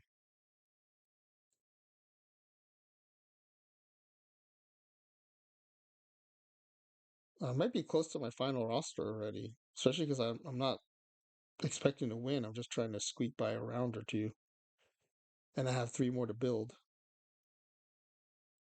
Yeah, even these high arms are just too expensive in this format.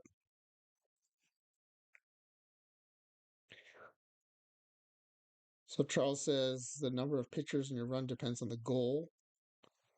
Most likely answers you can get away with 12. Occasionally answers that you need 13. If you're missing a ton of cards, you run at least 13, maybe 14, and hope for the version of the player pool where that ends up being the essential and all the teams with 12 lose. Oh, that's interesting. That's interesting. So instead of making your lottery the can I avoid running into a combi, you make your lottery do we end up in a version where 13 and 14 pitchers beat out the 12 pitchers?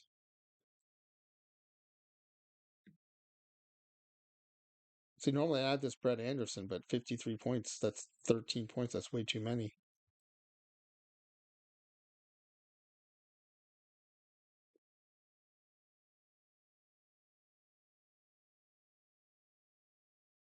Oh, Johnny Cucks from the NSFW team. He's 1 point. And I do like his card for 41. Okay, I might try to find a way to get him in there.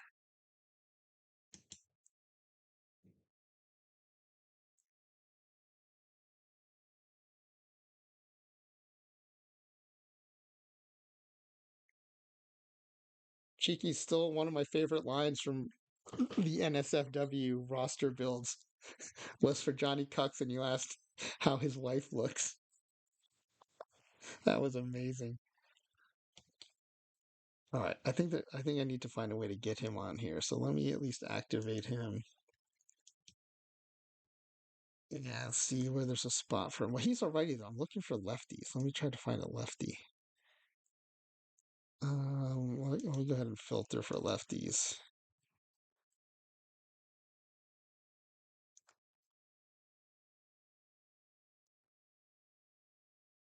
Those.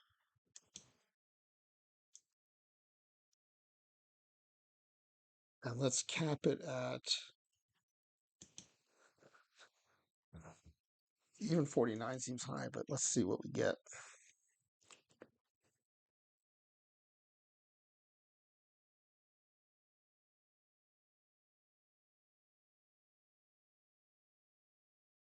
Oh, wait a second. Did I say is 49? I wanted max 49. Yeah, is at most 49.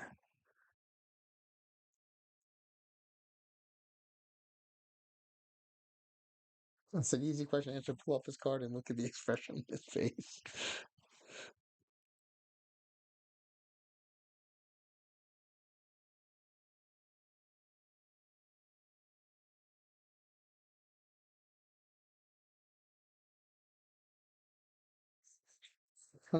Holler, I like it. All the comedies you have randomly drawn, idiot bronze PTCS roster is set. You still have time until the tournament fires. You can try to boost all those random compies. Oh, here's a Charlie Eden I don't hate for free, but why is his stamina 0? Oh, he's a left fielder.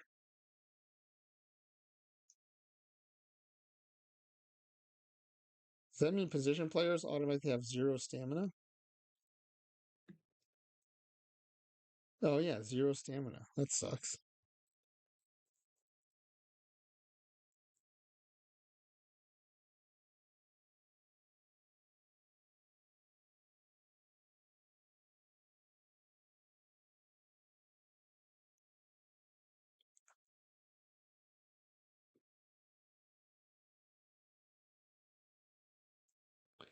Oh, I forgot about Clyde Wright being free.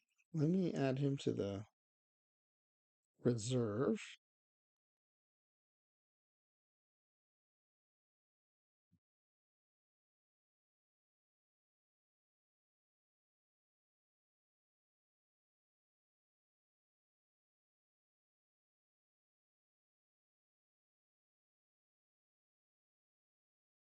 Otherwise, Davey Force would have been the best bronze pitcher at launch. Yeah.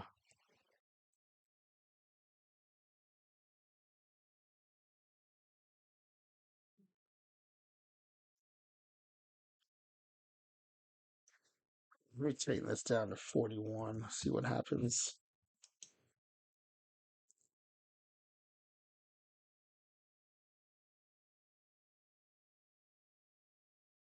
Oh, Clyde Wright too. Oh, he's already in the reserve. Okay.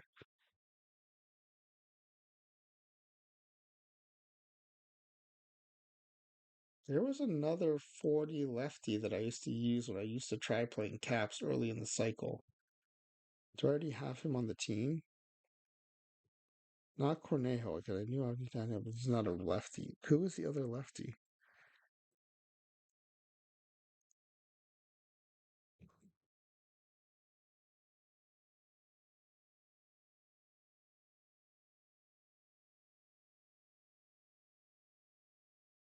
It was Clyde Wright, and there was another one.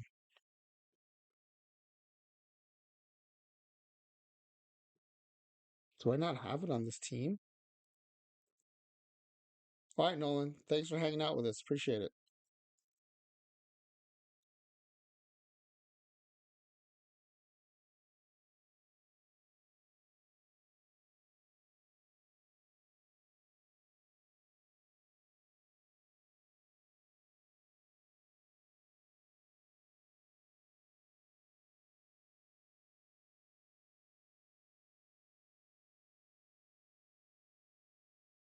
I'm trying to remember the other 40 lefty pitcher with Clyde Wright that I used to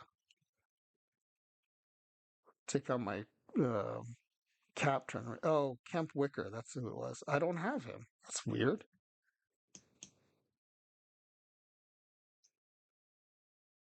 At least he's a lefty and he's free. So I'm going to grab Kemp Wicker.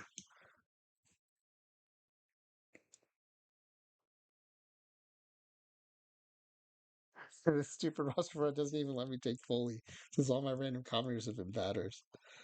I mean, Foley's essentially a batter, but I know what you mean. Okay, so I'm going to add Kemp Wicker and Clyde Wright. So I get two more lefties. And who am I going to drop?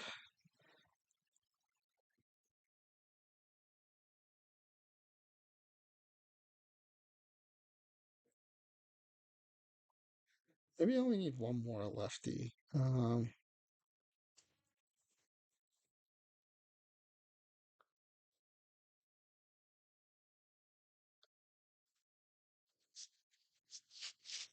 I think it's Desclafani for 55. Yeah, he's an easy cut.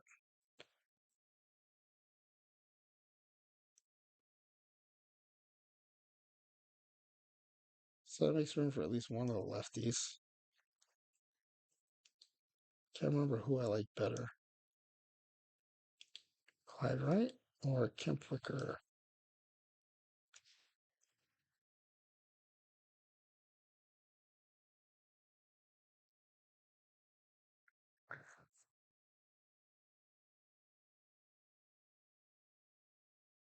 Yeah, Charles, that's my typical habit, and I've noticed that when I used to play cap more often is I have a hard time being like ruthless about not spending many points for bench or bullpen.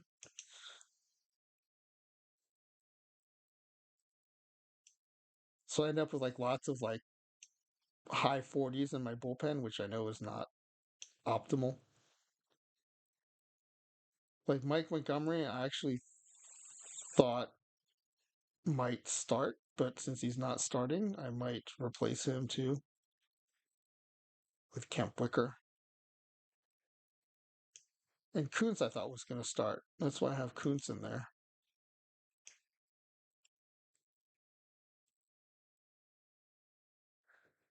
It's more there for all the points. You want to ask what the player's going to. Yeah. No, I totally agree with you.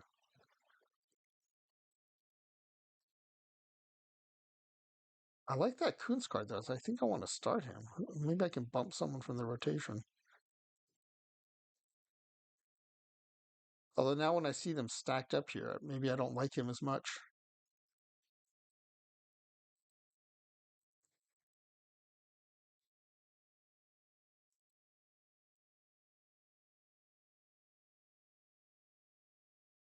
Charles, do you have Kuntz rated ahead of the Briz?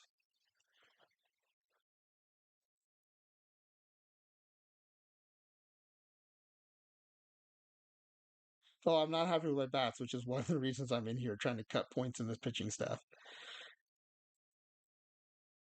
But since it is low bronze, I don't necessarily know that I have other bats that I'm dying to put in there. I think when I was looking at bats, the only one I really want, well, that was also before I noticed it's such a big power park. I tend to go more Babbitt, but now that I know that it's a power park, I think I want to change my some of my batters too.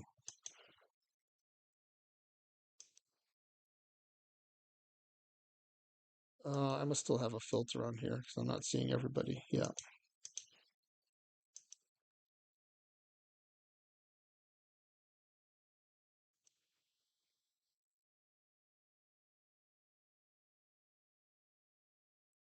Neither is in your top 30 for the format. If they're not even the top 30, don't even bother. Thanks, though. Okay, so with this format, okay, well, given the ballpark, then Balboni might be worth getting in there for free.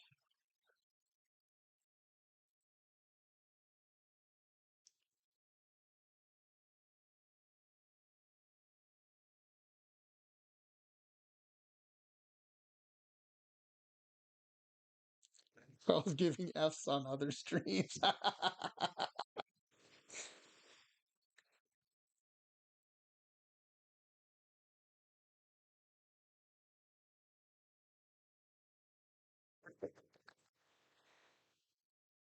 Okay, I have too many rosters to spend this much time on this, so I'm getting ready to cut bait and run here. So I want to get.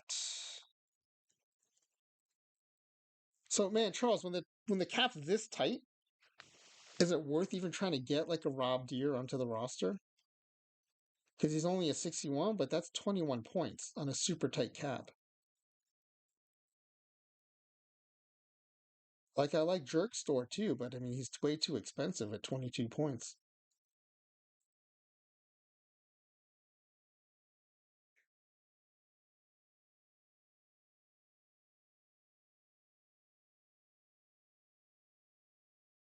Looking for a win condition. If you have players with their best of their type and different type than everybody else runs, it gives you a chance. No, Cheeky only has one gold on the gold roster he built.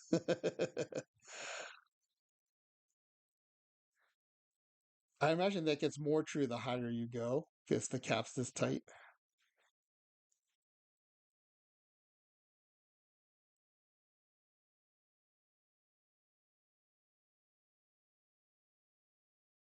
Yeah, okay, I hear you, Charles. That makes sense.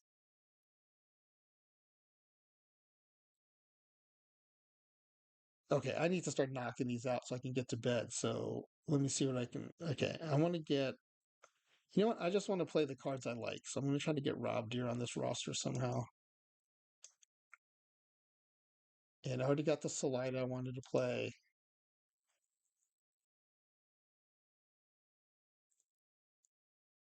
Yeah, finding good everyday players is more valuable than finding excellent middle reliever. Got it. Okay, let's see here.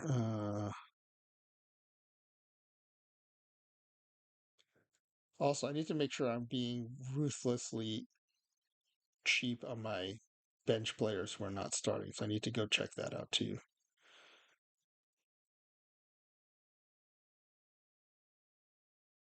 All right, who can I bench or who can I cut?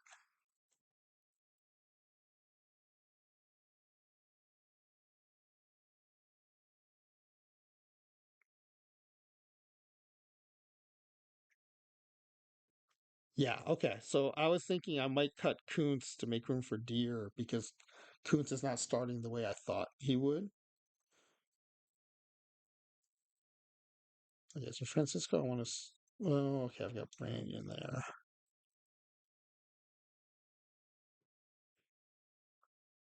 Okay, Arengo's going to start at second. Lopez is going to play short. Ahmed's going to get benched for Francisco to play third.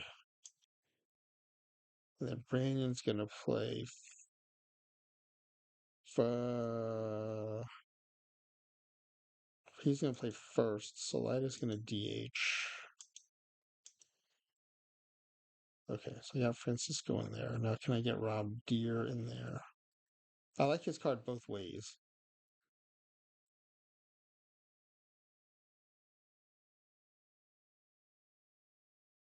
Hmm.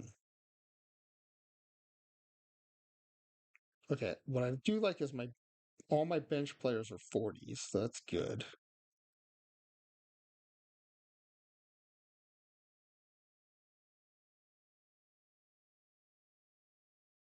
And I like that Hap card, but it's I like it because of BABIP, and this is a home run park, not a BABIP park.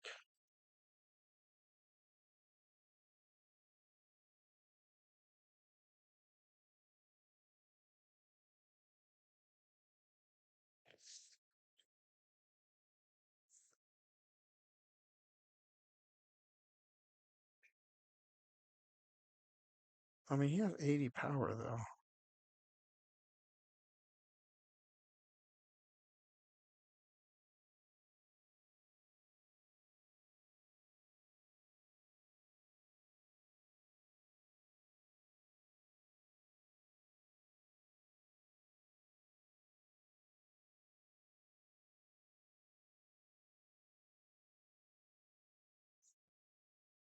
Okay, I'm gonna put him back in if I have to, but I'm gonna take Incaviglia out for now. I'll put Rob Deere in, and then start him.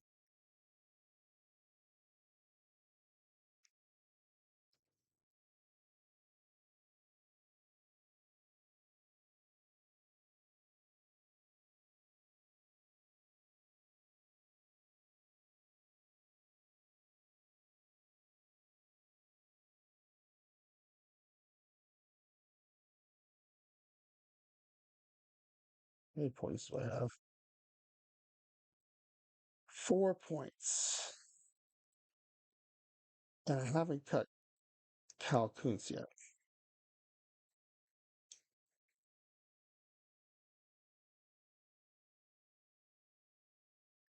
Okay, I'm cutting Kuntz or the Briz, so who am I going to keep?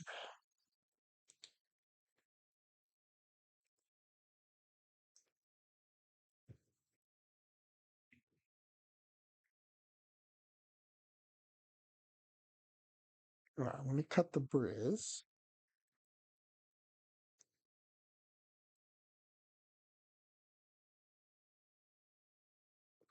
The hitting is pretty efficient for the type of player you're going for, so it's just a question of whether you want to allocate more points to hitting to upgrade some of them.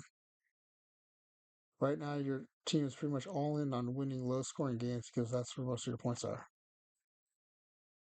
Okay. All right.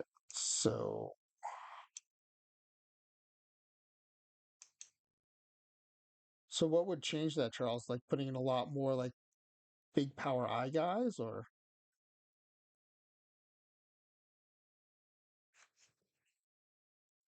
okay, now I can put a Sasky. Wait a second. Sasky I like because of BABIP though. The heck is his power? Oh, that okay. He's got 84 power. I don't mind that for this part.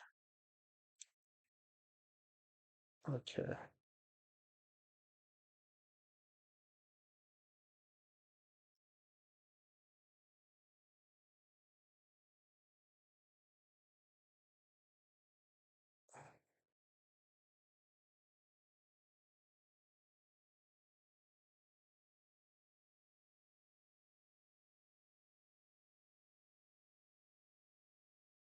You don't have to change philosophy as far as what you're looking for. It's just that you find 50s instead of 40s to get more rating points. But lose rating points on the 50s, you downgrade to make room. Okay. But I think part of what you're saying though, Charles, is I have too many like high 40s and 50s in places where they're not being going to be leveraged, right? Like in my bullpen and stuff. I think I just need to move those points into the players who are going to play more.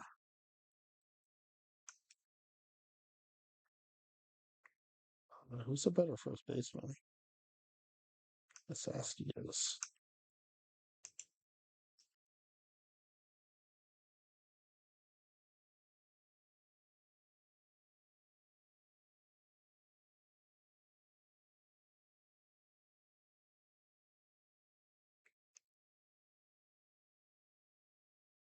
All right, I've got 16 points I can use.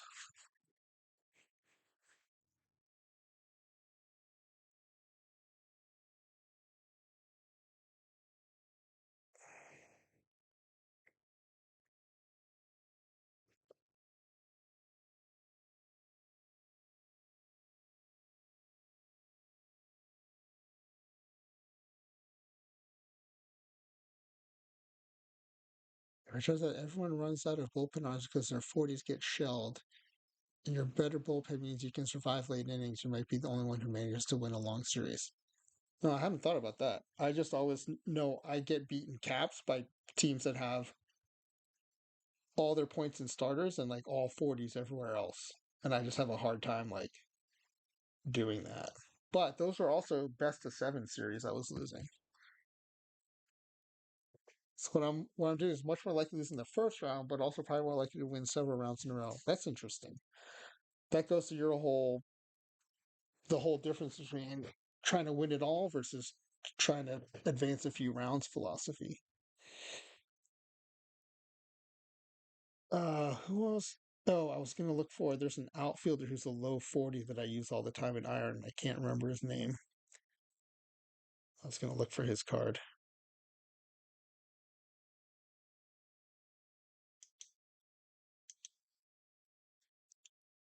It's at most a 42.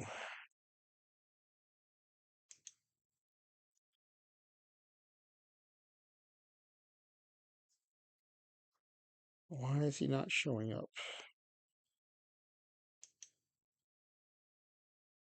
Maybe I don't own him on this team.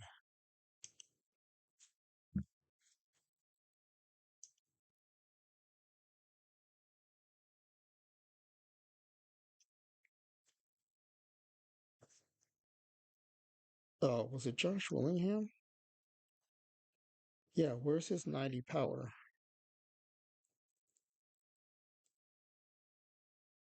Yeah, if you're trying to win a couple rounds as often as possible, run a balanced version where all the points are in your starting pitchers and starting heroes because they play the most. You're trying to maximize your chance of ambushing commoner teams, run something weird and hope your guess right. Yeah, I'm not gonna. I think I'm more the former than the latter.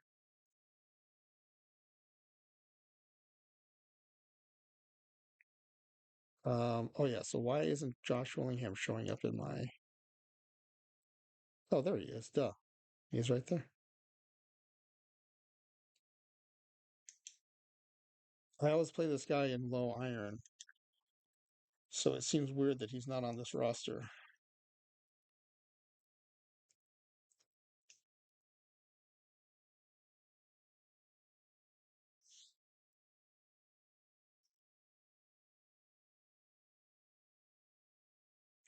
So then I definitely want to move bullpen points from bullpen to hitters. Yeah, Coleman and Foley. Okay. Coleman is strictly as a right fielder, though, right? Not as a pitcher.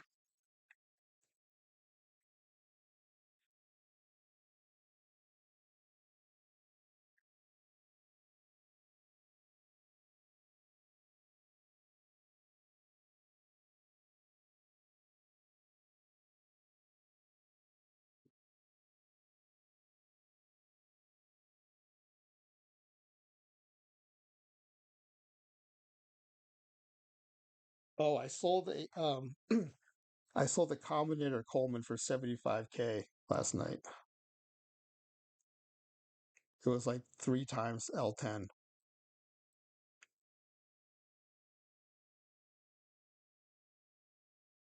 Okay, Coleman. Yeah, I've always converted Foley into one way batter.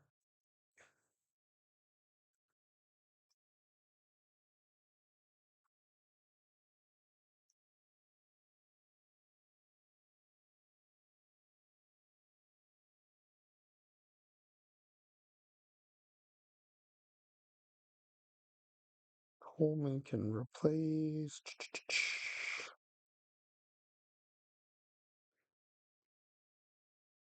Let's pull Palmer for now.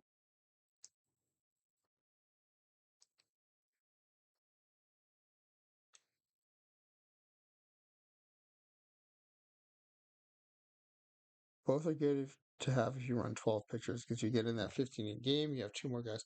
Oh, okay. I usually deactivate the pitching side of Foley, but that's a good point, especially in a best of nine.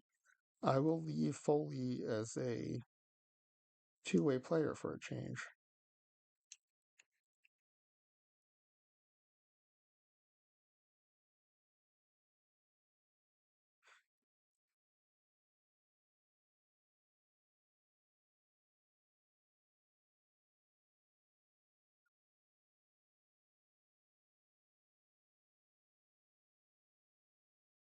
And then I gotta get Coleman on here.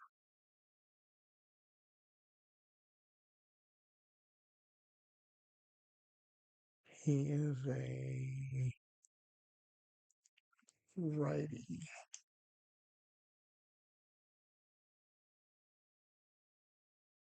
Oh, I forgot to move Kuntz in the starting rotation.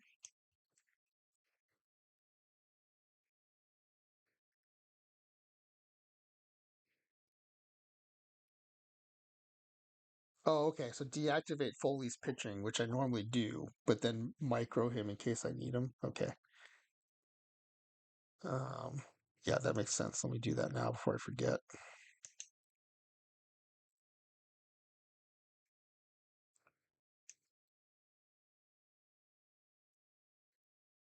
Okay, he is now a right fielder.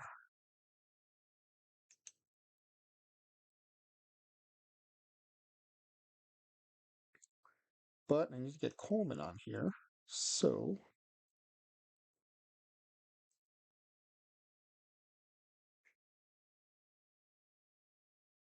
Cheeky, you said fully agree. Yeah, sometimes I like to throw him in right field though if I need to. I like that roster flexibility. Coleman. I forget what positions he can play. Okay, left field, right field.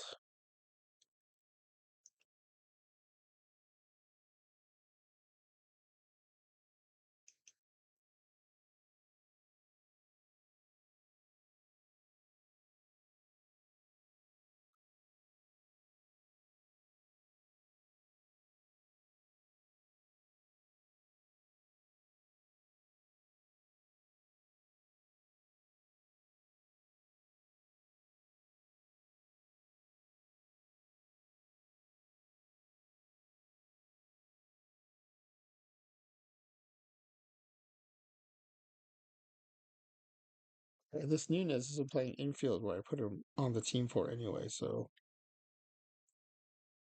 and he is 4 points that I can cut. So I'm gonna drop him, add Coleman. I still have 19 points.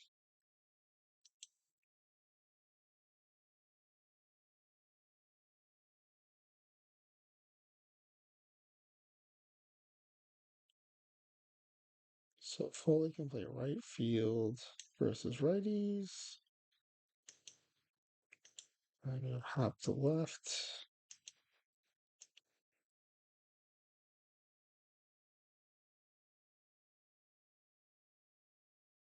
Coleman can play first, so I can cut Hostetler, even though he's free. But now I have points I can use. Oh, did I already add Coleman? Where's Coleman? Oh, I already had Coleman, so now I can add Willingham. Yeah, so take those 19 points, add one more big bat. Yep. I can actually boost that up a little bit more by cutting some of these 3 or 4 point relievers. So who do I really want? I got Rob Deere in there. Oh, Balboni's free. I can find room for him too. Because I have this filter on still.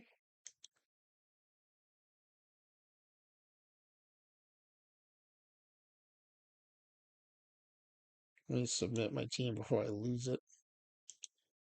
Okay.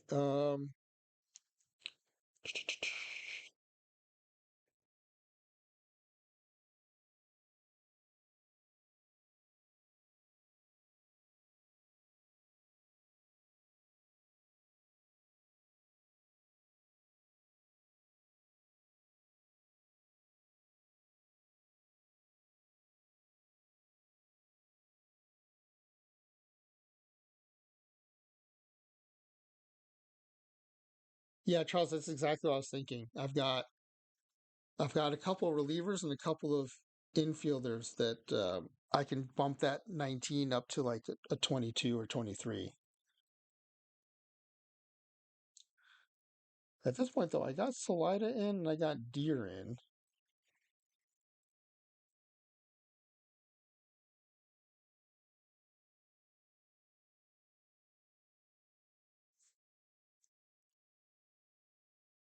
And I'd want to be someone who I can use both ways.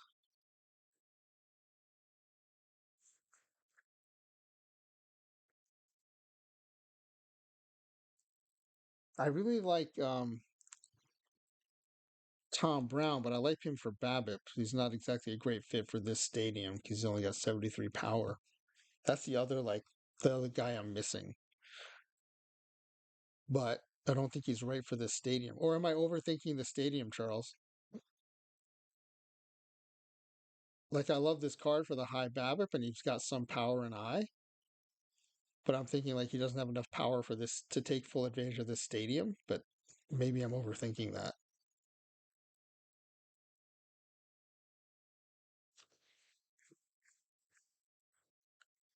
Because if I'm not overthinking it, that's the other card I really want to add.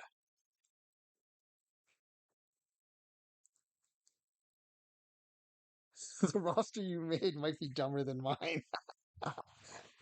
Good luck to you too, Holler.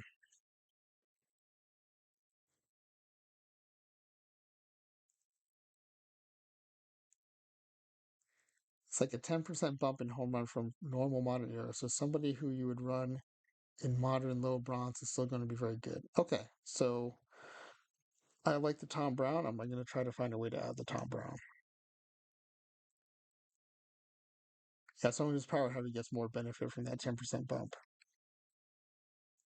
So if I sort by power, the only one who really jumps out at me is,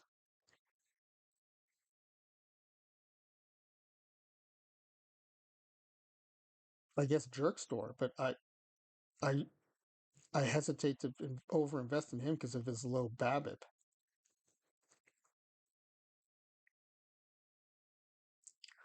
Let me see what this looks like if I try to do a Tom Brown edition.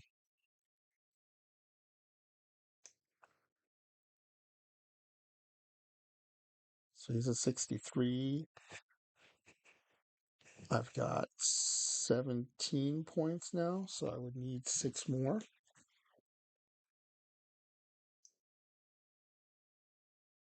Willie Mo for the meme. um,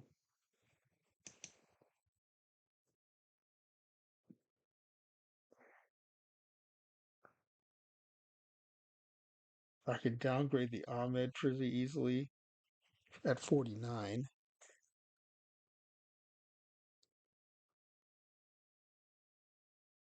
I want to keep Lasowski and Brandon. They feel like bargains at 5 and 7. Or there's probably some bullpen arms I can still cut too.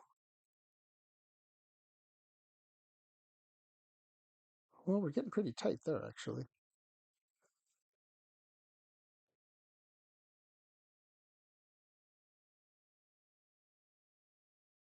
Oh yeah, I know what you mean, dude. But if you're seeing that I'm running someone who just doesn't make sense, I'm happy to hear it.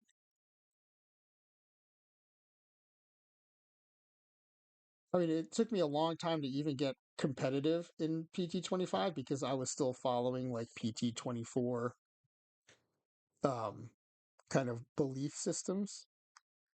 And so I'm probably still sticking to some of those too without realizing it.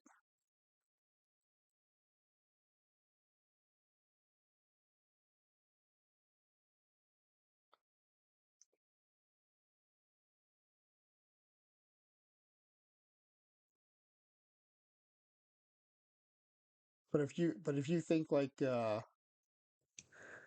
this Tom Brown I'm trying to add, for example, is trash, then it'd be good to know that.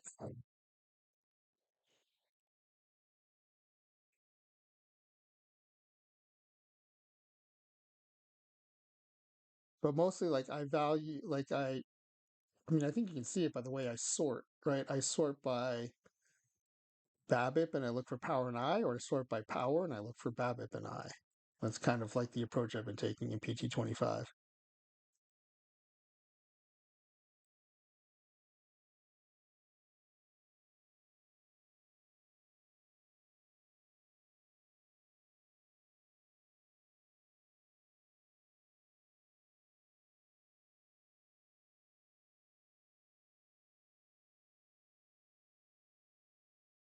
Well, to be fair though, I qualified mostly this cycle because of live tournaments. And so I definitely can build a competitive bronze live roster. But because of combinators, I've just been like marching out pretty much the same rosters in non-live tournaments, and it's just a crapshoot of how far I can get before I run into an all combi team. Um, I mean, not to say I don't lose to non all combi teams, but like that's the big stopping point is when I run to an all combi team. But I mean, I'd be curious to know like who you think are trash among the players I have on here.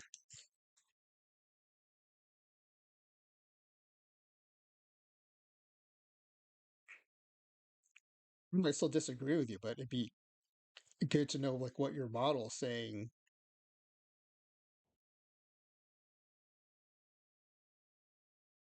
Like for example, this Ian Happ I still play because the BABIP is so high, but I also am fully aware that the avoid K is super terrible.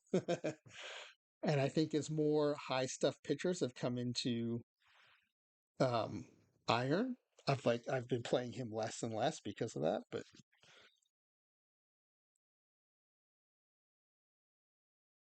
But he's probably the first one I'm going to replace with Tom Brown because it's a similar position profile, and he gives me the room to add him too from a point perspective.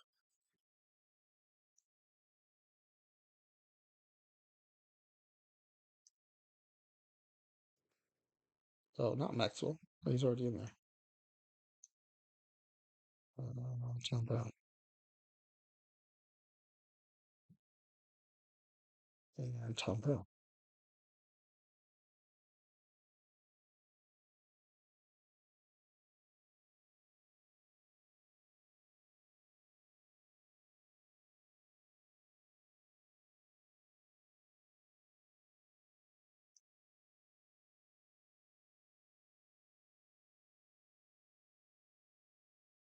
And I need to get Willingham in there versus lefties. I don't have room for him anymore.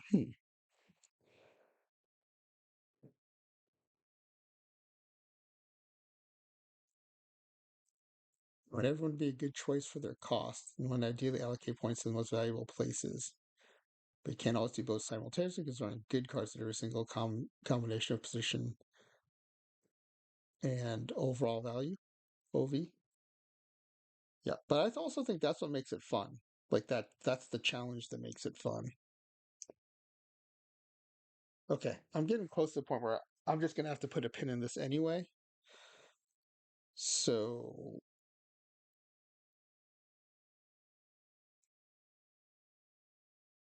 the only way of making a 100% mistake playing half would be if you could find a player who is under 49 who was better at doing the same things. Yeah.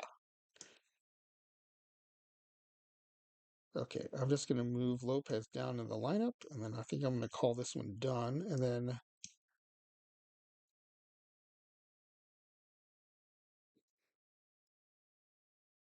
oh, I didn't work Coleman into this lineup yet.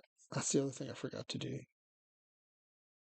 because he is not set as a two-way player yet. Hey Charles, do you still use aggressive tiredness hook for all your pitchers?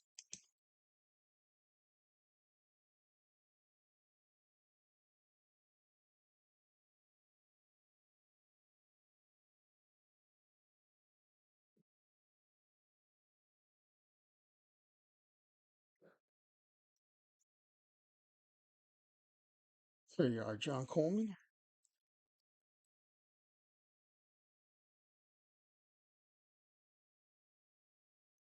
Using a tight cap is trickier. That's what I was thinking. I was thinking if I do that, if I set an aggressive tiredness hook on a tight cap with a best of nine, then I might end up wearing out my pitchers because I'm taking them out too fast. Yeah, would you rather run this guy into the ground or would you rather try to get an inning from your low 40s? Yep. I also worry just from an entire staff perspective. If I set everyone to quick tiredness hook, then the the last man standing is going to end up pitching way too much.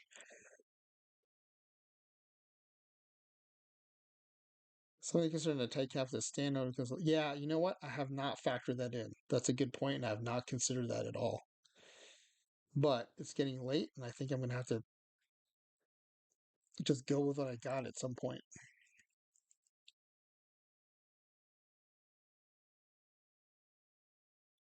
If you run good pitchers who have low stamina, you're going to use a lot of bullpen innings from bad relief pitchers. That is true. Let me see where I stand on that.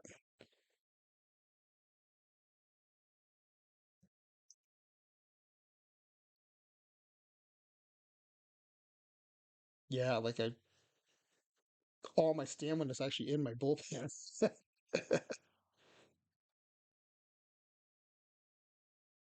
So I bumped the Briz for Kuntz. I wonder if I should bring him back depending on his fatigue or his stamina. It's not much better. He's a 63.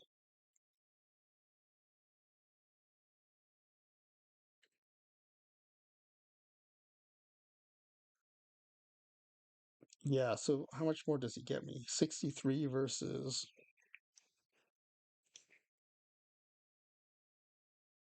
Yeah, I mean, that is 8. Maybe that's worth it. I like Kuntz's card, but I usually use him as a stopper, and he's way too expensive to use in the bullpen in this tournament. So,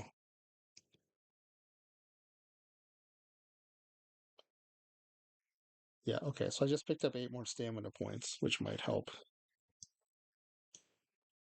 All right, I'm going to freeze the roster moves now, and I'm just going to build out my pitching positions and then move on to my other bronze. Yeah, I'm 2 points under. It's not quite so easy. The AI manager has a tendency to wave the white flag at times. So if you get up 5-0, they might bring in a bad relief pitcher too early, and you end up ahead 11-0 by the time you go to your bad pen. Or being up 5-3, they might not. So it's tricky to get. Yeah, you know what? The AI, like I set up these crazy bullpen setups mostly just to try to dance around the AI doing stuff I don't want it to do. Like I do, sometimes I'll go closer, 2 stoppers, 2 setups, just in an attempt to mitigate the AI doing things I don't want it to do. Or sometimes I'll go closer, closer, stopper, stopper. But it seems to be working.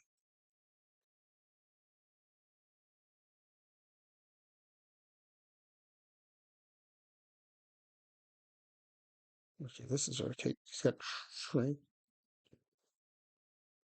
Close a middle reliever. Everyone else is long reliever. Oh, not specified because I moved them out of the rotation, I guess. Okay.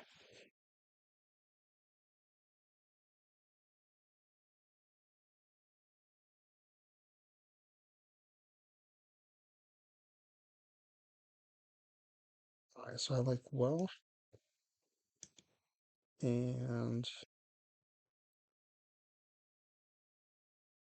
I guess Cornejo is my stoppers.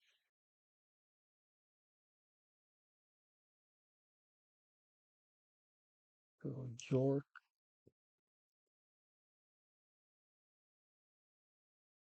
Winkle is a setup. And then I'll make them middle relievers and make them second position closer.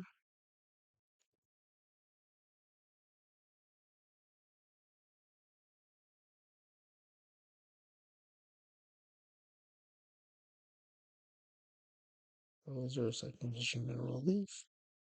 Second position setup, setup. Okay. And then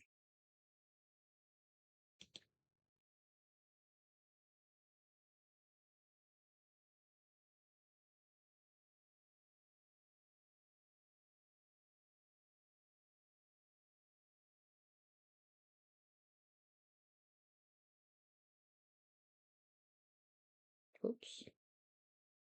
Missed one. Man, I sure hope they make this a universal checkbox or a universal slider because this sometimes takes the most time of anything I do in a draft or tournament. Clicking this box over and over. Okay, I might come back to tweak this, but I'm calling this one done for now. And it's going to be the basis for my other bronze team.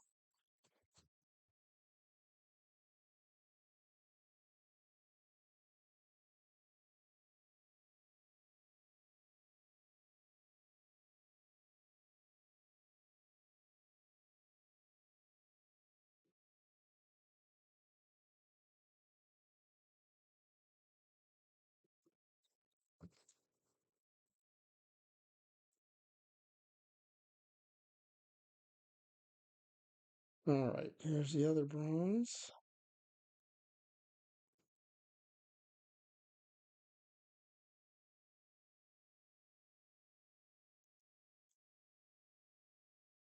I do something very similar.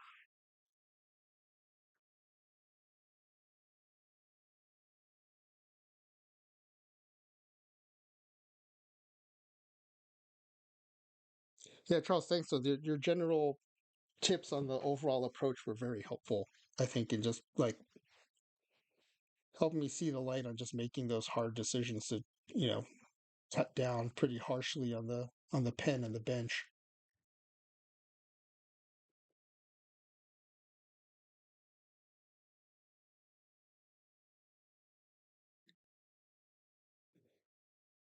I, I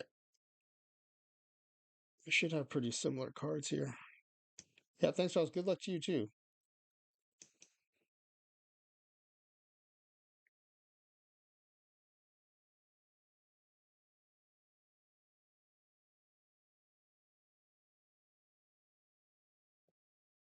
And then, I never did add that Balboni to the other team. Seems like that might be a miss.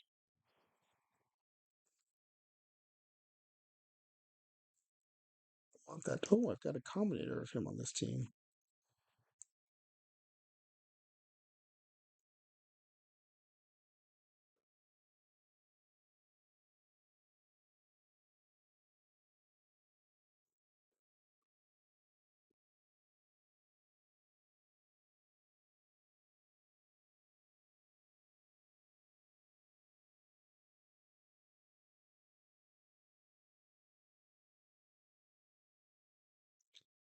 There's that Maxwell.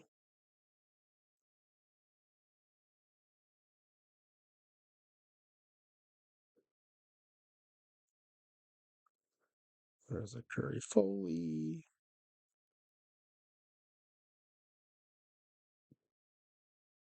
There's the Lepsio that I did not end up adding.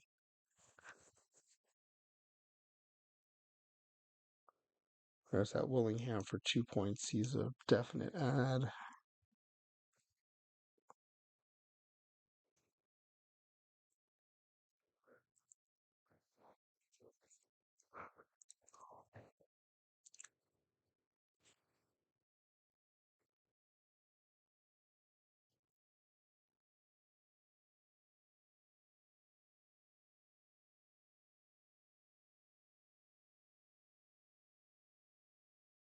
Wang.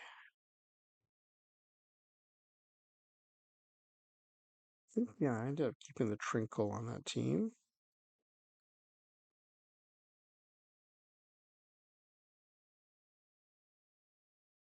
Arnold Carter. Eovaldi.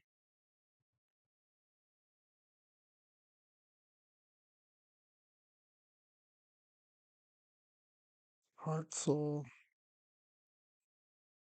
And Hartzell's a bargain at 61.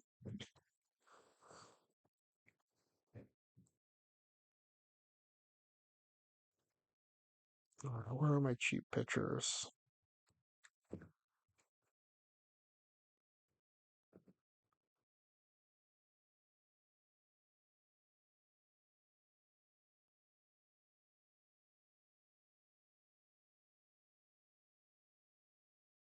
There we go. There's a Chris Well. There's a Cornejo.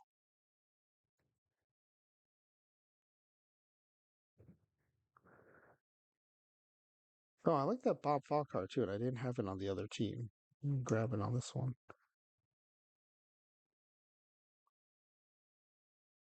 Before it's so late, I'd go back and make both teams more consistent, but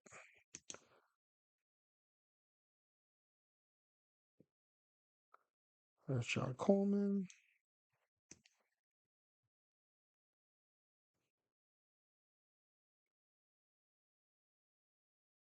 There's a Kemp Wicker.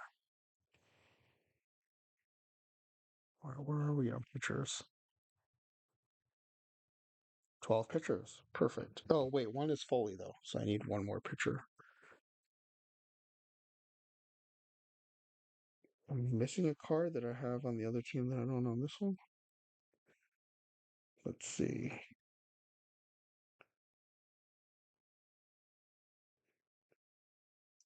Sort by control. Let me try that.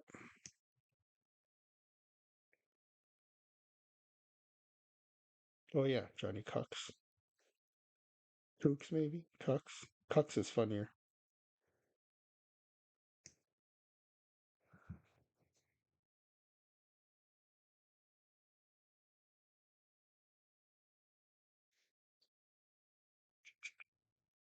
Okay. Let me make Curry Foley a right fielder only. Don't want him pitching unless it's an emergency. So it uses a two-way player.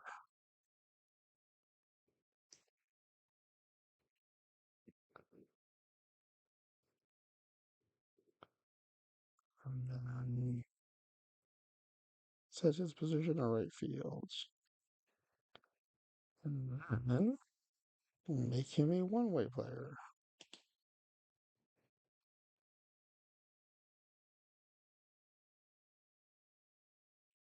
All right, now you're a right fielder only. Perfect.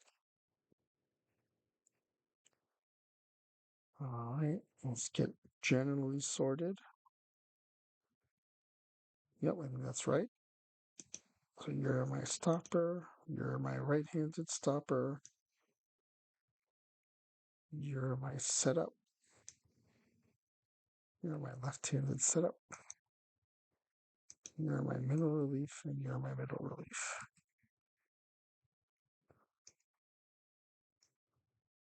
Secondary role setup. These are secondary role closers, but you are seventh in close game. Seventh in close game. You are closer secondary, and you are middle reliever secondary. Okay. Hartzell, Evaldi. I like Evaldi first because.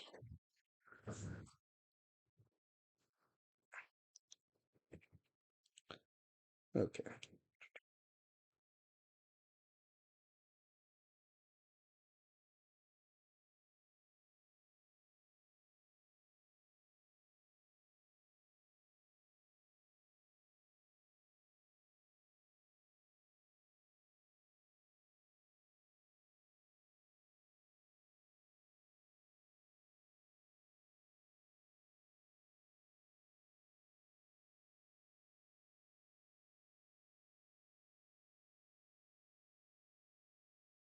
All right.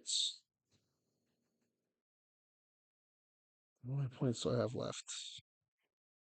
59 points.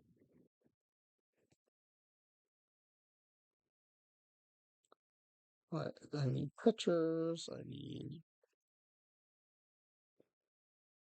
Well, okay. I'm just going to build it like I normally do, but I know the cuts that are coming.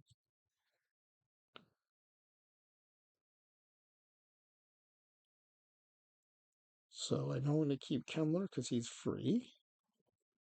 And I did spend a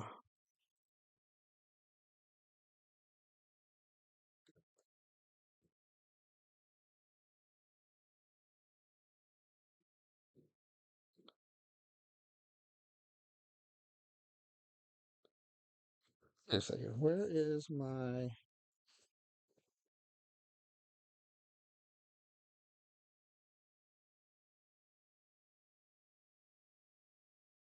no, where's my usual live catcher? Do I not have him on this?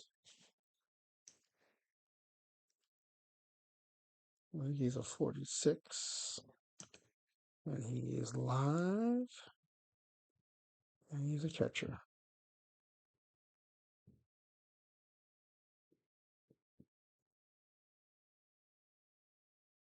Yeah, Hedges. Why is he not showing up?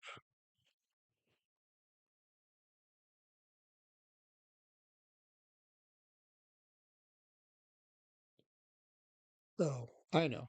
I still have this. I always do that. I keep the filters on when I'm done using them. There we go. Okay, so where is my 5 point catcher? There he is.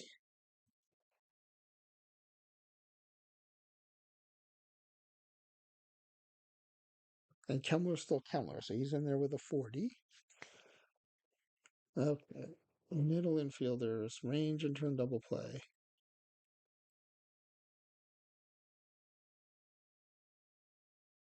For some reason, I kept putting Nunez in left field, which I didn't like.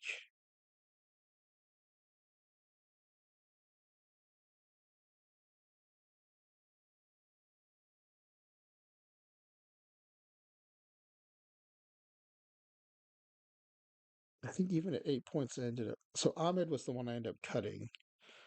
Nicky Lopez, I ended up keeping. Not as good in the turn double play, but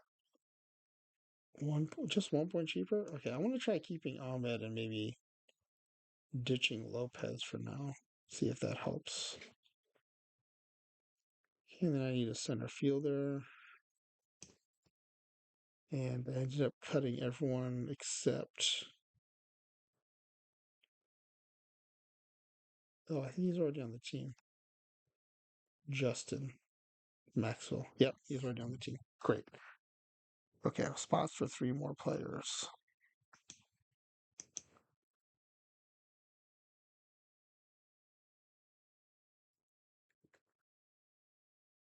Branyan isn't on there yet, so I need him.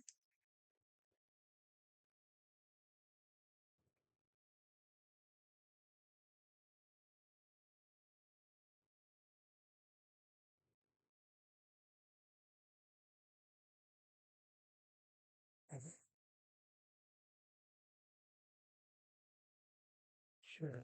Activate you. Almost what am I missing? Oh, I got a bunch more people on getting your morning drops, I think. Welcome to the stream. I started out doing a roster build of my all-time favorite players as a precursor to another set of roster builds I'm going to bring these same players back as 50-year-olds to see what the simulation engine does with them. But then I realized I still need to do all my PTCS roster building. So I'm doing those on stream to help people get their morning drops. So you can lurk if you want, or you can chime in if you want, but I'm going to be building my rosters. All right, we're at 12. We need 2 more batters, and then we're set. I wish I could remember who I grabbed on the other. Oh, I know. Rengo. So I think he had no. Lepsio has more power than Orengo, I think, and they're both 50s.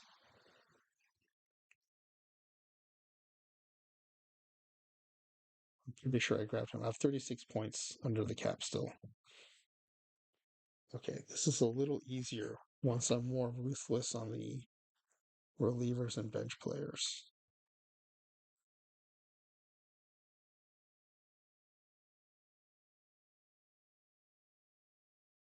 There we go.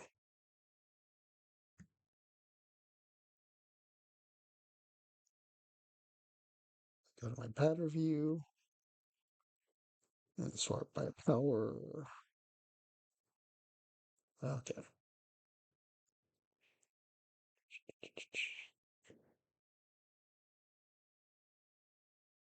Well, Jerkstore would use 22 of my. How many points? 22 of my 36 points.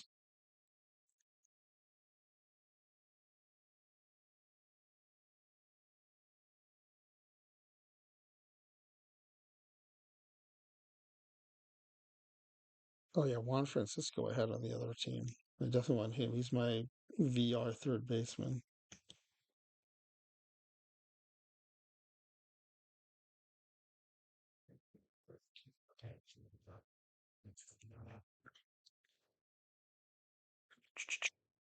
Where is Huh. I don't have Woody Held on this. I don't have Woody Held on either roster. That's interesting.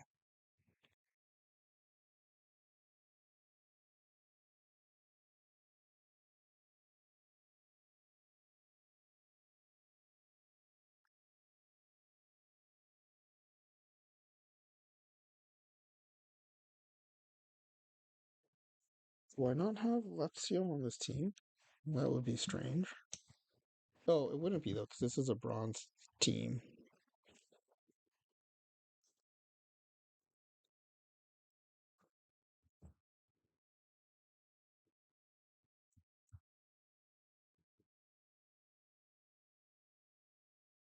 Oh, this has live only. All types. Okay, I do have him. Why is he not showing up? Power 90 should be showing up. Power. Oh, it was a scroll down still. Oh, he's several scrolls down. Okay. But he's got the BABIP and I to go with it, so he's worth 10 points to me. All right, where are we now? 26 players, but we still have 26 points. So,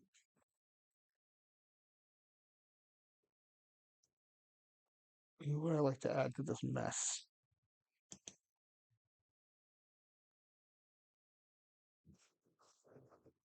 I've got Brown, I've got Deer, I've got Salida. All right, let me find one more big bat. I've got 20 some points to use. That's good.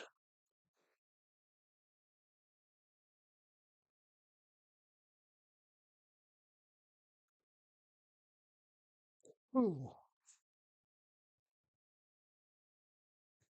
No, this is going to be my longest stream ever pretty soon.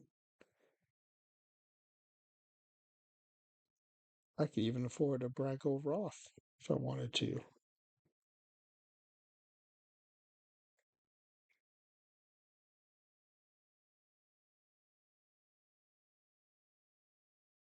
Solve Camille, I already like Salida better, and he plays both ways. I don't need that.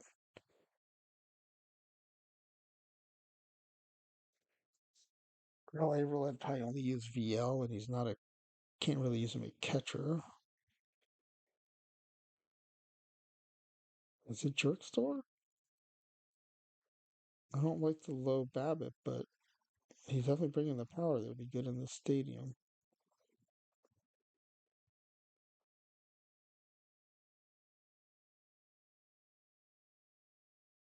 Petrocelli's too splitty. Max West is also splitty.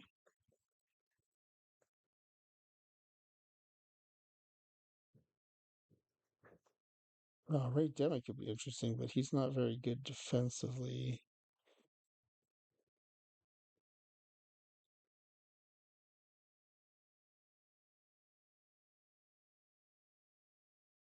Maybe it's Bagel Roth. I could DH him. Okay, let me activate him and see where he might fit.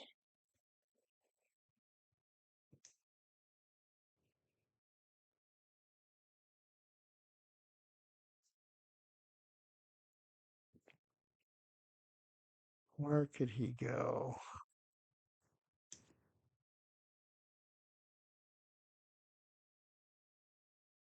DH. He replacing Sasky on both.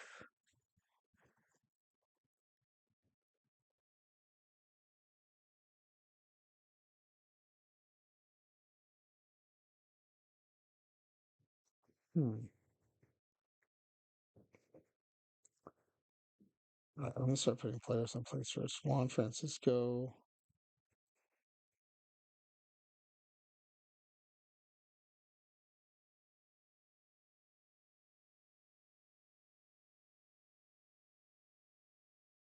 Hmm.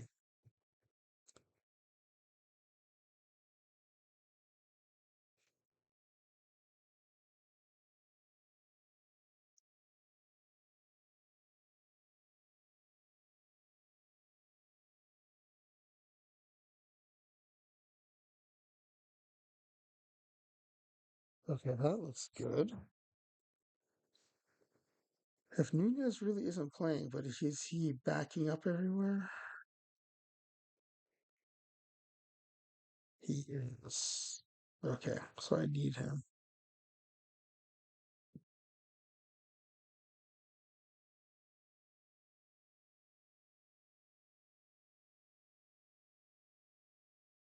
Hmm.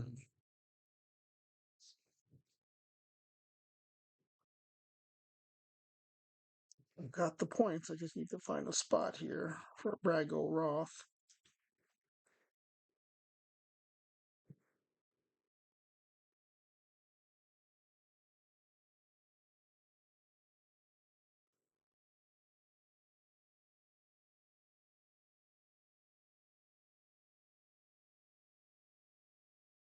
At 2 points is cheaper. Maybe I don't need Josh Willingham. That's a lot of power to give up, though.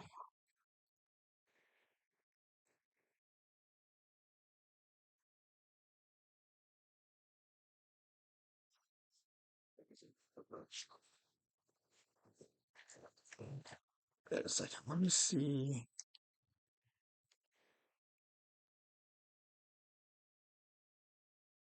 Okay, I don't have a backup shortstop if I cut Nunez. Nunez. That's the problem.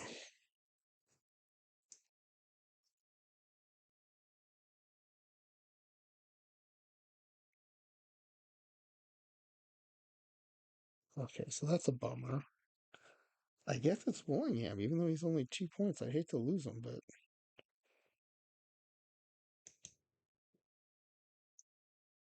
I'd much rather have Brago Roth in there, I think. Wait, is that possible? Is Willingham better than Brago Roth?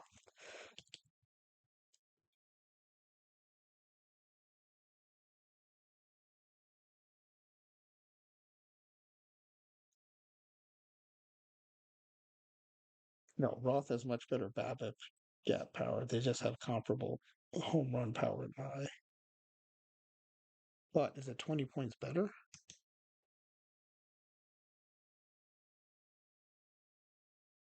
And where else am I going to use those 20 points, though? I don't have a starter I like better.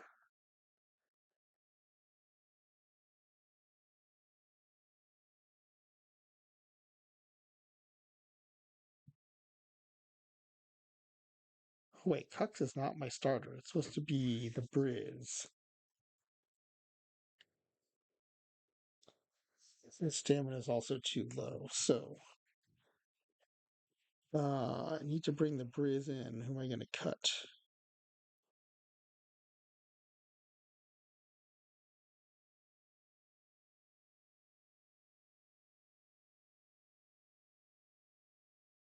I guess File.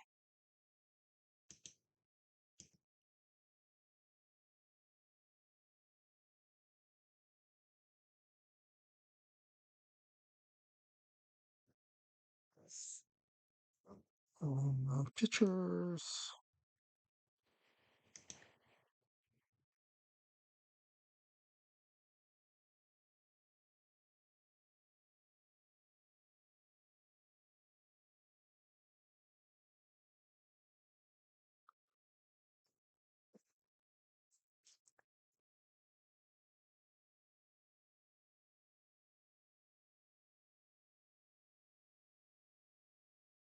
There's the Briz.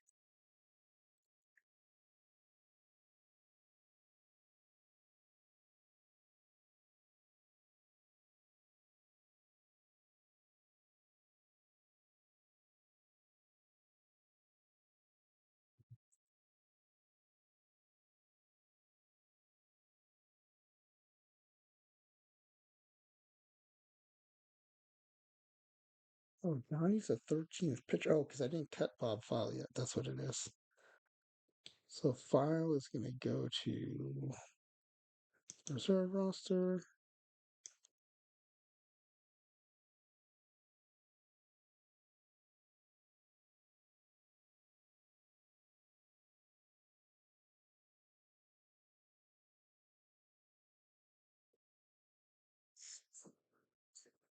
Use a middle reliever.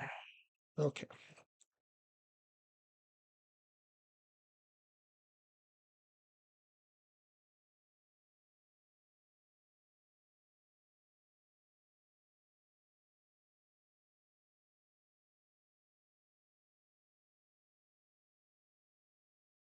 No, it's not possible. Oh, okay, there we go. All right.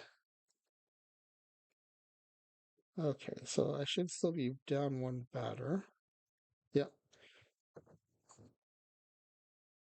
And we have 9 points left. I'm going to put Willingham back in there. Oh, no, wait. I wanted Brago Roth. Or did I decide it's not worth 22 points more than Josh Willingham? I like Willingham's card. Versus lefties, he would play.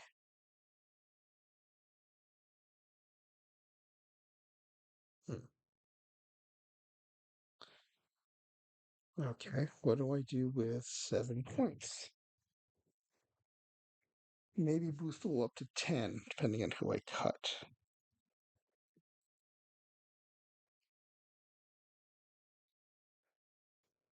Who do I want to add?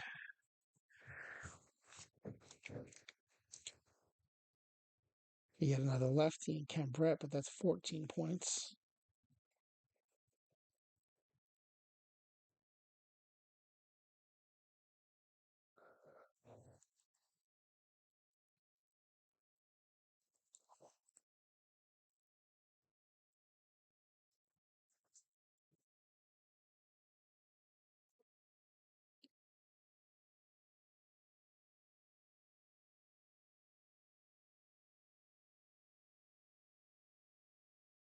Hmm.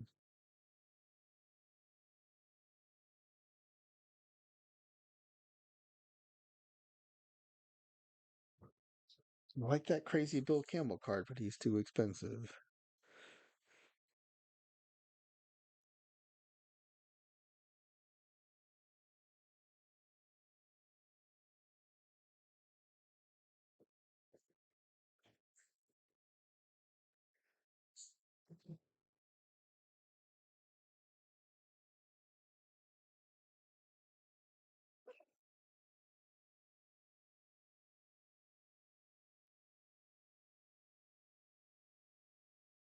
Fleming's too expensive. I'd love to have him. I like that card.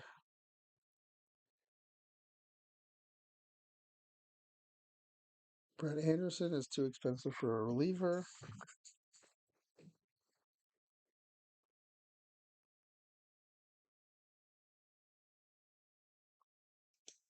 Is there a starter I would upgrade the Braves to? I could get up to I could get any bronze starter, actually. That might be a good place for those points. Any bronze starter.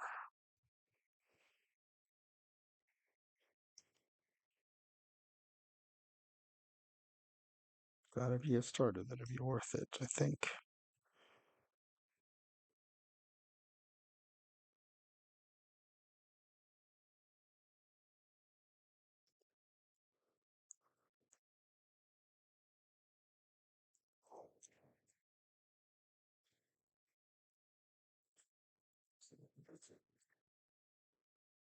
Am I missing someone?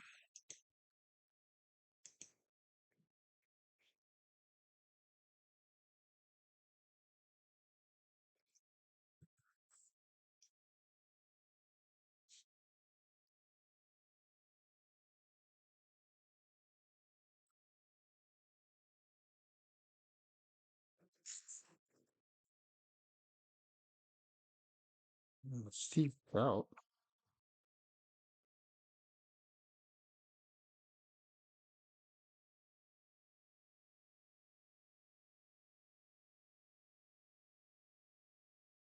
I like the card shape, but I don't know how he plays. I've had him in some draft tournaments. Okay, he might be worth buying though, just to see if he might stick around somewhere. I have enough points where I can start him. So I would take the Briz out.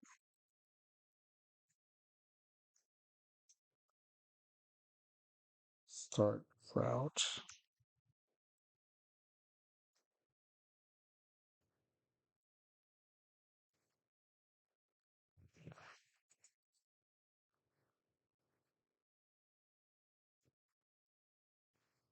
I don't hate that. His 73 stamina helps up the stamina too.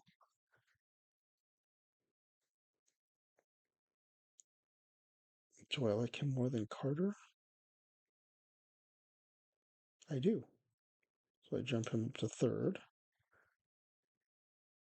Okay, I kind of like that. Oh, I have to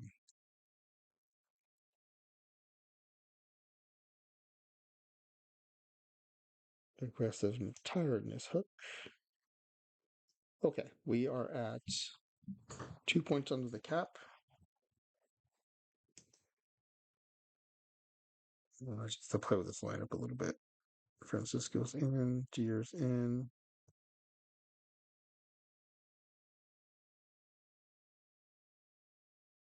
Sasuke's in, but he's not in this lineup. That's weird. Okay, we're platooning him, I guess. Slide a Deer. Okay, I need to get Willingham in here versus lefties.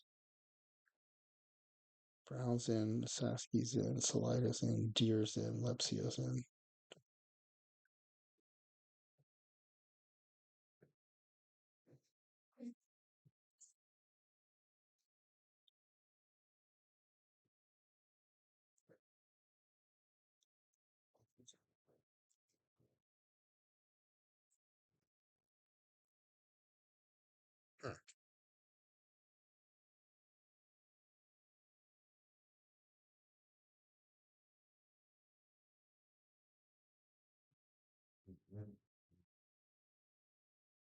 I'm gonna play Ahmed down the lineup for sure.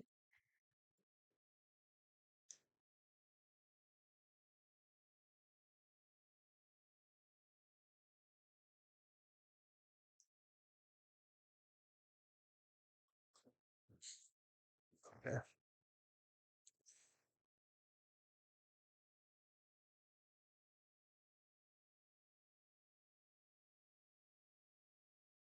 I don't. Okay. I just need to go back to the other team, Bronze team, to make sure I didn't leave them without enough defensive subs. That last cut didn't screw up the bench.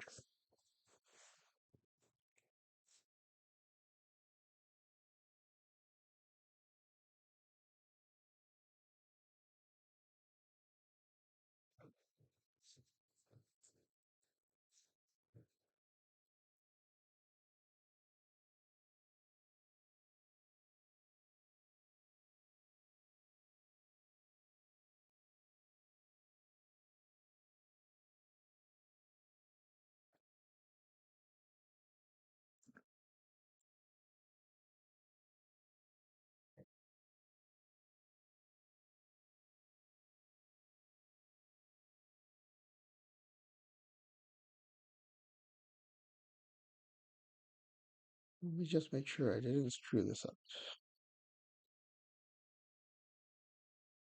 Back for the ad break. I'm just making sure when I made my last cuts on my other bronze PTCS roster, I didn't leave them without enough infield depth. Because fatigue management is one of the biggest things that can screw up your tournament.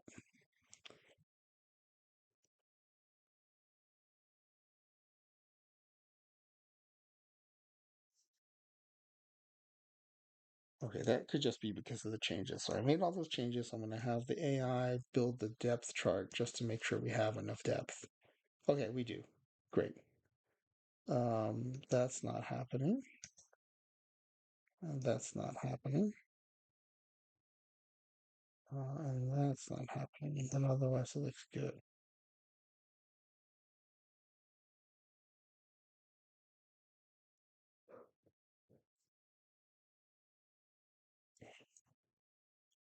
We do have some starters backing up. Oh no, but we have other depth there, so that's okay. Okay, that's fine. That's fine. All right. Let me change the title of the stream to reflect what we're doing right now.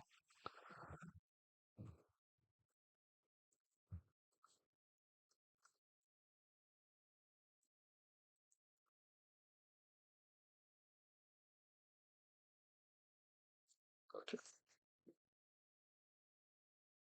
Just making updating the title, make it just a little more reflective. We're in the PTSS portion of the stream. Okay, now I got to do my silver builds. Got two silvers. I did two irons before the stream. I did two bronzes on the stream, and now I'm going to do two silvers. Then I still have my PTCS draft to do. And then I've got my 5Ls and bagel and schmears to do. I might end up forfeiting a couple of other tournaments just for lack of time to do the drafts and rosters, but I do not want to forfeit the 5Ls and the bagels because those are like community tournaments that I cannot bail on. I feel terrible about that. Okay, so I have two licenses and 6 accounts. And so I am building these rosters across all of those. I don't know which one has the draft entry now that I think about it. Oh, this one has the draft. No, wait. No, it doesn't.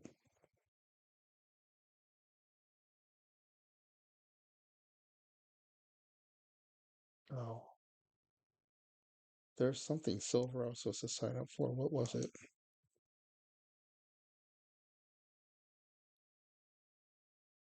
Oh, the silver soiree.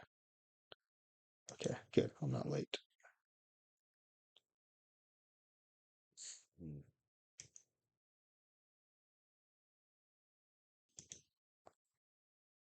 Okay, let's do this silver roster. So it sounds like at this level, you start getting very few of your kind of nominal level on your roster. So with the tight caps, it sounds like gold rosters have very few gold in them. They end up being like iron and bronze rosters.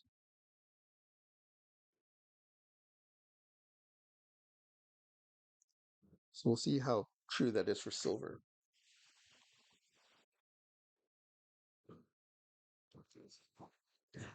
Guess we've got a lot of lurkers. I think I see 81 people on the stream. That wasn't a criticism. You're very welcome to lurk and get your drops. Okay. I'm just going to approach it like a regular build, I guess. And then we'll see what we have to cut.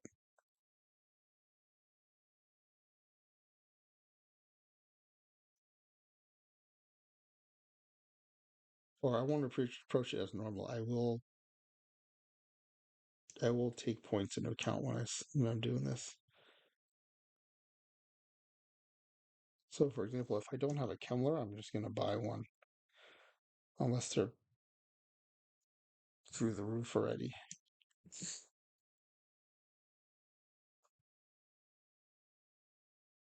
Oh, it's all filtered for starters.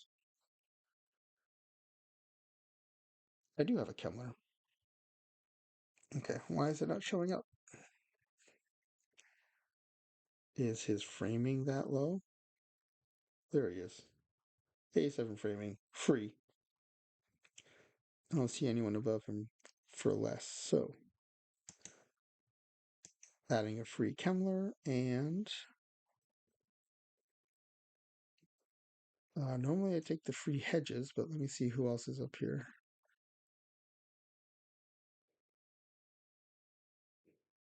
Steve O'Neill for 8 points. You have I, but not much more offense than. Although that might be worth 3 points. Is that I worth 3 points? You also can't block, which is a problem.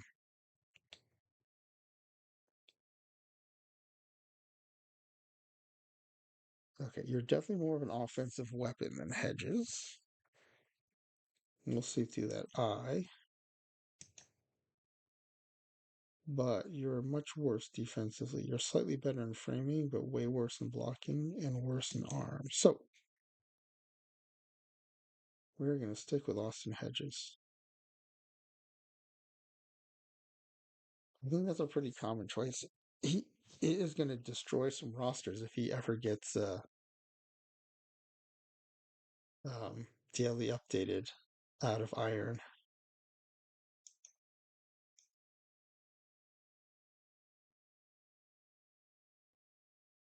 All right, middle infield.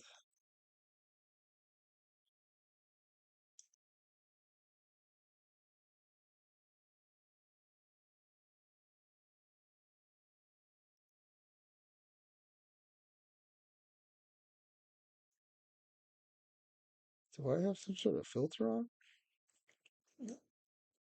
What is going on here?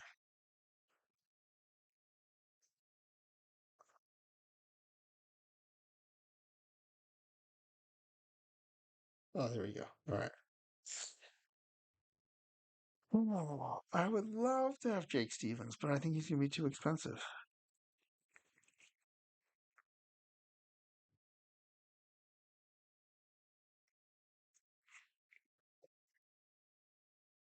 I mean, does he have power even? No. And this is a power stadium. If he had power, I might take him.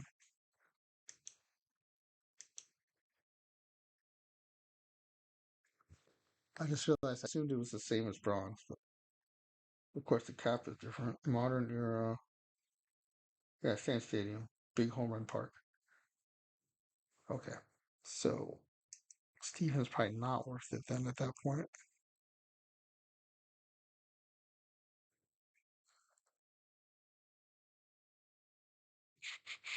Sugar cheese.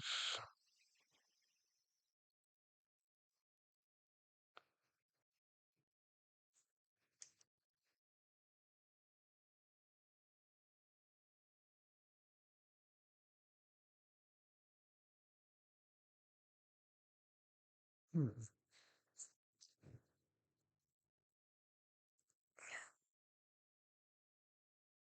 Let's go center field first.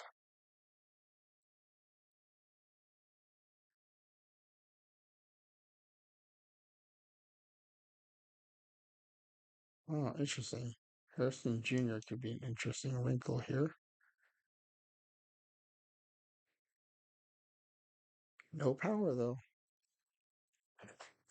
If I'm going to spend the points, I want power. It's the power stadium.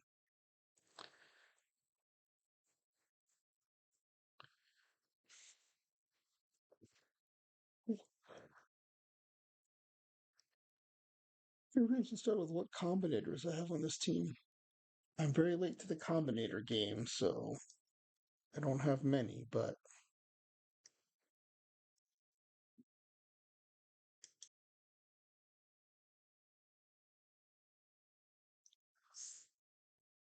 okay, so Dan Pascal is one of my favorite cards, so I'm definitely activating him. I did not realize this team has a Russell Branyan combinator. He's 5 points and a very good third baseman and first baseman. Activate. Um, Kabarko, it's also one of my favorite cards, but doesn't necessarily have a ton of power. Okay, let's do this. We're definitely adding Kemp Wicker combinator. We're definitely adding a Sasky combinator. We're definitely adding Incaviglia combinator. They're only level 0 or 1, but still probably worth having. Ianetta has 34 points, but he's a really good offensive catcher, so we'll try him out. And then, how many points do we get? Do I have enough for a whole rotation or no?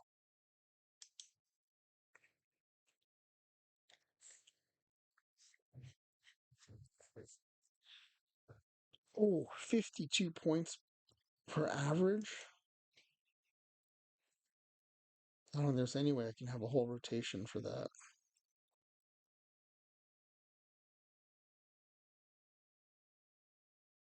These are pretty cheap starters, though.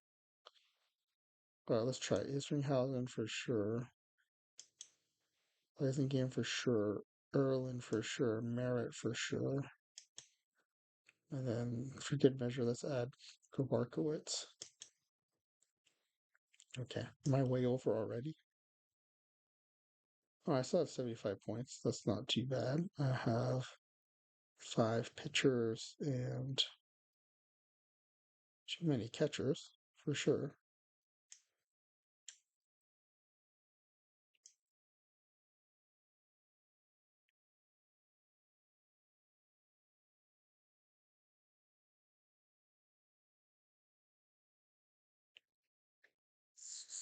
Okay. That's not a bad starting point.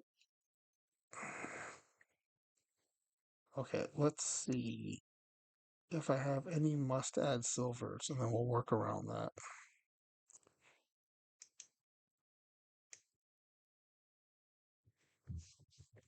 Start with the pitchers. Sorting by home run suppression. I'm looking for control to go with it.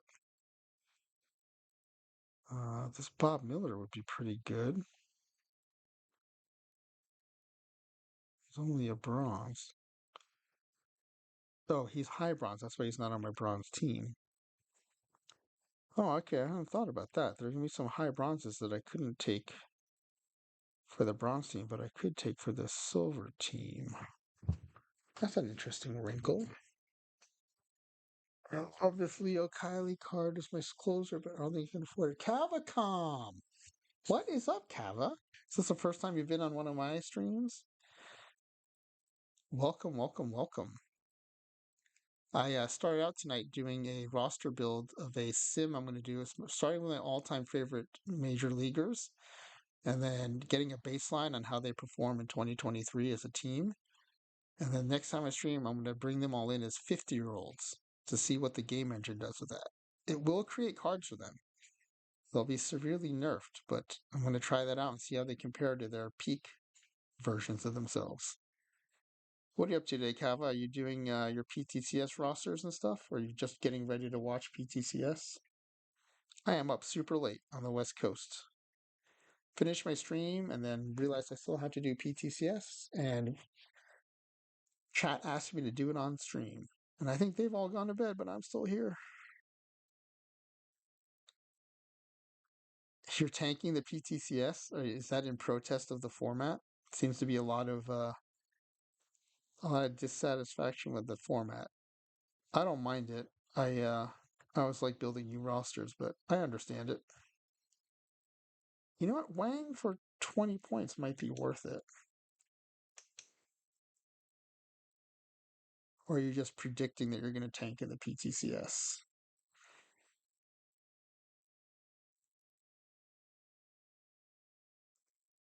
You've been working so much you don't have to prepare. Yeah. I just got back from a trip with my family, and I probably should have punted on that stream and just done the PTCS prep, but I was excited to get it underway, so I did the stream first.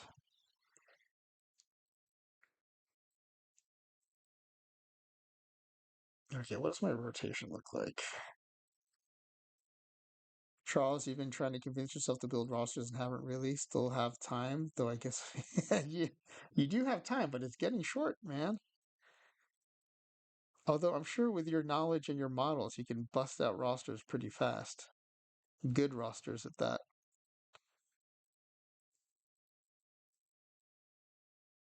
Kava, you're tired and sore and feel dead? Man, that's a bummer coming so soon after your birthday week. Oh, I would love to be able to play this Grinky card. Will I have room? Let's find out. I think this Trinkle is still going to play. It's not a hard build, just drop Commodores in until you run out of points. Well, I think you've been working on those combinators. I don't have many to play with, so okay. I've got 8 pitchers, need 4 more. I still have 54 points, but I also need a lineup.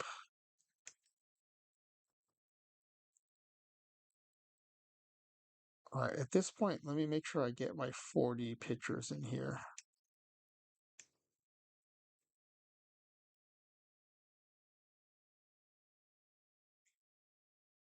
Okay, let me Chris Walsh for 2 points for sure.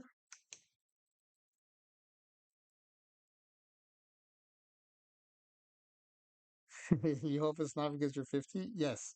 We can we'll find out. We'll see what happens when these major leaguers turn 50, man. Then you can see if you can blame it on 50 or not. Good point, Charles. Good point. Yeah, if those 50-year-old versions of Hank Aaron and Willie Mays and stuff destroy 2023 pitching, you have no excuse, Cava. Nate Carnejo for free. I'll take that. Scoop that up. Johnny Cucks, also on the not safe for work names team. I'll take you for 1 point.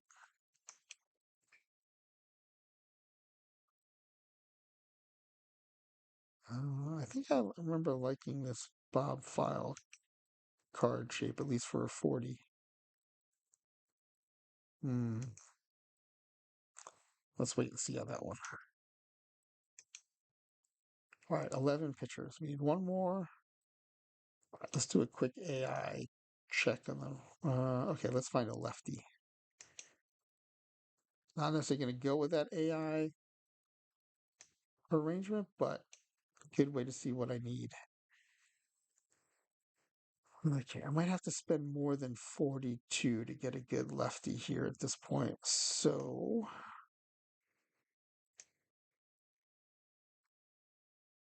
let's uncheck that. Or maybe make it, we'll go up to 49 to find a good lefty.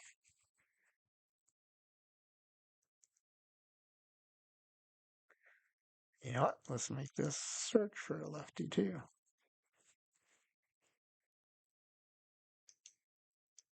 Probably you can still get your rosters in, man. I don't know how many did you qualify for?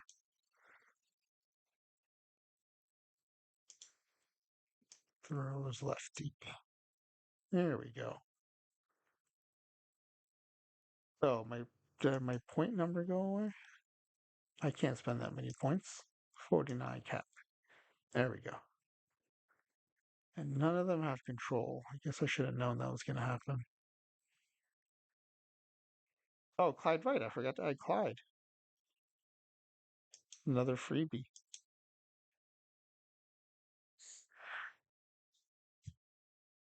Ryerson is a 42 and a lefty. Let's see. Ryerson. Do I maybe not have that card? Oh, I do have Ryerson. Oh, yeah. High control. Decent home run suppression for iron. Thanks, Charles. I'm going to, at this point, I have 13 pitchers, though, so I'm going to leave him.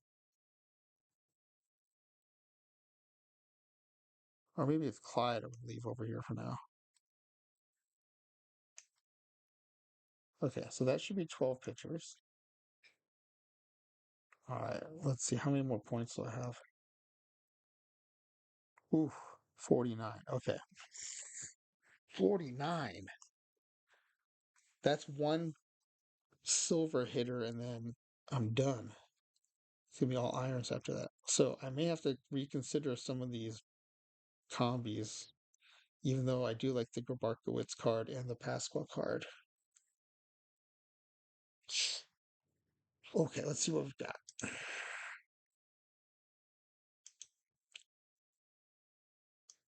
Is there anyone I feel super strongly about bringing? We'll look at power first instead of BABIP. Oh, and I can lift the throwing and card value restrictions off. There we go. All right.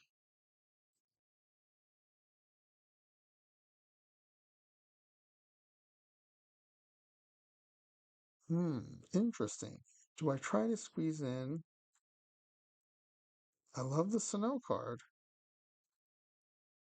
but I can also potentially get. Can I get a Gehrig and a Dunn in? Or a Gehrig and a Salida in? Well, I wouldn't do Gehrig and Salida. Well, I guess I could if there's a DH. Is there a DH?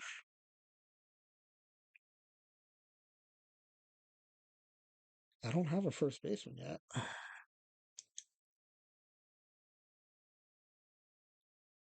I think these points are going to go by faster than I think.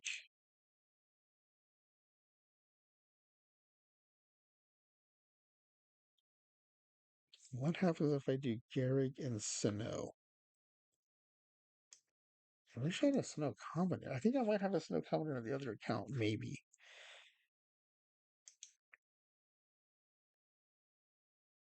Hey, Charles, thanks for that Ryerson recommendation. I actually like that shape for an iron. I'm actually going to start playing that in iron. I somehow missed him.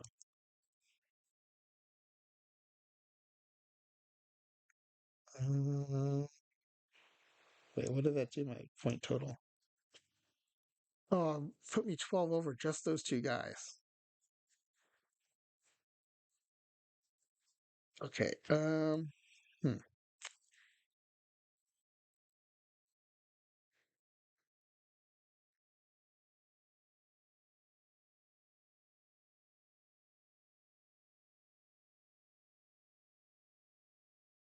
He'd be a really good commentator, but there's no one who can boost him.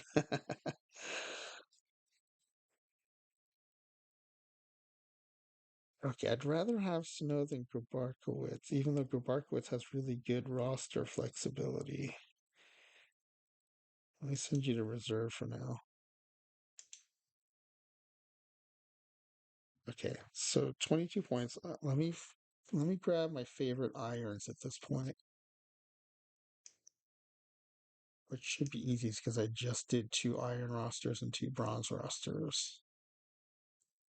Is that DeGrom eligible for PTCS? I don't know, but the silver DeGrom I think everyone is chasing because of the mission he's in. And I haven't even come close to sniffing a silver DeGrom, so I don't know. Oh, Stahl's another one. He's a bronze I could add. But let's look at my irons.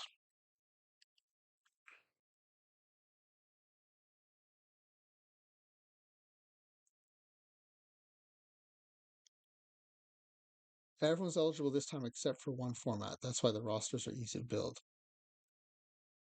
Easy to build, hard to get under the cap. Wait, oh, I forgot to check the box. I always forget to check the box.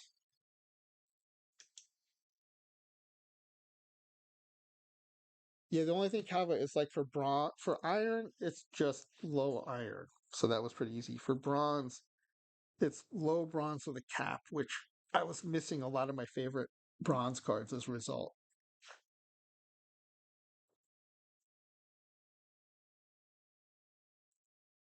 Okay. Um,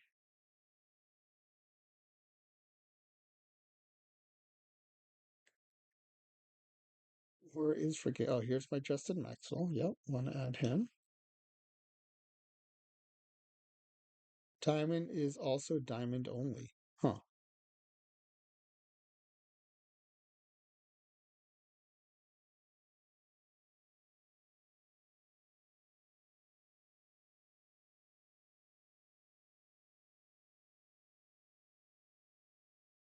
Oh no, I can't. 19 points is way too much for what he held. What am I thinking? Yeah, no way. No way, no way, no way. I need to be looking at 40s. I guess you can't win that one then.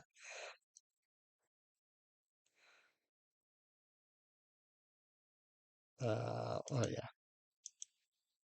This needs to be a lot lower. Okay, now we're talking. The Juan Francisco for free, yes please. VR third baseman, automatic.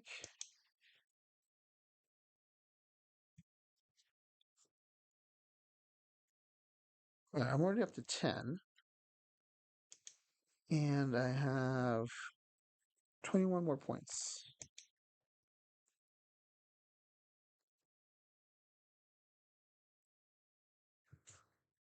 Zero combinator, so you'll look for a build condition that gives, oh, a build that gives a win condition. I like that approach.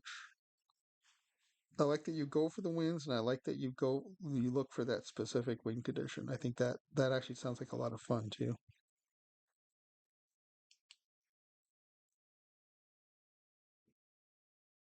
All right, Foley for one is a right fielder. I'm in. Willingham, love him VL. So for 2 points, he's in. Yeah, this ends up being an iron build after a while. I don't know. Dean Palmer might not kept, but I'm gonna grab him for now, and the Balboni too, given the ballpark. Hey, Kava, if you end up building your roster, take a look at the ballpark conditions. It's a heavily home run heavy park, which is you'll want to keep that in mind. I forgot when I first started building it, so I had to go back and rebuild some of my iron.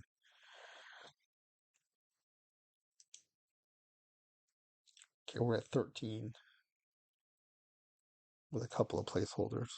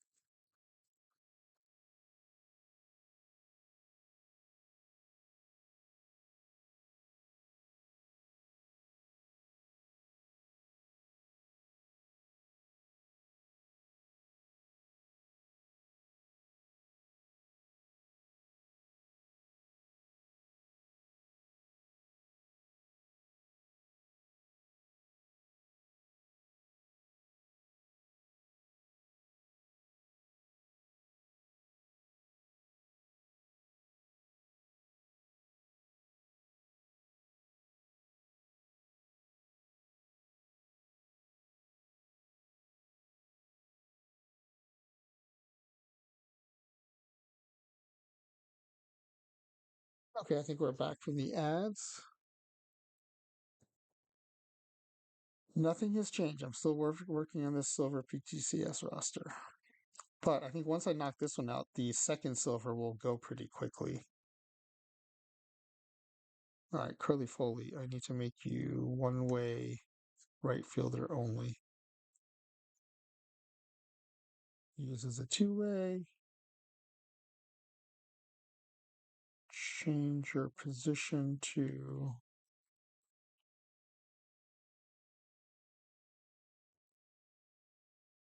set position in right field. And then don't use this as a two-way player. Now you're just a right fielder. Perfect. Um, oh, you know what? So yeah, I could have used some of these 688 packs, I'm sure, to build this roster, but I know it sounds stupid, but I have not had time to rip them.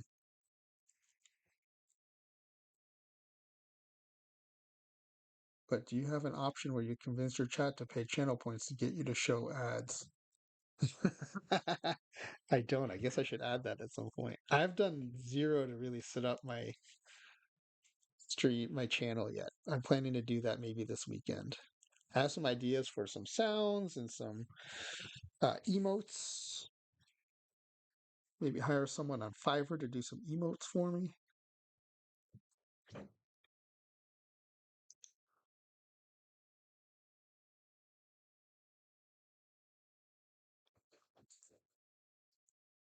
I am going to give people the option though to use channel points, and I think maybe give an edge to anyone who's a subscriber to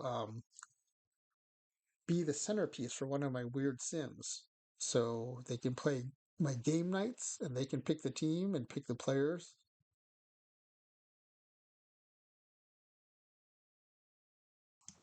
Or if they have an idea like this, bringing in these major league all-time stars as 50-year-olds. Oh, and I also do 15-year-olds. I forgot to mention that.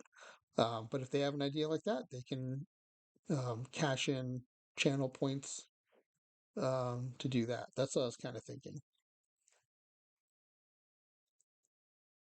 All right, what was I doing? Doing something. I'm so sleepy. It's hard to remember. What was I gonna do? Oh yeah, Coleman. Let me just check the shop is the easiest for me to find out if I have this dude or not.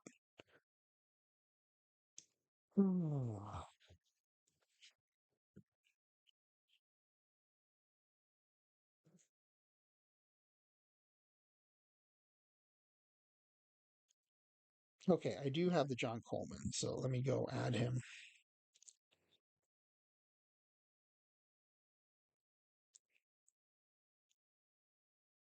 I wasn't sure he was gonna be worth adding, but when Charles suggests it, I listen.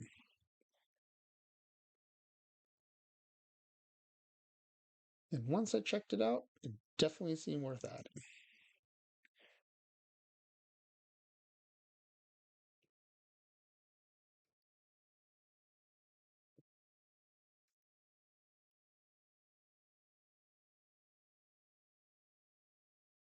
There's John Coleman. Activate that card.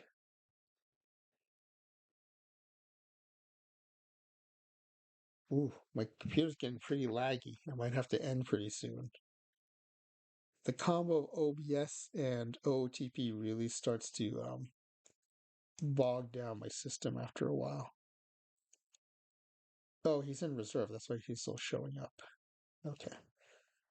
All right, John Coleman. I didn't realize I was already full.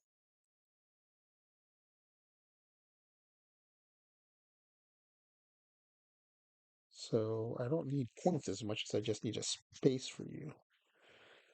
Who's my worst pitcher?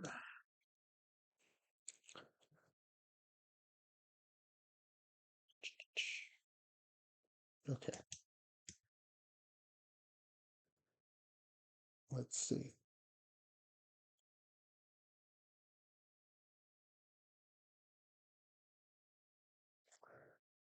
Looks like Wicker, but I like that he's a lefty.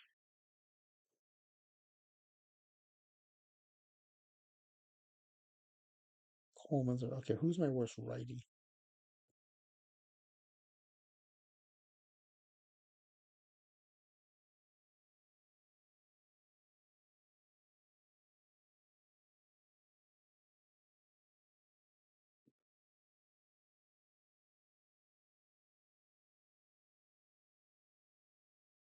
Is it Johnny Cucks?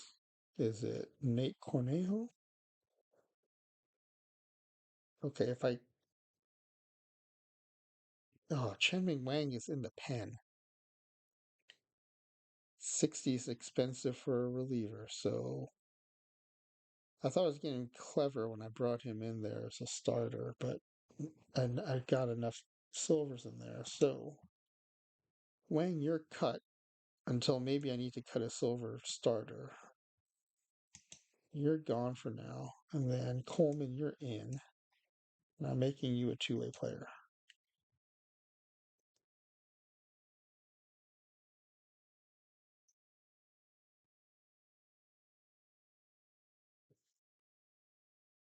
Hope you're all getting your morning drops. I am still up overnight from West Coast time, so I'm happy to be your first source of drops of the day. Turns out it's 2 a.m. Pacific, 5 a.m. Eastern when the clock on the drops turns over to the next day. We learned that today.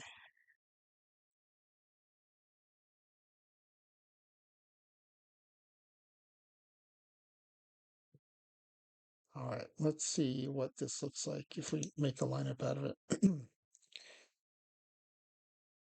All right.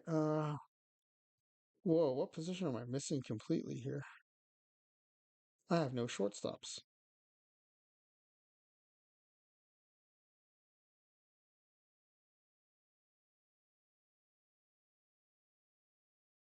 Okay, no shortstops. Wait, how do I have 38 value points? How did that happen?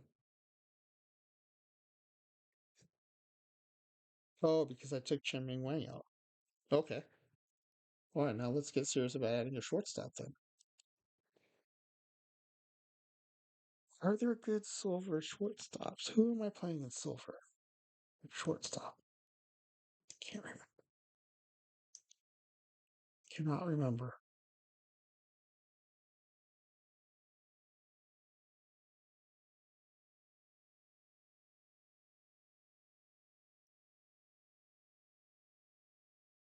Okay, shortstops by Babbitt. Well, there's Grabarkowitz again.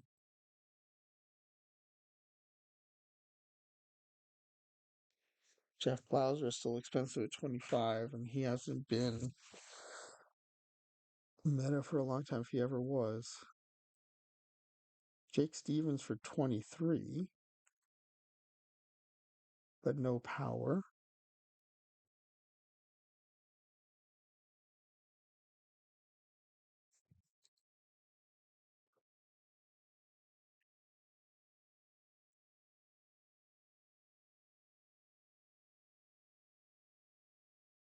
Hmm. How many points do I have left?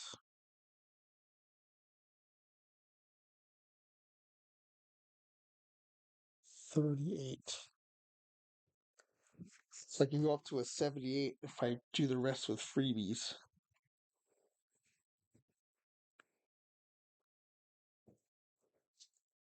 There's no silver shortstop jumping out at me. Maybe I just don't own one? But this team plays silver all the time. How do I not know who my silver shortstops are? Because I'm so tired. Oh, and the sun is starting to come up. And I'm still awake.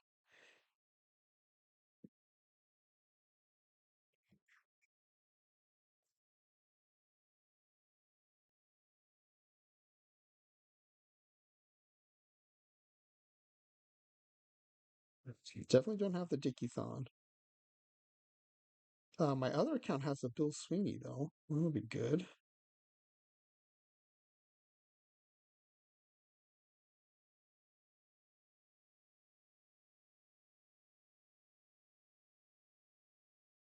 Are any of these worth getting? Stankiewicz. Nope. Aaron Boone. Well, he's got some power. And he can field the position. But he's also 37 points. Hmm.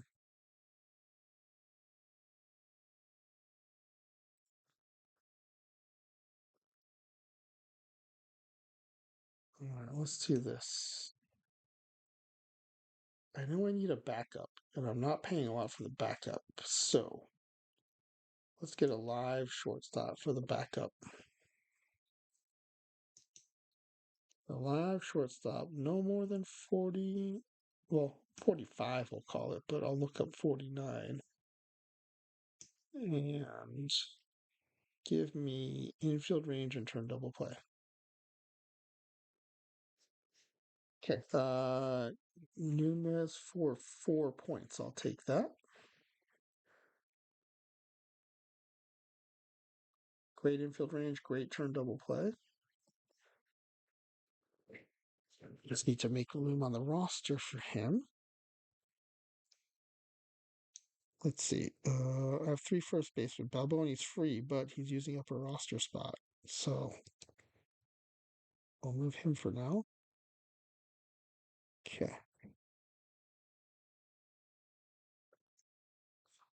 Do I? I might like Salida more than the Gehrig. Did I even look at that?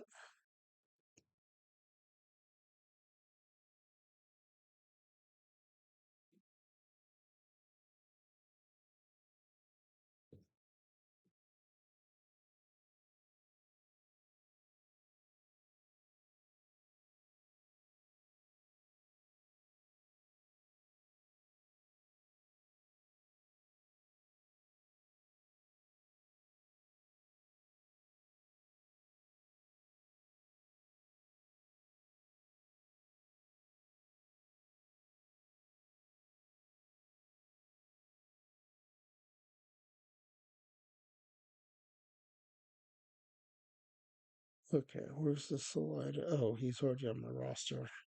No, he's not. He should be here. Oh, Gary Renicky. I haven't thought about him. Renicky Stahl.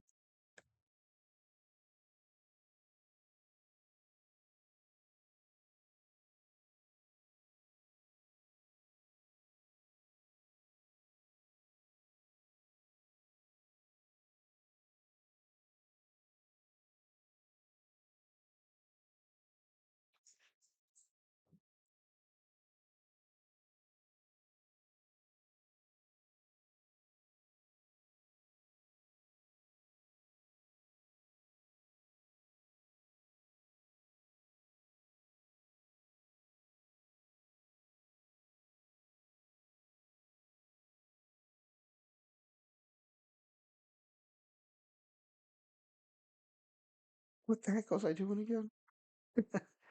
Oh yeah, I was looking for Salida. There he is. 21 points. I don't have the Combinator on this team because it's my silver team. But I really like this card. It plays both ways. Might be worth 21 points.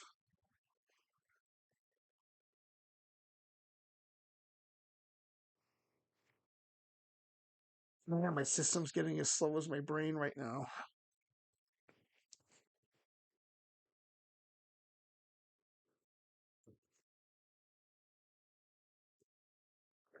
Also, even if you paid channel points for me to run ads, I don't know how to trigger ads. I also don't know how people know when ads are coming. Those are all things I need to learn. I also don't know how to snooze ads. But it seems like those are things people know. So, we're going to find out.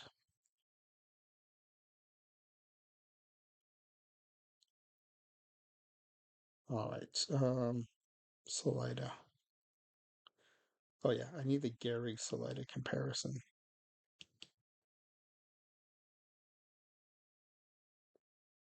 Okay, let's see. Salida has better eye. Garrick has slightly better home run power. Slight better BABIP for 7 more points.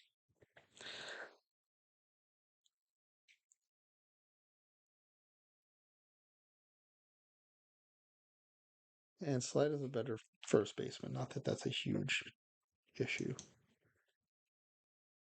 Okay, so and I think Slide plays better both ways. So Garrick, you're out for now. Salida, you're in. We picked up another 7 points there. And then who's my shortstop gonna be?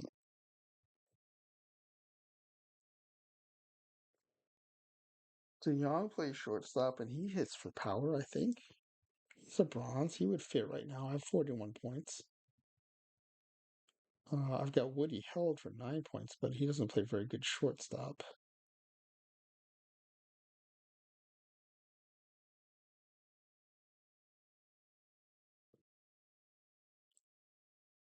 Jerk Store also doesn't play great shortstop.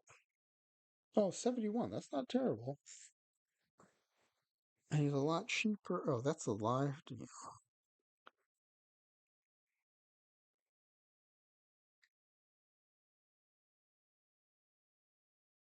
Or I could do a Steve Hunt's.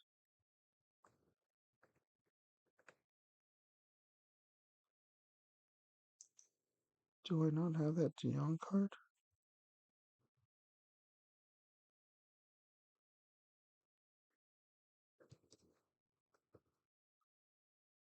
Oh, I don't have it. That's 96. Perfect points. Let's buy it and just see how it does. Okay. Let's just take a peek here.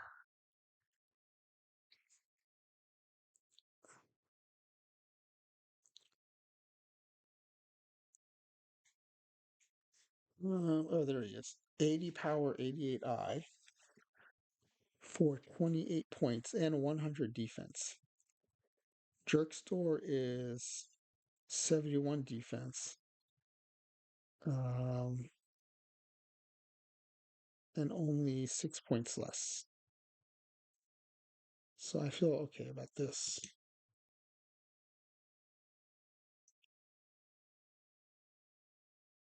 Okay, so the points are not the problem. I need to cut somebody. Nunez is my utility backup. I think Dean Palmer, you're free, but you're taking up a roster spot.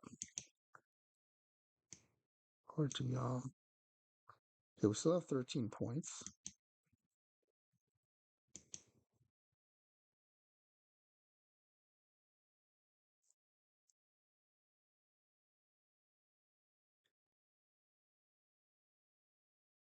Hmm. Okay, my lineup's a mess now, so let's just have the AI do it, just to give me a starting point. Okay, now we have a full lineup. We have, we don't have, okay, we have Nunez starting at second, which is terrible, and we have no backup. So I would like to get Grabarkowitz back on here, but he's too expensive, I think.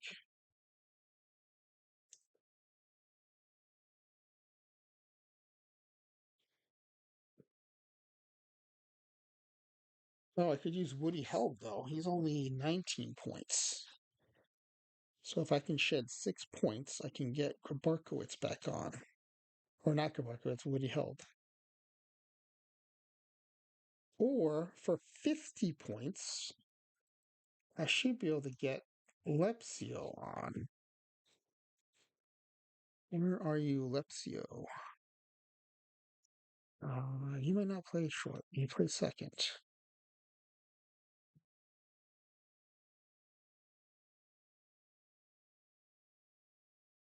There you go. Lepsio for 10 points. That's a bargain. That is an absolute bargain. Okay, who am I cutting for Lepsio?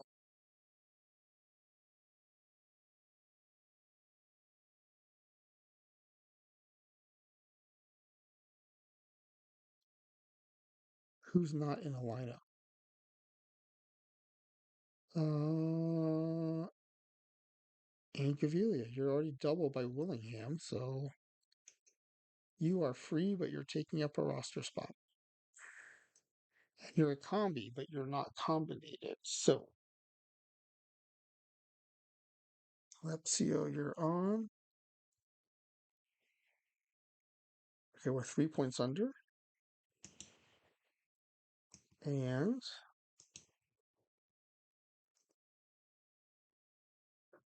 we have a full depth chart with no starters backing up starters as a primary. Awesome.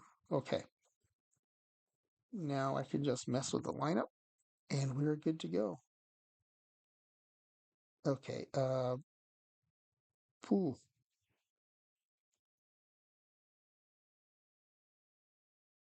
Does Brandon get benched for Juan Francisco?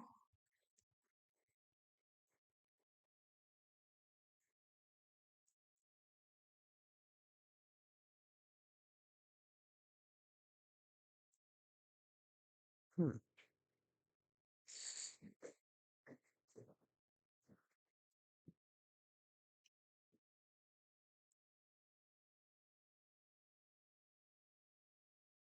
VL, but VR he does.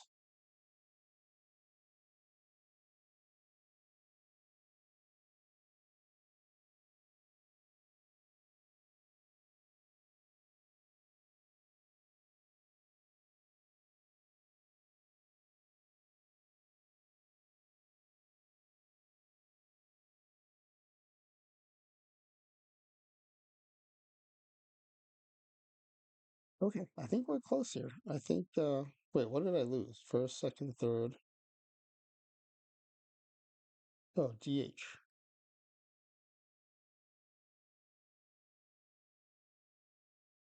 Where is, did I take Salida out by mistake?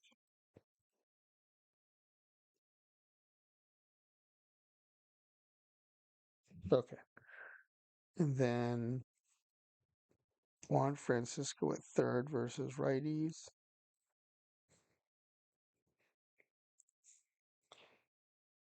Maxwell's in center. Guess we keep that.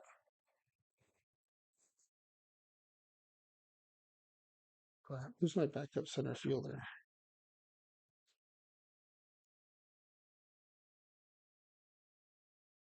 Oh, Nunez and Coleman. Oh, 72 defense at center field. Nice. Okay, that works. So no, I want hitting third. Salida. Hedges, you are not batting cleanup. What the heck is that?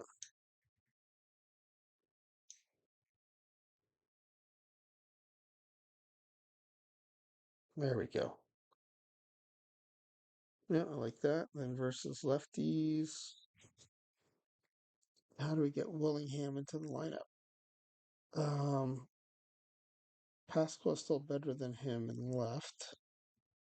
Salida's still better than him at DH.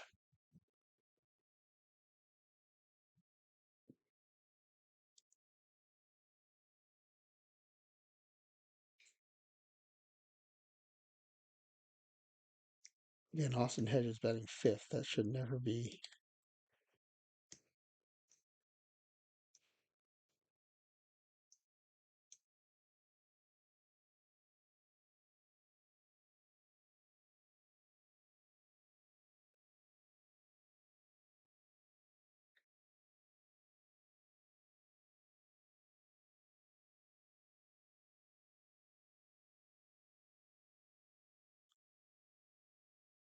All right, I think we're close here. Close to done.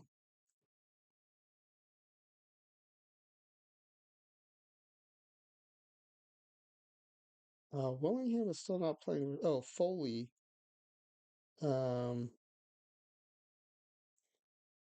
does Foley play? He's not terrible for his lefties, but Willingham's great for his lefties. So put him in left, Pasqua in right.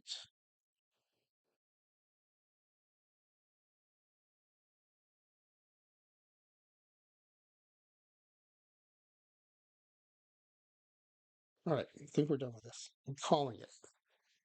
Oh wait, is Sasky's not in anywhere? Well, Sano's in versus lefties at first base. He's probably better than Branyan versus lefties. He is. So that means Branyan now does not start anywhere. Francisco starts ahead of him versus righties. Maybe that's okay. He is a good backup at third and first when he can hit.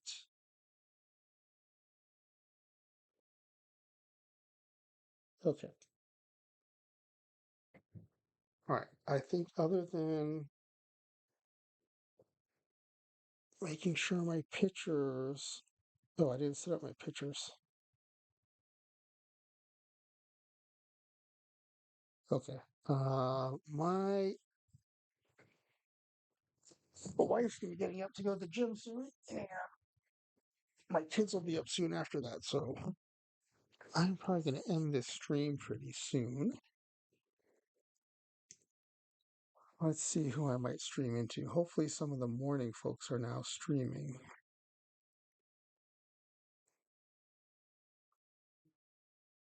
Who is streaming out of the park baseball? Anybody? Is it still just me? Cavacom, are you gonna be streaming soon? Or do you still do? I guess you're sexy wrestling on Saturdays. No, I am still the only OOTP streamer. Okay. All right. So let me just make sure all my pictures are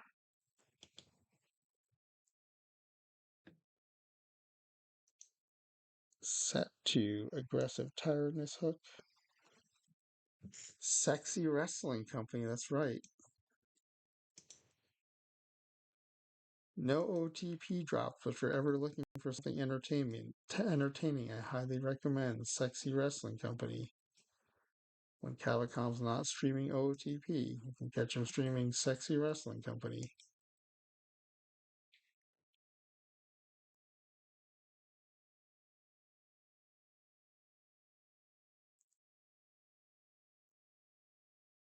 And on Sundays, you can catch him streaming sometimes all day, depending on how well his teams do in the playoffs.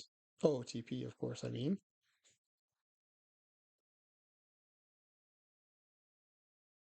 All right. Pictures are all set. Oh, I don't have them assigned. Let's see. Welch is my stopper usually.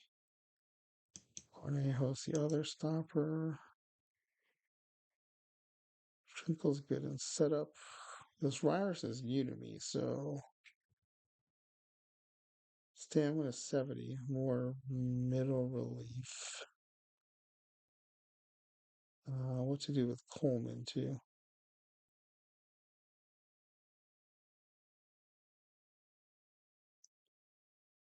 Okay, Wicker.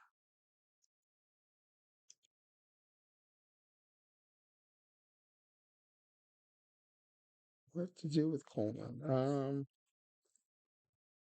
I guess I'll just another middle reliever, and I'll make them all secondary roles set up.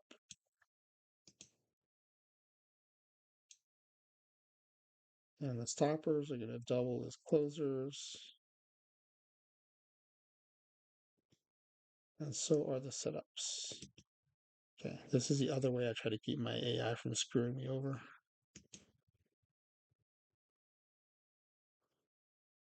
All right, so that silver PTCS is done. Okay, which do I have less time for? Do I have less time for? I got to do my 5Ls, and they fire at 6, I think. 6 Pacific. And it's already 5:20 Pacific. When are my PTCSs due? I have a PTCS draft to do too. Shoot. I may actually have to miss some 5Ls for once.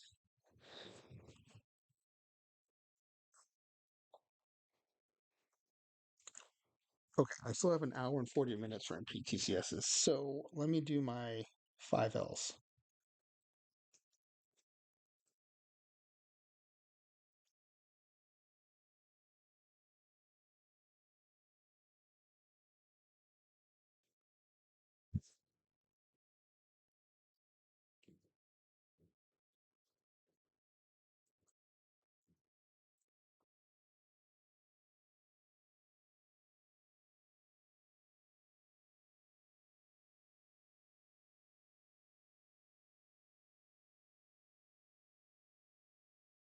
And we're back from the ad break. Good morning, D Block. Don't cut the D Block Dragon on in the chat. I am still on from last night. I did my favorite, all-time favorite Major League players roster build, and they won 155 games and 153 games in 2023. But that sets the stage for bringing them back as 50-year-olds next time. Yeah, 7 hours. I am having fun, but I am exhausted. And I realize I'm running out of time to do my 5L drafts. So I have to do two 5L drafts and then finish my other PTCS Silver and do a PTCS draft before time runs out on all those. But my wife and kids are going to be up soon, so I'm not going to have any time to sleep tonight. Just like college days, I'm going to be pulling an all-nighter. And I can tell my brain is fuzzy because normally I'd be clicking through these in no time, but I'm having to like look at every one, which I normally don't do. Excited about your Royals roster. Oh, good, good. Yeah, you have to leave a lot of players off. I think everyone's feeling that same thing.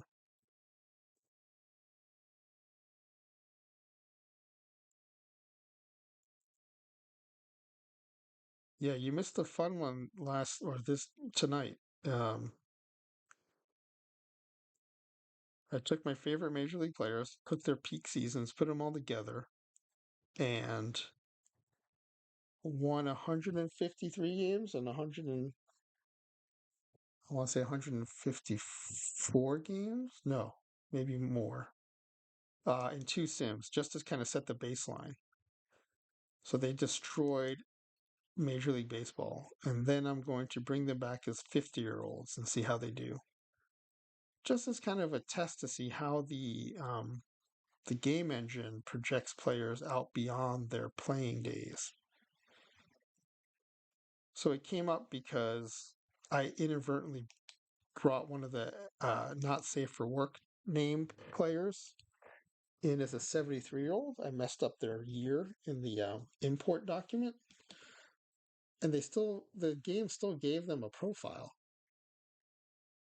So I want to see what happens if they're 50 years old and see if they can play.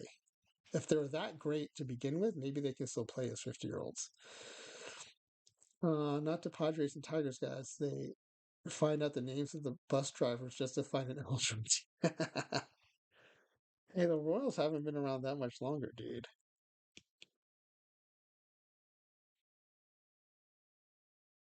Oh, my brain is definitely sleepy. I'm having a hard time doing this as fast as I normally do it. I usually treat this like a speed draft and then move on to other things.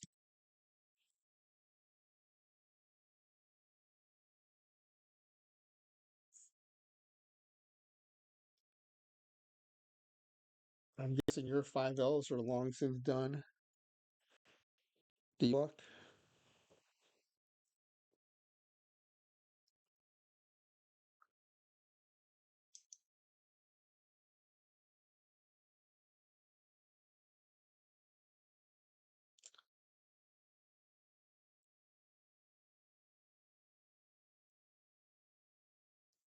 Okay. My wife is getting up, so I'm going to close the door.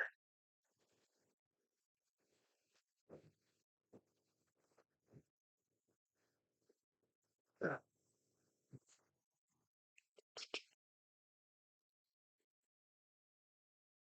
There's a mule and a moose, and one of them's good and the other's not.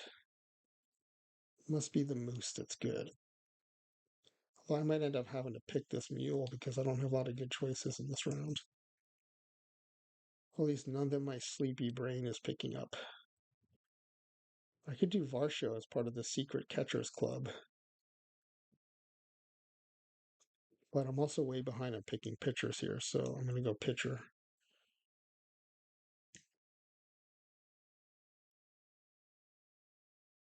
Had great players, especially since the mid 70s. Tigers had Cecil, Miggy, Prince, and Verlander. Scherzer wasn't that great as a Tiger. Padres had Hoffman and Tony. Yeah, but a handful of players doesn't make a team.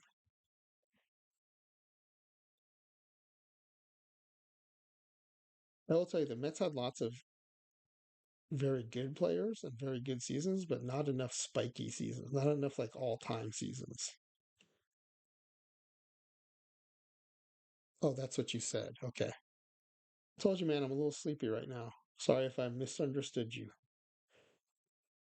All right, let me get these picks done so I can get back to PTCS roster building.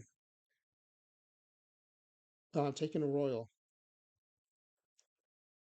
right in front of D Block. I'm taking a Royal.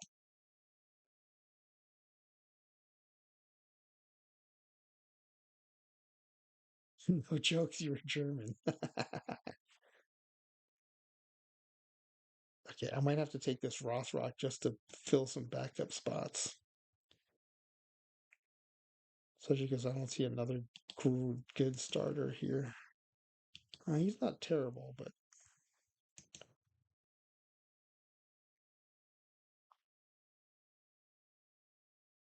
Woody Held.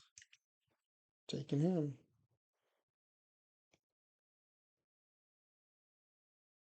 Snake's not great, but I like his stamina. He can eat up some innings for me. I might need to take him.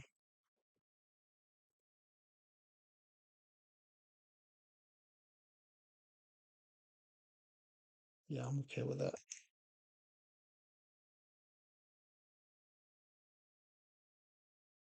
Wait, is Nazbe streaming? I've been looking for someone to raid into. All right, I'm gonna see if that's what you meant as soon as I finish this draft.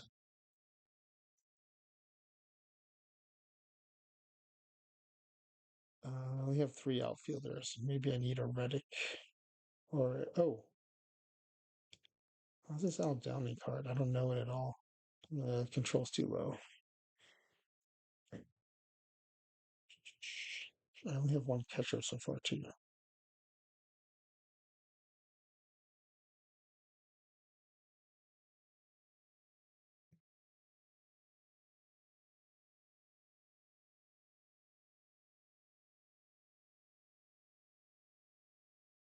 Okay, that's not terrible. And for 5L, I'll take not terrible.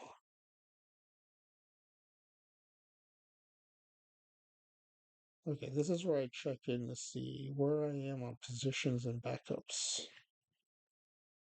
And I find this is the easiest way to do it. Oh, good. The only downside is I have starters backing up starters here in the outfield. And yeah, okay. So mostly outfield depth. Yeah, Charles might be lurking. Oh, can't pass up on the Orengo card. On that card, and I don't find my outfield depth here. That's right, still plenty of rounds.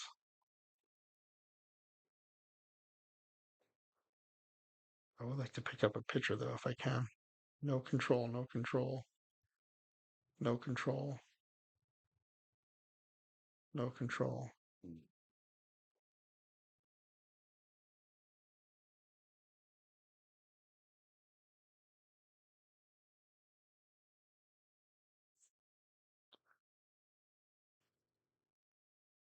Man, this is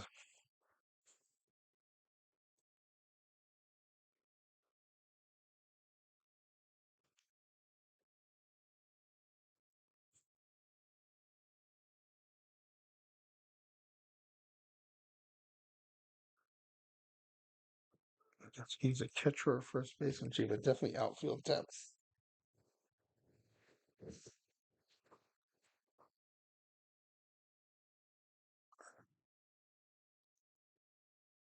Brian McRae doesn't really do much for me. He's Jeff Stone. Okay, I'm gonna take the least terrible pitcher then, which I think is Ed Whitson.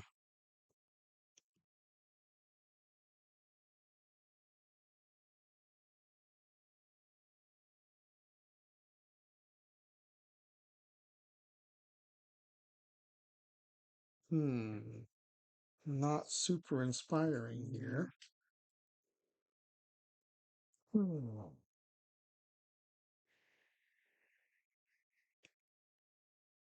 All right, Moustakas at least gives me some infield depth. I'm still looking for outfield depth though.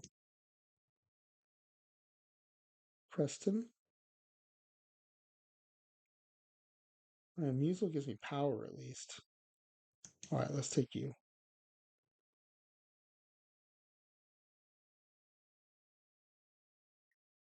Still need a couple more pitchers and more outfield depth.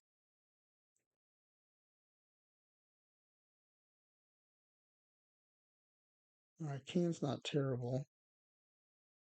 Maris isn't bad, especially for a 40. Should be using him more in iron, maybe. Iron cap.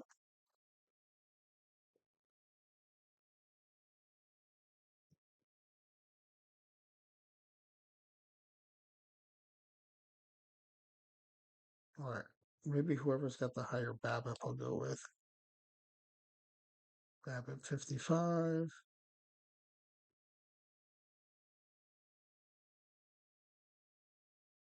BABIP 42.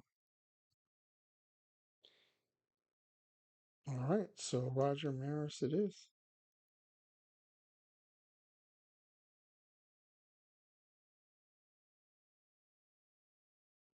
And how many more picks do I have? 12 players. 10 players. Okay, so I have 2 more picks. I need 2 more pitchers. So if I don't take a pitcher this round, I have to take pitcher next round. Oh, 1985. Maybe I can get away with 11 pitchers. So I'm kind of tempted to take both of these dudes. Because I don't like any of these pitchers.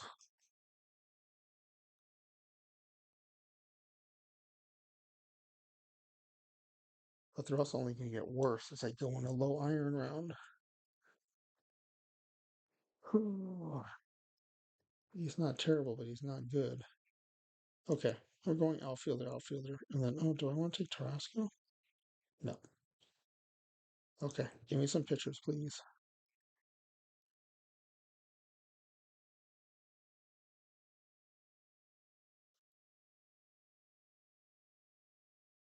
Oh, man. No, obviously good pitchers. Oh, am I still also short a catcher?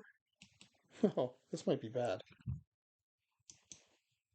I might be short a catcher, too. Oh, no, I took Secret Catcher Club earlier, didn't I? Or was that a different draft I'm thinking of?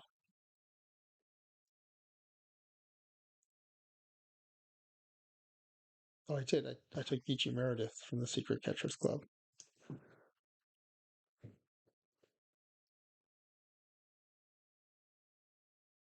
All right, so catcher's covered. I do still need two pitchers to get to 12, but I don't think that's going to happen now. There's not enough good pitchers here.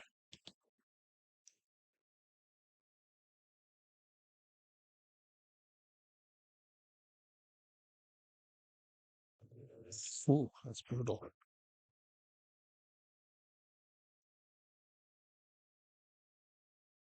Well, that might be the least bad option, and he's a 40. Okay, we'll take you. And what else do I need?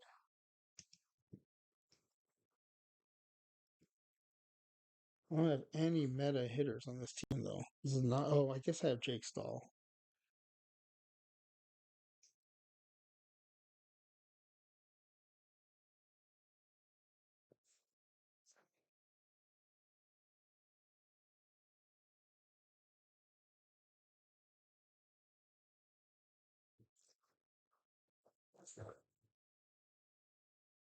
Um, I can take another scrubby pitcher just to get to 12, but I don't know if that really gets me anything.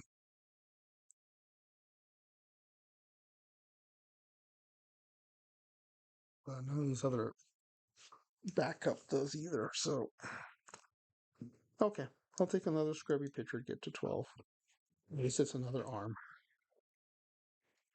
Okay, so that 5L is done. I have one more 5L to do.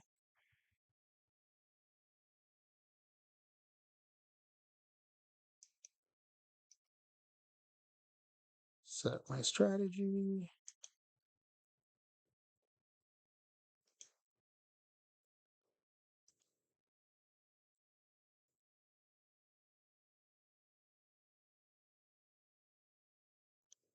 Set my pitching staff.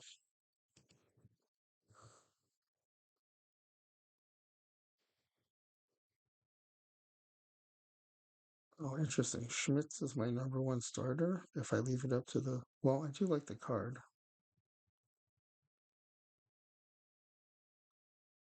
All right, let's set some.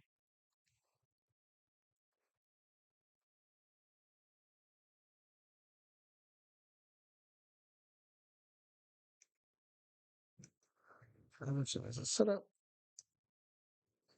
Okay, my system is getting really slow and the fan is really cranking. So I am going to start looking for someone to raid into. Hopefully someone starts streaming soon before my laptop freezes up and then I lose everyone. I can't raid them anywhere.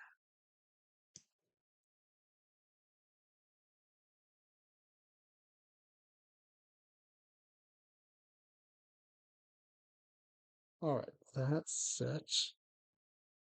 Oh, I need to turn on everyone's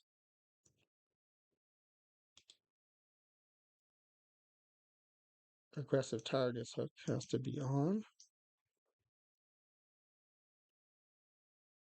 It doesn't have to be, but I've always turned it on after being advised to very early in my, I guess it was PT24 career.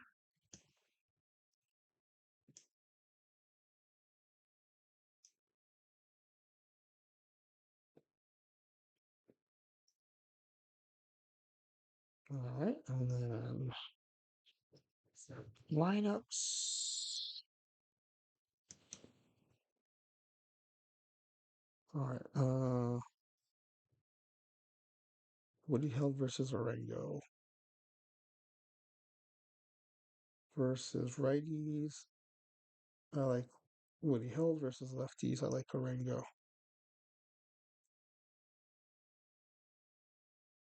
Actually, I don't like Jack Rothrock starting, so Orengo's going to play second. Woody Hill's going to play short. And we'll do the same thing versus righties.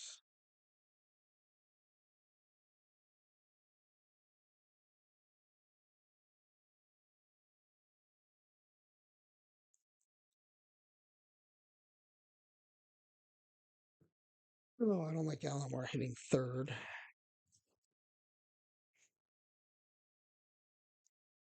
Stall third. Presley clean up. I thought I just got Rothrock out of there. What the heck just happened there? Marengo. Woody held. Playing shortstop. There we go. Okay.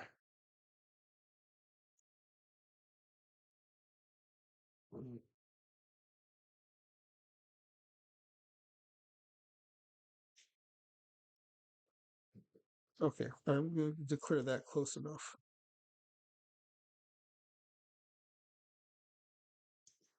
The main point is I'm not forfeiting. Okay, that's one 5L. I'm going to get the other 5L done. And I'll get the other silver done. And then I have to do my PTCS draft, and then I'm going to get some sleep. Oh, no, I won't be able to get some sleep because my kids will be up by then.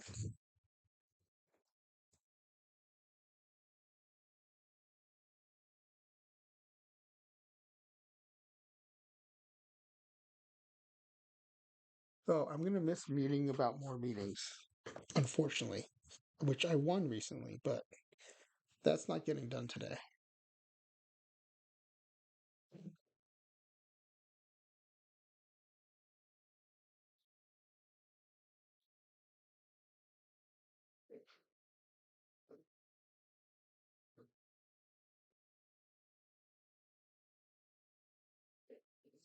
All right.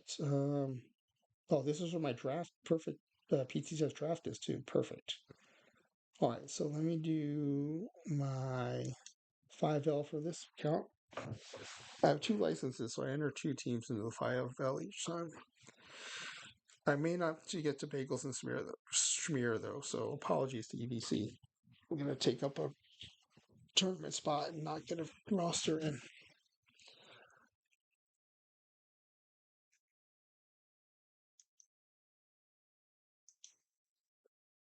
Still looking for someone streaming OOTP 25, but not seeing anyone. Oh, wait, Nasbase. Yes. Okay, guys. I'm going to raid you guys over to Nasbase so that I can speed through all these things and try to get maybe a few minutes of sleep before my kids wake up. All right. Thanks for joining me. Appreciate it.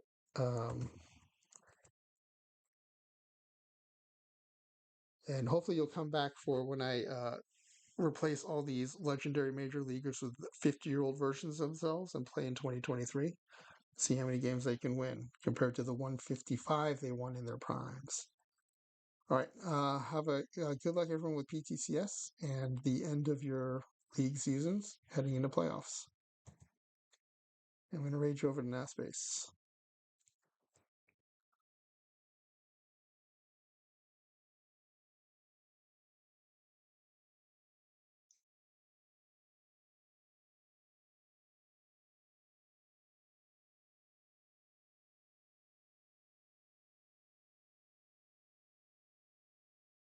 That's weird. Usually when it says a raid has been created, I see the little countdown thing. There it is. All right. Sending you over now. Have a good time with Nasbase.